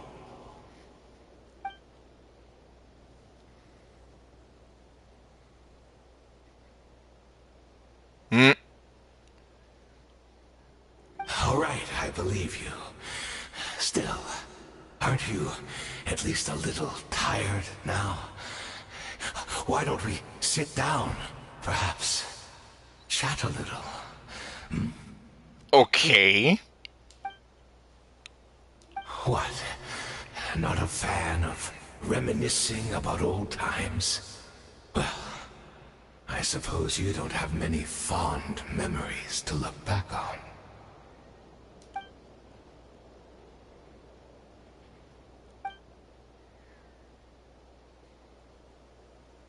Indeed.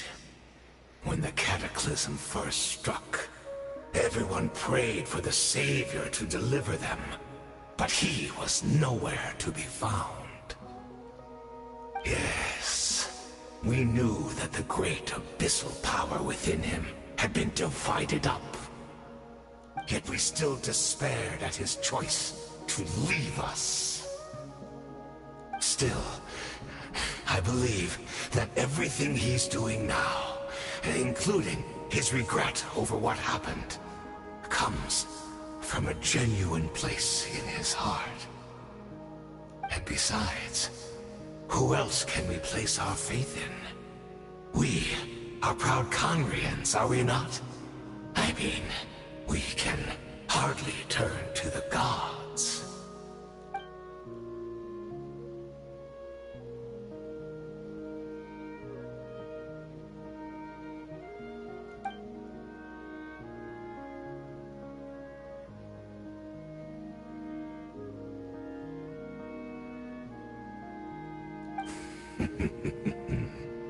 Is that so?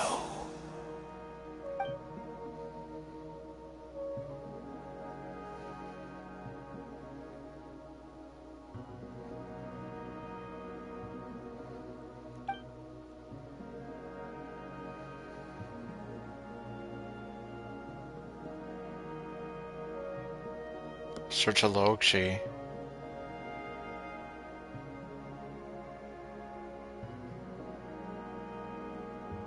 Well, that's a familiar name.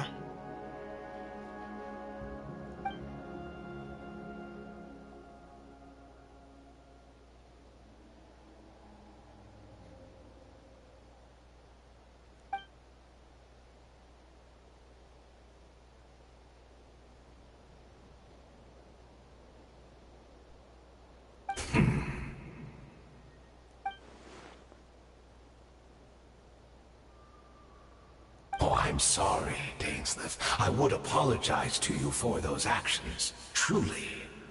But the fact is, I honestly can't remember them anymore. Look at me.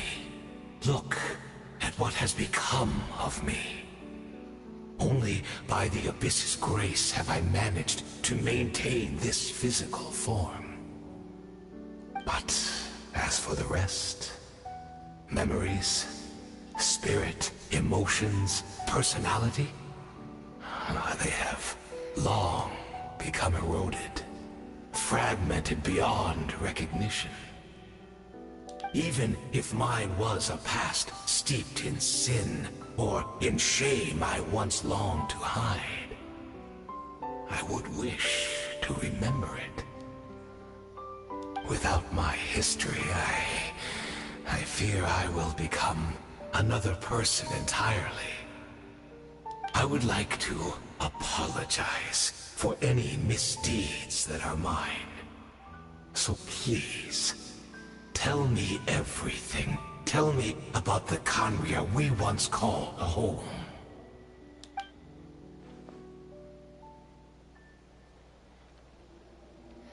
Yep. Which again, like I mentioned however many streams ago,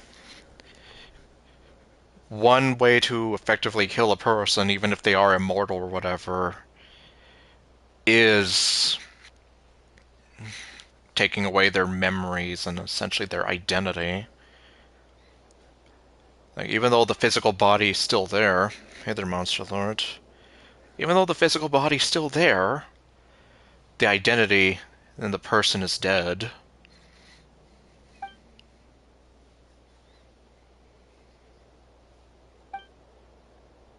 Well, are we gonna know?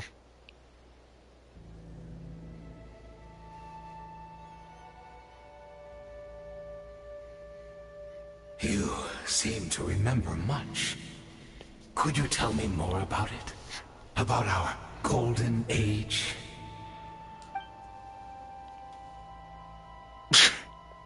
Of course. Is that so? What a pity. But this will be quite sufficient, as long as the loom of fate heard what I could not.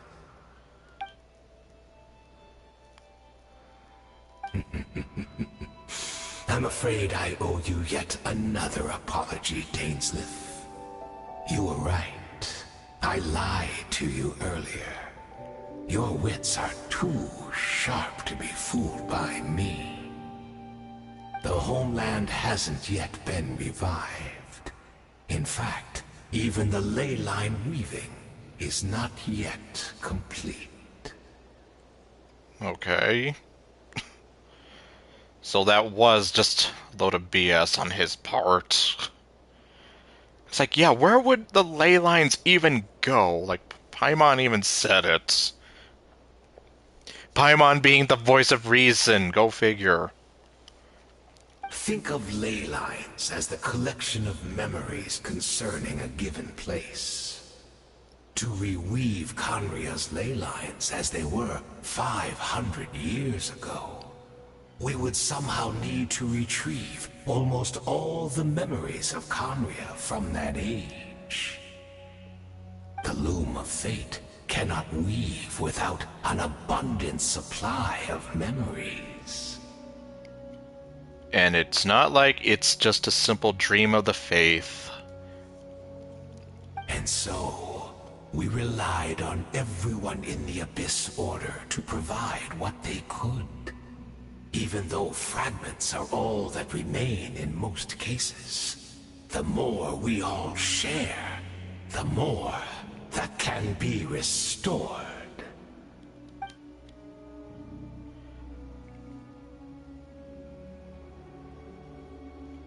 Huh. So that's what the meditation was. So, harmless, but adding to their whole crazy plan in the background. Indeed. We, a people in exile, stranded 500 years in the future, will weave our homeland anew and bring the nation of our dreams back into the real world. Ah, what a glorious undertaking. Well then.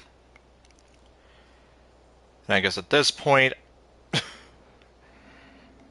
yeah, but I'm still like, yeah, where would any of this go? Like, I guess unless Conria is like Xanarkand, where there is a physical place you can go to, then yeah, I'm just like, yeah, where the hell would you have the homeland? What a shame it had to take this long. After 500 years, most of our memories have faded, and a world woven from broken memories shall itself be broken.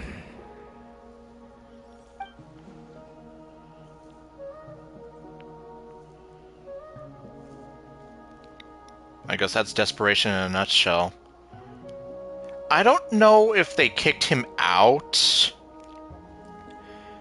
because there are still some characters that have been mute, even though, like, for example, Zach Aguilar and Sarah Cruz Miller, who voice Ether and Lumine, even though they've confirmed to be coming back, there's still no voice lines for them in these new sections, and it still pisses me off. And, well, I don't know.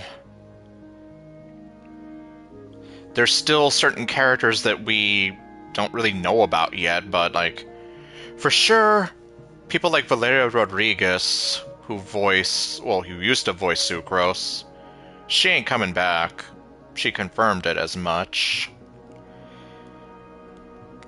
And I mean, considering she openly attacked a lot of fans and told them a bunch of terrible things that I cannot repeat, that she's said to people on Twitter.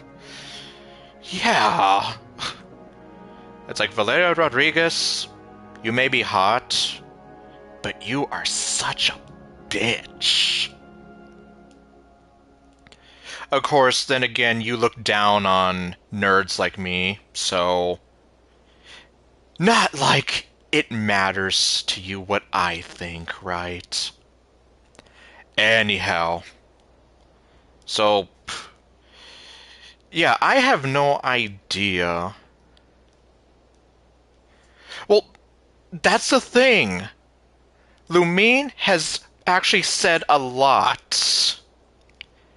in both the intermission where you have to help Albedo do a bunch of stuff, and even here, Lumine actually does talk a lot. And it's like, what the actual fuck? This is what I've been asking them to do for years. And I'm still getting like... Well, I mean, obviously, I guess I sound like some entitled, spoiled person be like, I've been wanting this for years and I didn't get what I want. When it's like the VAs are the ones who probably want this too, if not more, since this is their literal job. But yeah, like, the Traveler has been talking a lot more, especially in Natlan. So, you're right about the first 5 regions, but no, in Natlan, the awkward silence definitely just makes things, well, worse. Especially because now you don't have Paimon to speak for the both of you. But anyway, yeah, I don't really know what's going on with Danelis' VA. I'm surprised that the VA for Mini Durin also didn't come back. So, like, at this point, anything goes. I don't know who stay. Well, okay, I know some people who did stay, like, for example, Erica Mendez. And then... I guess I'm sorry, Erica Mendez is probably one of the ones that immediately comes to my mind. Just for the sheer fact that she is, like, one of my favorite VAs.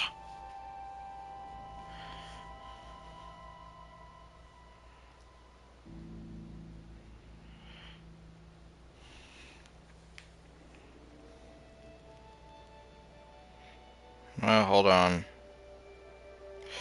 Remember, I can't see the comments anymore.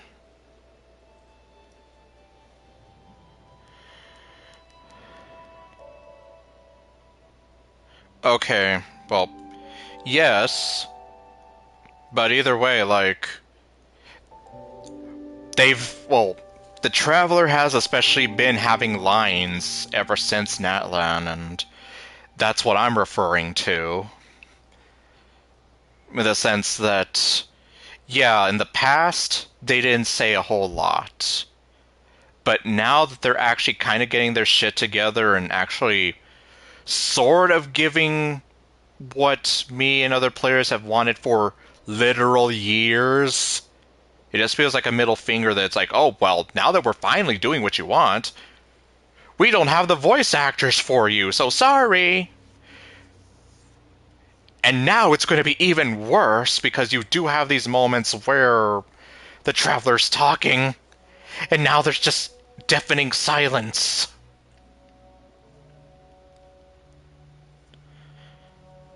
And either way, like, I have no idea exactly, like... Well, there's only been a few people that have confirmed to be coming back, like Sarah Cruz Miller and Zach Aguilar. Brianna Knickerbocker, who isn't... Like, I do not know what to make of her anymore. Still a very beautiful, talented woman, but in the heart of her seems to be that of a high school mean girl. Yeah, I'm just kind of like... But anyway, she's confirmed to be coming back as Hu Tao, although Hu Tao has not had any lines since the Lantern Rite, which was damn near almost a year ago at this point. Which really hurt, since this Lantern Rite was all about Hu Tao, and then it's like, well, fuck me, we can't even hear her. So way to go on that one.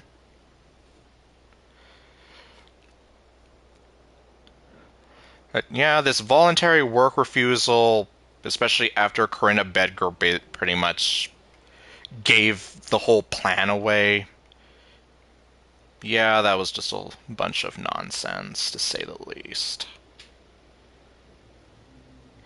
And why I'm glad that they were essentially fired and replaced as the voice of Paimon. Because the new Paimon is definitely a lot easier on the ears, and she sounds much nicer. Not like a squeaky grilled rat.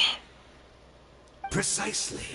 For you possess a ring left to you by your elder brother, which continuously resets your body's condition. So that's his trick. Or that's his secret. Of course.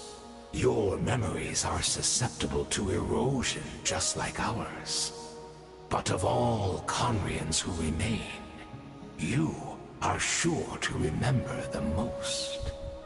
We had to obtain the memories in your mind, whatever the price. Even if it meant sacrificing our entire army as bait. The way he just hangs on that word.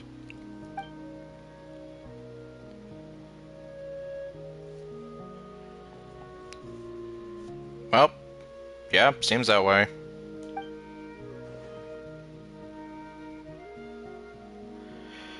Yes, the new Paimon sounds like an actual person. And does not make my ears bleed.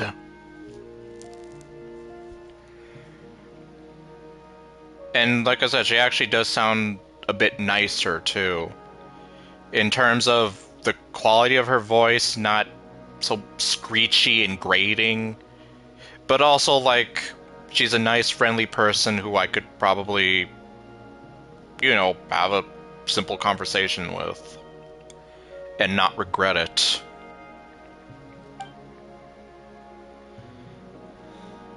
Perhaps. But that is the gamble our Highness has chosen to make. And thanks to you, the loom of fate has now finished weaving the ley lines.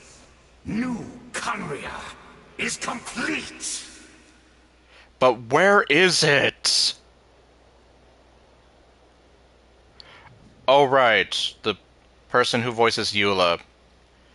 She's still in the game. I don't know who that is, though, because, well, by now I'm sure you all sort of know my thing with Eula. But yeah, a majority of the people in Mondstadt, most of Liyue, like I think Jackie Lostra was the only one still voicing Xiangling.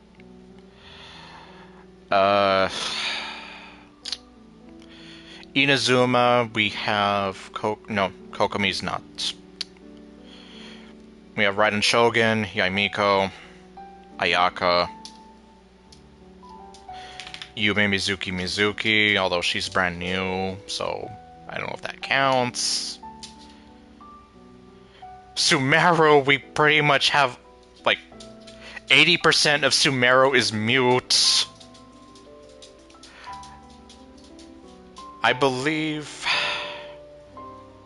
Fontaine, it's kind of half and half. Navia used to be mute, but it looks like her VA came back, especially for the last, like, the last event we had there, as well as the story for Escoffier. And then, well, yeah, now we have Natlan here, where we lost John Patnaud as Kenichi, but now we have Jacob Takanashi, who has completely taken over the role.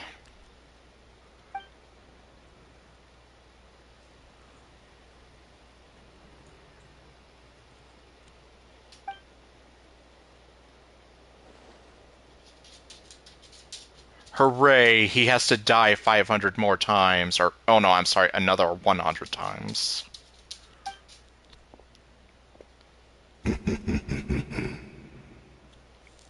He must be really into that, if he's happy.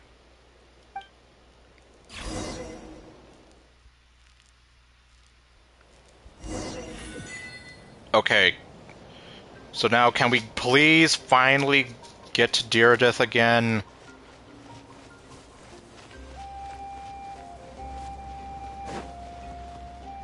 Oh, hello. Well...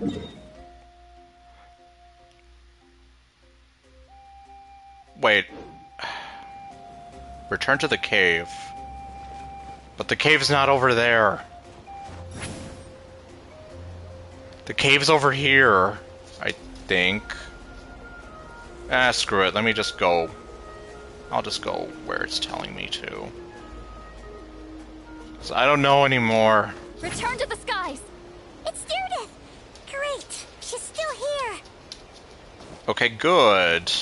So she's not going to disappear and make me question if Lumine and Paimon are going insane at the same time.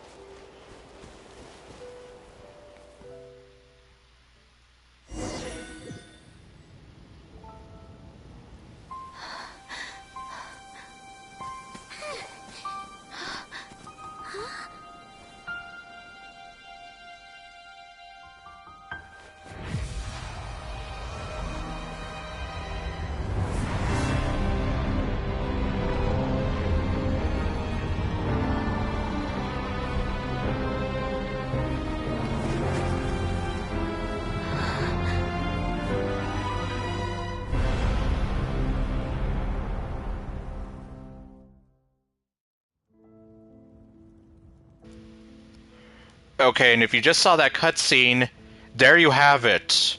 This is what I'm talking about.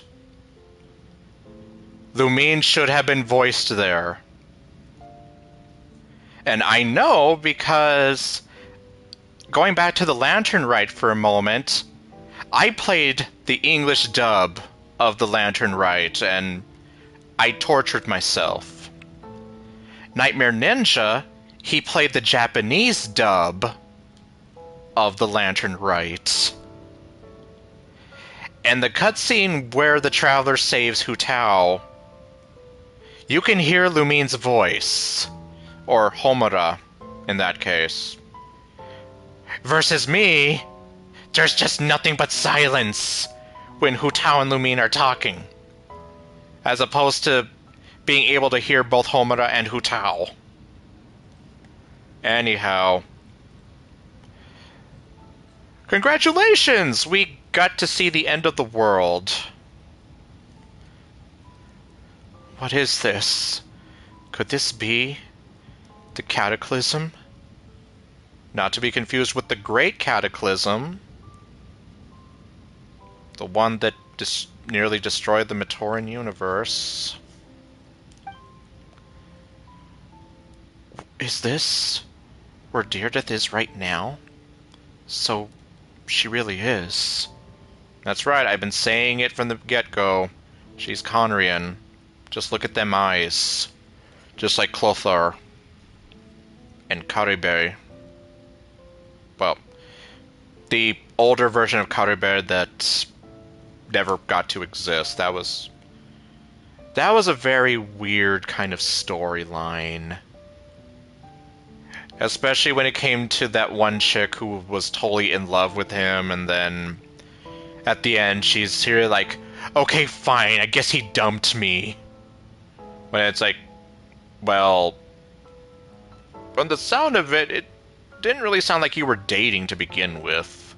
It just sounded like you were totally into him, and he just wasn't paying much attention to you. Anyhow. We're not from the same world, are we? Yes. Oh, that's... I keep forgetting about Kaya, but you're right, since he's a descendant as well.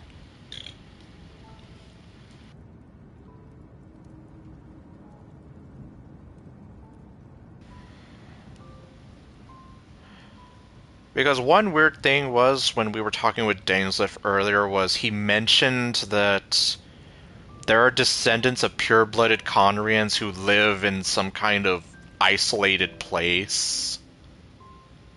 Which, you know, going back to Kaya, well, yeah. But I'm just like, okay, so where are these people then? But no, so Deardith is not one of them. She's one of the originals. She lived those 500 years ago.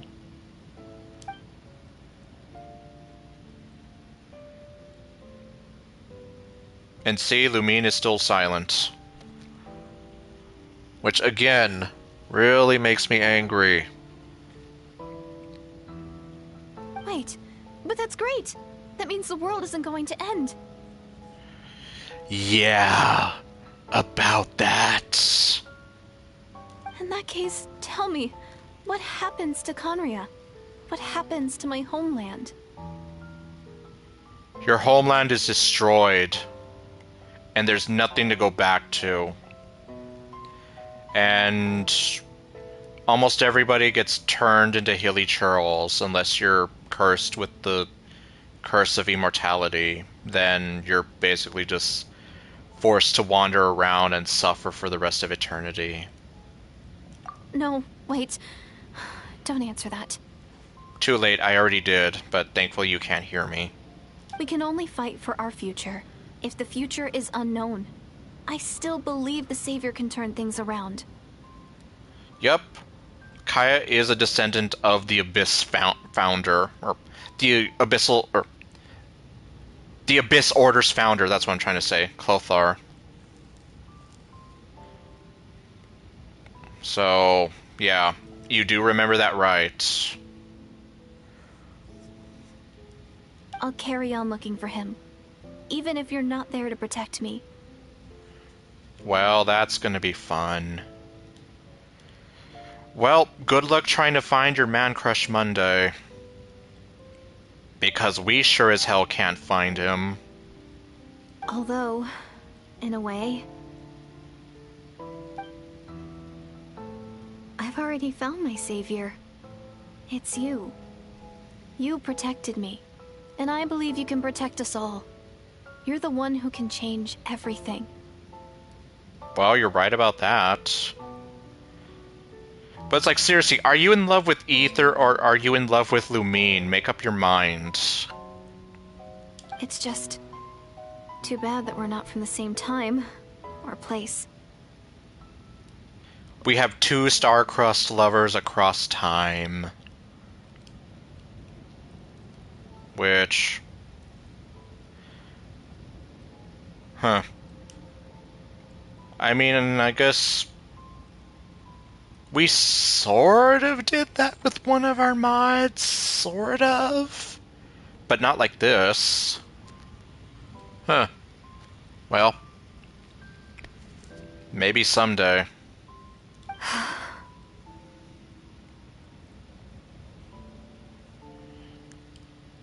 No, Deardith. Ether is not behind you. Oh, one last thing before I forget. I know how much you want to find your brother. Surely he must be desperate to find you too. Not really. He's just busy walking around causing trouble for everybody and doing this crazy shit because he's totally messed up in the head. And we kind of want to find him so we can make him shut up, tell us stuff, and make him stop doing all of it. So, is there anything you can give me as a memento? Proof that we met? This is just sad. That way, when I do find him, I can convince him that you're also searching for him. A memento?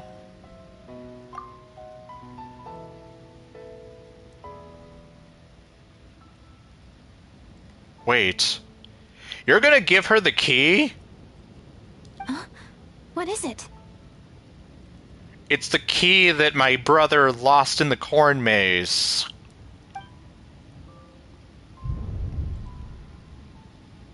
Yes!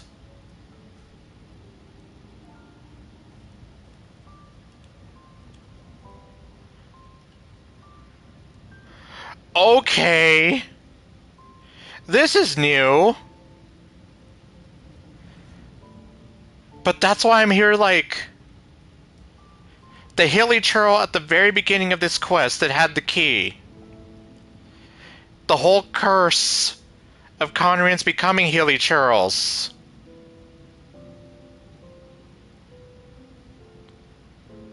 So then what? I'm just here like, okay, so... Do we actually have a choice that matters for once in this game? So if we're following fate, we're supposed to give her the key. So that way we can find her in the cave with the key, and then she runs off and leaves it, and then we're basically going to be repeating this same damn cycle over and over. But if we don't, what the hell happens?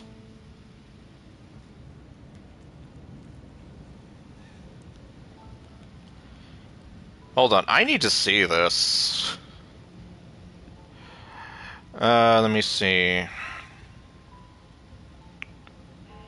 Genshin Deerdith, okay. Good, you know what I'm looking for. Oh. Oh right, this thing came out 2 months ago. Okay, time to mute myself while I watch this video to see what the hell happens.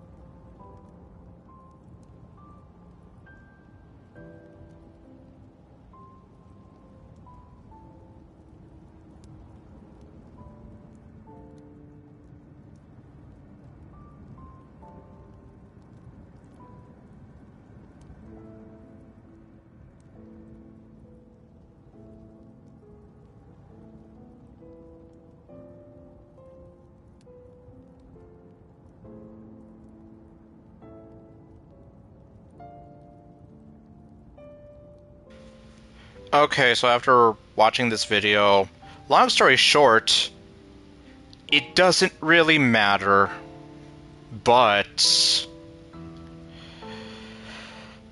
you do get some different scenes. But obviously, yeah, so Fate says that you are supposed to give her the key, so that way you can find it. However, I guess if we keep in theme to the whole thing of trying to change fate, no!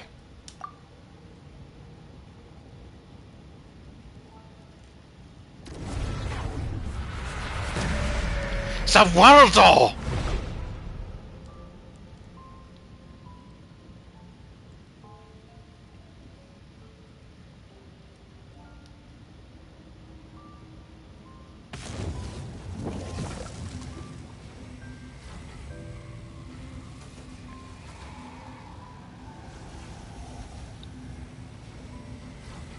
Ah, so nice of you to So join that's us. what happened.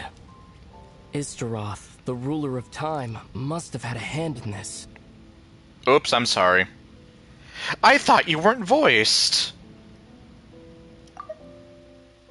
So that's what happened. Istaroth, the ruler of time, must have had a hand in this. There's no other way that this meeting could have taken place. Aether, you knew all of this? I knew only the ending. I've always been curious about the events that led to it.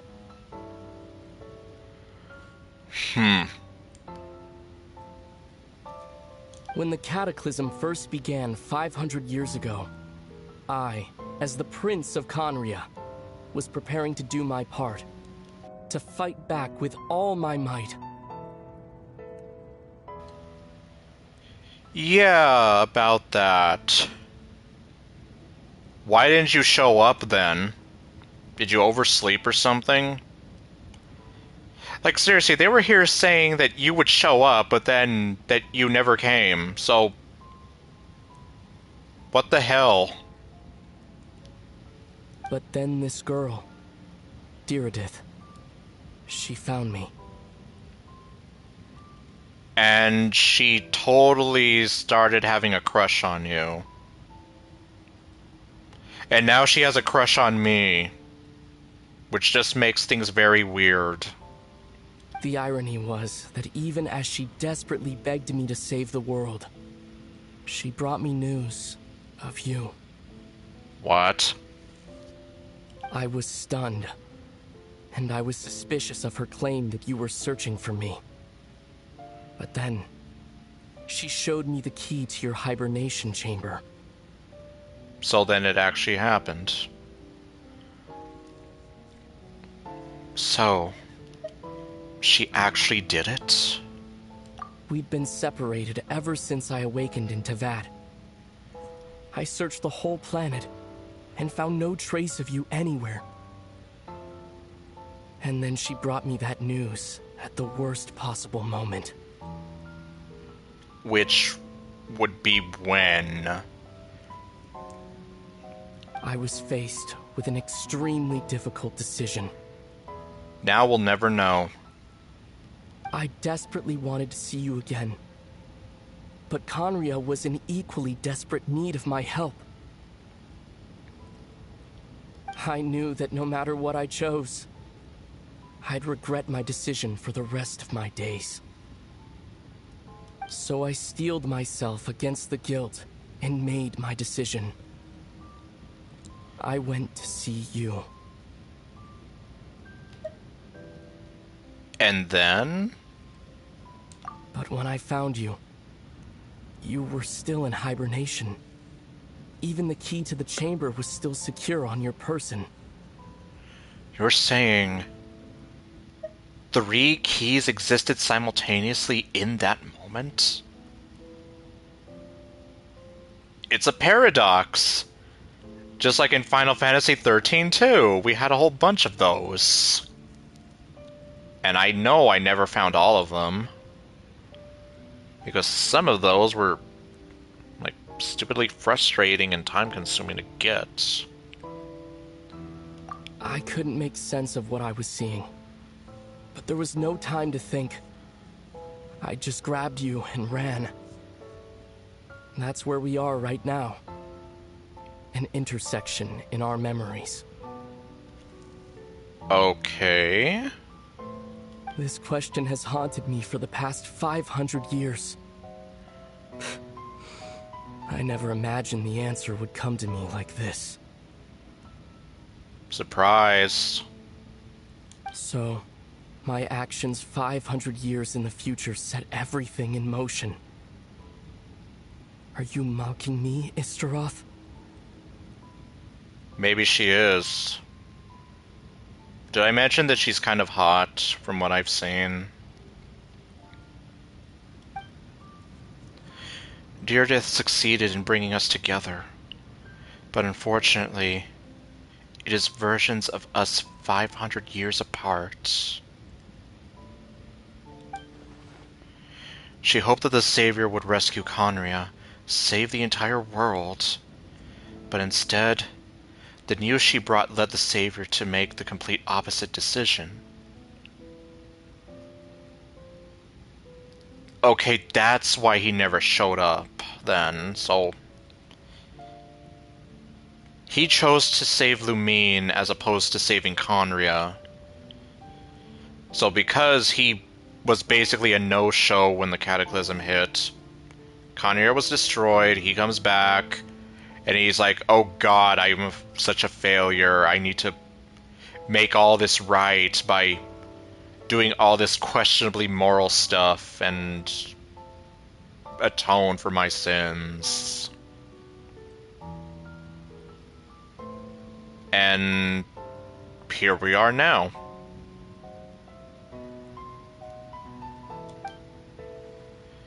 How awful. Is that her fate? Is that how her story must end? I'll get back to you on that. After watching the video, I know what it is. Has Conria really been revived? Have you done what you set out to do? Did you get what you wanted? Yes. What did it cost you? Everything. Not yet. But I've taken a very important step. Now the ley lines of Conria are complete. But where the hell does it go? I'd always thought that Tevat's ley lines were locked by the heavenly principles. No more can be added, and existing ones cannot be replaced. But then, I learned that Natlan's Night Kingdom appeared to be an exception to the rule. It has intrigued me ever since. So, I directed the Abyss Order to feign an attack on Natlan, buying me some time to enter the Night Kingdom and negotiate with the Lord of the Night. Oh, great. Unfortunately, for other reasons, even the Night Kingdom cannot host any new ley lines. The most I could get was some room to carry out the weaving process. The Lord of the Night did say before that even she can only reconstruct Natlan's ley lines. It's probably for the same reason. Still, I received the Lord of the Night's permission and activated the Loom of Fate. Oh, great. Using an Intivat as the base, I was able to grow a realm based on the Conria of 500 years ago, superimposing it over present-day Natlan's space-time. Which would explain how Deirdith is existing here. Kind of. She's basically, like, in between dimensions, you might say. Which, again, also kind of lends itself to the whole star-crossed lovers between time and space. Or across time, or something like that. That superimposition is what allowed you and Deirdith to cross paths. Yes. Now it's kind of making sense. That's what I saw in my dream. He's not lying about that, at least. But what I don't understand is, why did the Lord of the Night agree to this? Yeah, like, are you insane? After that, the new Conria was enriched with memories of the old, drawn from the Abyss Order's members in their meditation sessions. And Dainsleif, apparently. With those memories as raw materials, and the superimposed realm as a template, the Loom of Fate finally finished its work. What I now hold in my hand is the Atlas of the New World. Quick! Steal it! This is the product of the Loom of Fate, holding within it the entire network of new Conria's ley lines. With this, the nation once known as Conria can rise again. Seriously, Lumine, steal this. One day, I will find a suitable host location for it. Shove him to the ground, steal that thing, and run. Okay, well... She's willing to let the people of Inazuma suffer, but she's not going to... Okay, sure. Why? Why is reviving Conria so important to you? I don't understand. Is it really just because of guilt? Or have you become so crazy and insane that you're obsessed with it? When I first arrived in Conria 500 years ago, my memory was completely blank. It was only after I had served as their prince for many years that I slowly began to remember everything, including you. How could you? I'm your sister. What? Your memories were erased? Okay, that makes more sense. But recovering old memories didn't simply erase the part of my life I spent in Conria. I still see it as my second home. I mean, I don't see a reason why those old memories would have to overwrite the new ones. So... That is why my guilt weighs so heavily on me. But even so, that only constitutes part of my motive. More importantly, if I wish to speak with the heavenly principles as an equal, I will need the might of an entire world behind me. Okay, this is where the differences start coming in.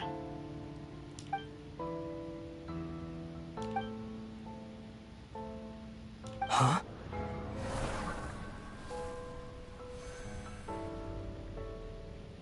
I know you always want to change fate. We both do. But this time, I won't let you succeed. So if I had just given her the key, I think those things would have just stayed there. I was kind of skipping through the video just a little bit, so... But anyway. I cannot miss the chance to reunite with you 500 years in the past. No matter what. So even though you don't give it to her, he will.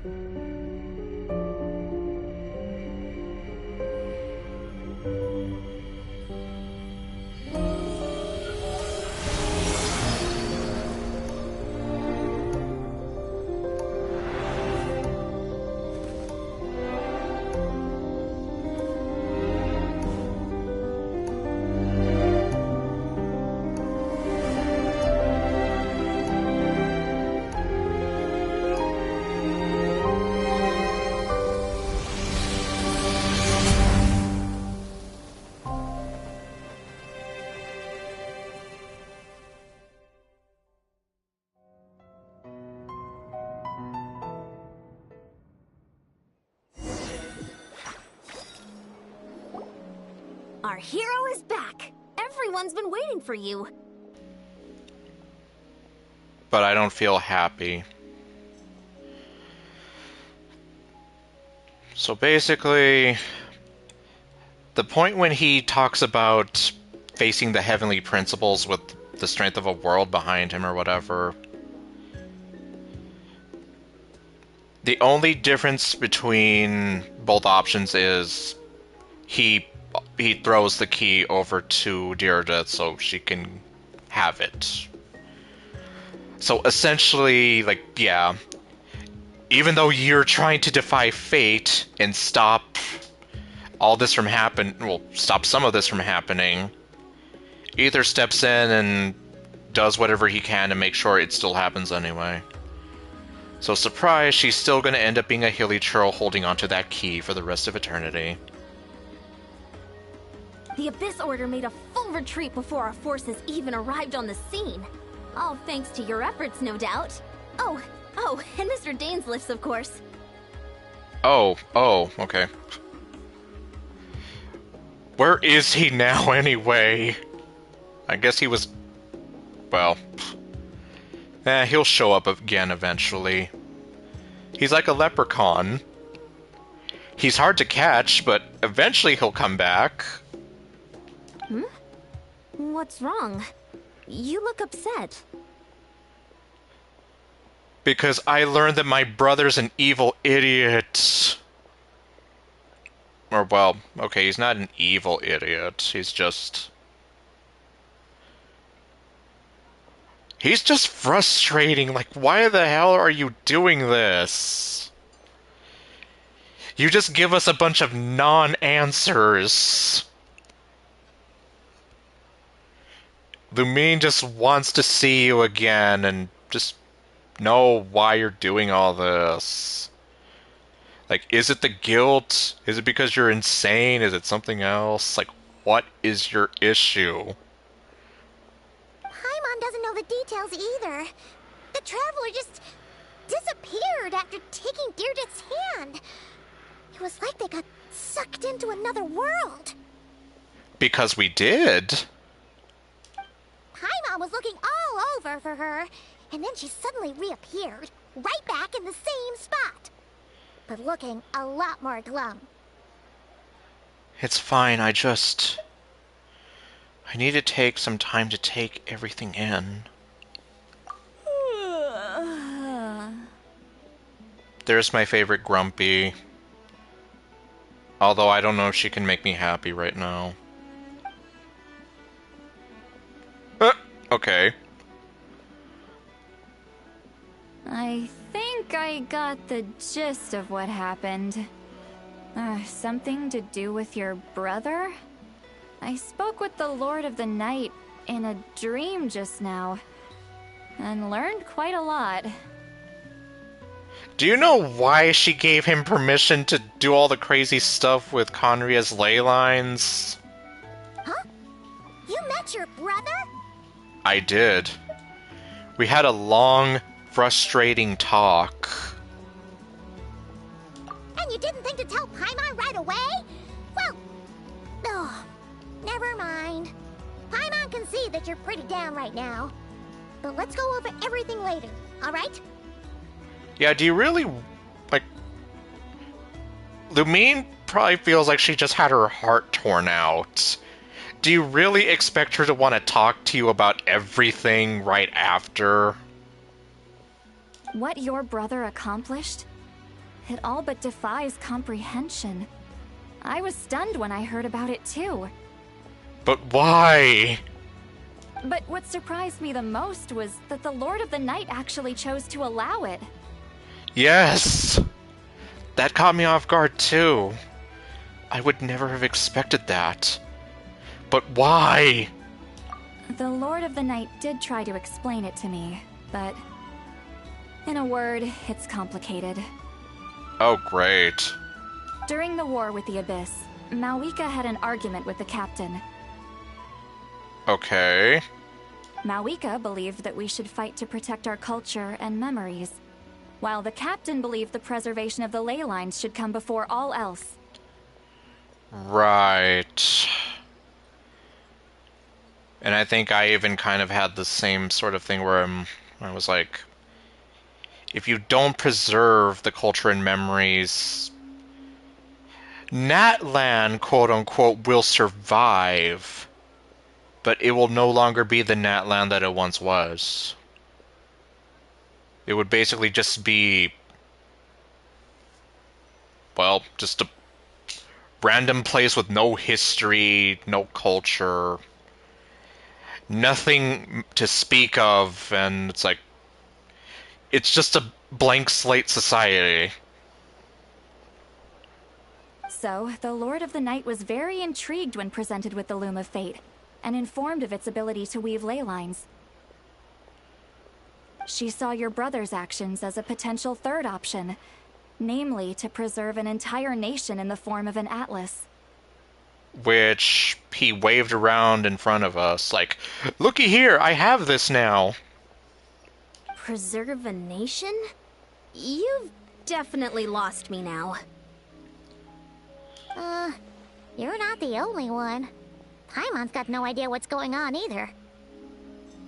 With that in mind, the Lord of the Night gave the go-ahead once she was satisfied that the Loom of Fate wouldn't have any real effect on Natlan. Which I guess it technically didn't, other than the time displacement we had with Deirdreth. However, I believe she imposed an additional condition of her own. And what would that be? An additional condition? Did she ask for something in return? One human soul. Okay, no, I don't know. No idea. She wouldn't tell me what it was. Oh, great. She's gonna be secretive about it. Huh. Alright, well, let's not overthink this for now. We just won a war. Time for a well-earned drink to celebrate. I trust the Lord of the Night unreservedly. I'm sure she only involved herself to take a problem off our hands, so it's one less thing for us to worry about. One could hope. Don't you agree, Traveler? No. You've got a point. I still feel like a mess, though. Yeah, Lumine, you're gonna be feeling like a mess for a while. Because you just went through a lot of emotional turmoil in such a short amount of time. So you're going to be feeling like that for a while. Come on, let's head back to the Collective of Plenty. Oh, Veressa should be there too. We'll treat you to a real feast. I'm sorry, but there's somewhere else I want to go first. Huh?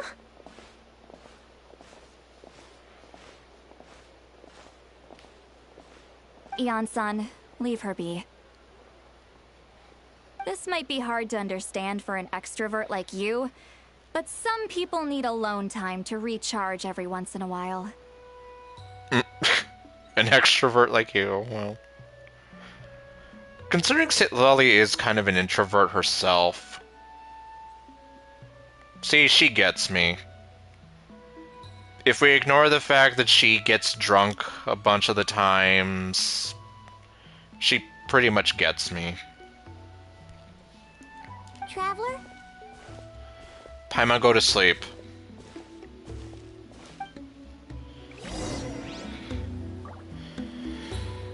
Okay. So then... Some of the YouTube comments already gave it away to me, but... I guess we're gonna see for ourselves.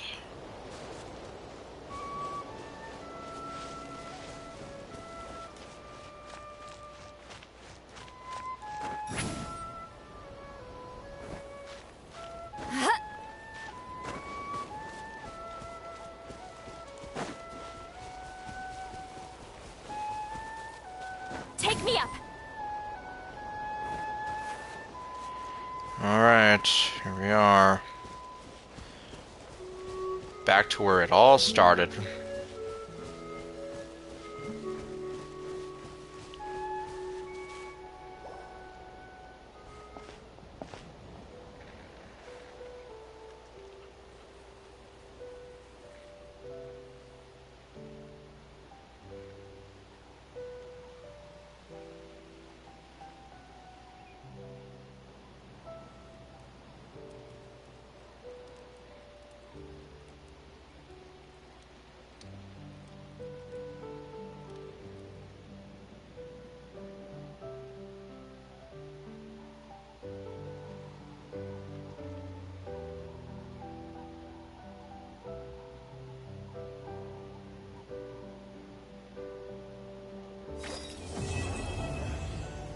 Okay, well. I guess we didn't quite get the reunion I thought. Wait, what?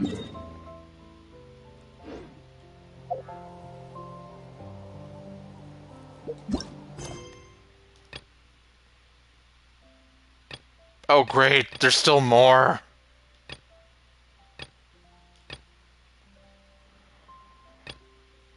Okay, well then.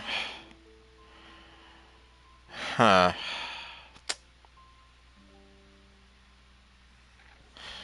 Well, considering it's already 6:30 in the morning for me, there's no way I'm going to be doing this right now.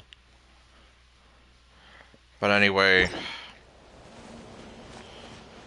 So what some of the YouTube comments were basically saying was that, yes, the Hilly Churl that we met here initially was Deirdre. Part of me was kind of expecting something like Lumine comes over here and we see the Hilly Churl's back. But, okay. I guess not. Although that bit of text about how apparently Lumine felt a hand clasping hers was... like, I don't know. Very curious, though, to say the least.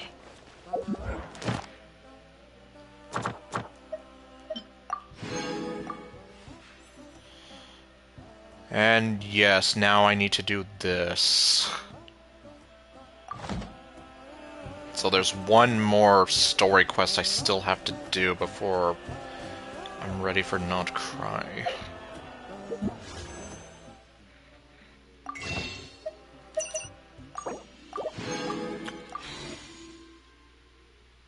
Only 3 more days and some change, like I said. I guess let's make some useless wishes.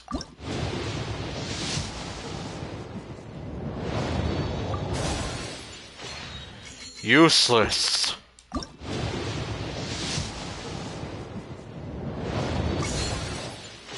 Useless!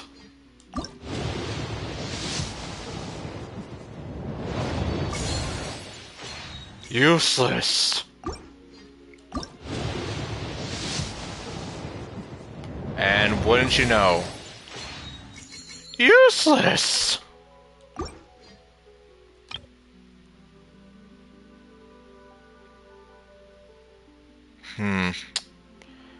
I don't even remember what I was at.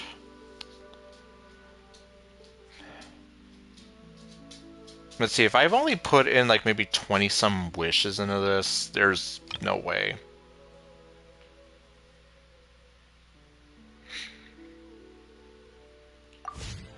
Yeah, I don't really think so, but...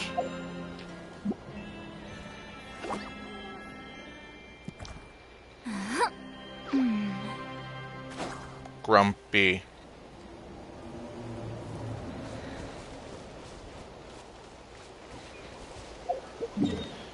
Well, let me see.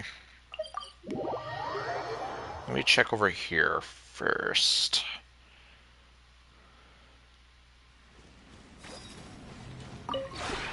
This realm. Okay, take that.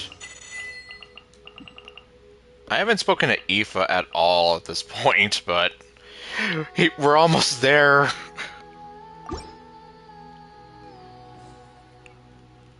If you ever... Okay, well. And I guess something else that I saw in the YouTube comments of that video, someone was talking about how Deirdre was probably like one of the prettiest NPCs they'd ever seen, and I'm inclined to agree. She's definitely like, amongst all the NPCs that I've ever seen, she is probably like one of the more unique ones. Her outfit is definitely not like anything you've seen before. She has the little flowers in her hair. The eyes, obviously. Like, she just had a little bit more done for her. And I think her hair in general, the hairstyle, is kind of different. So they definitely kind of went above and beyond for her design.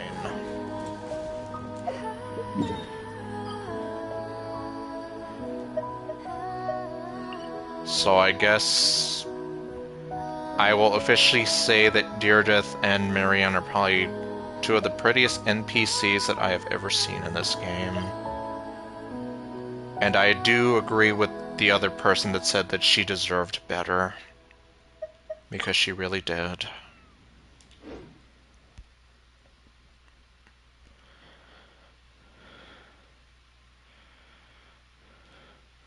Okay, so what do you have for me, robot?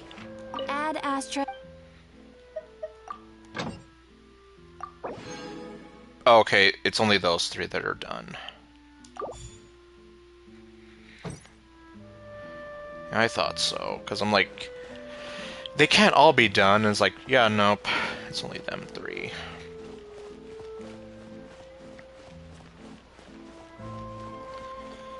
Jeez, though, so I guess one more stream and I'll officially be caught up. When will that one stream be? I'm not sure. Especially considering with Star Rail, I still have a lot to do. And I don't want to fall too behind with that one either.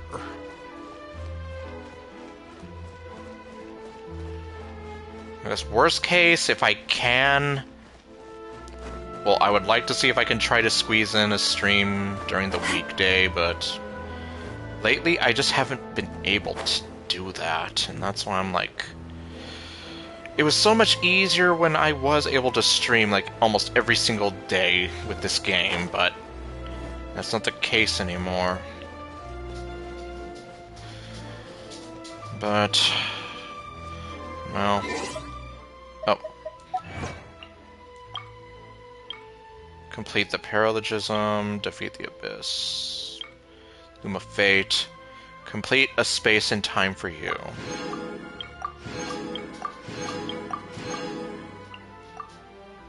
And was that it? Yes.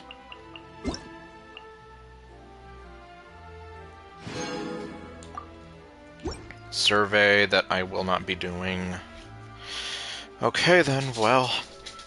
so I guess next time, whenever that might be, I'll probably end up trying to do that final sort of, well, okay, it's not the final mission, but final mission before Not Cry, which is where, oh, yep, when the stream comes, it'll be there, or, like, what am I trying to say? When it happens, it happens.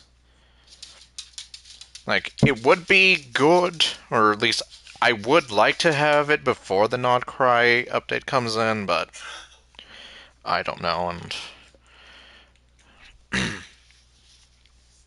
anyway, so, yeah, next time, whenever that is, we'll be doing that mission, ideally, and we'll see what Robot Maid Girl is all about, because I think that is where you're supposed to meet her. And maybe why I've been seeing so many people saying justice for Noelle lately. Anyway, so thank you all for watching, and I'll see you guys next time with whatever else I do. Later, folks.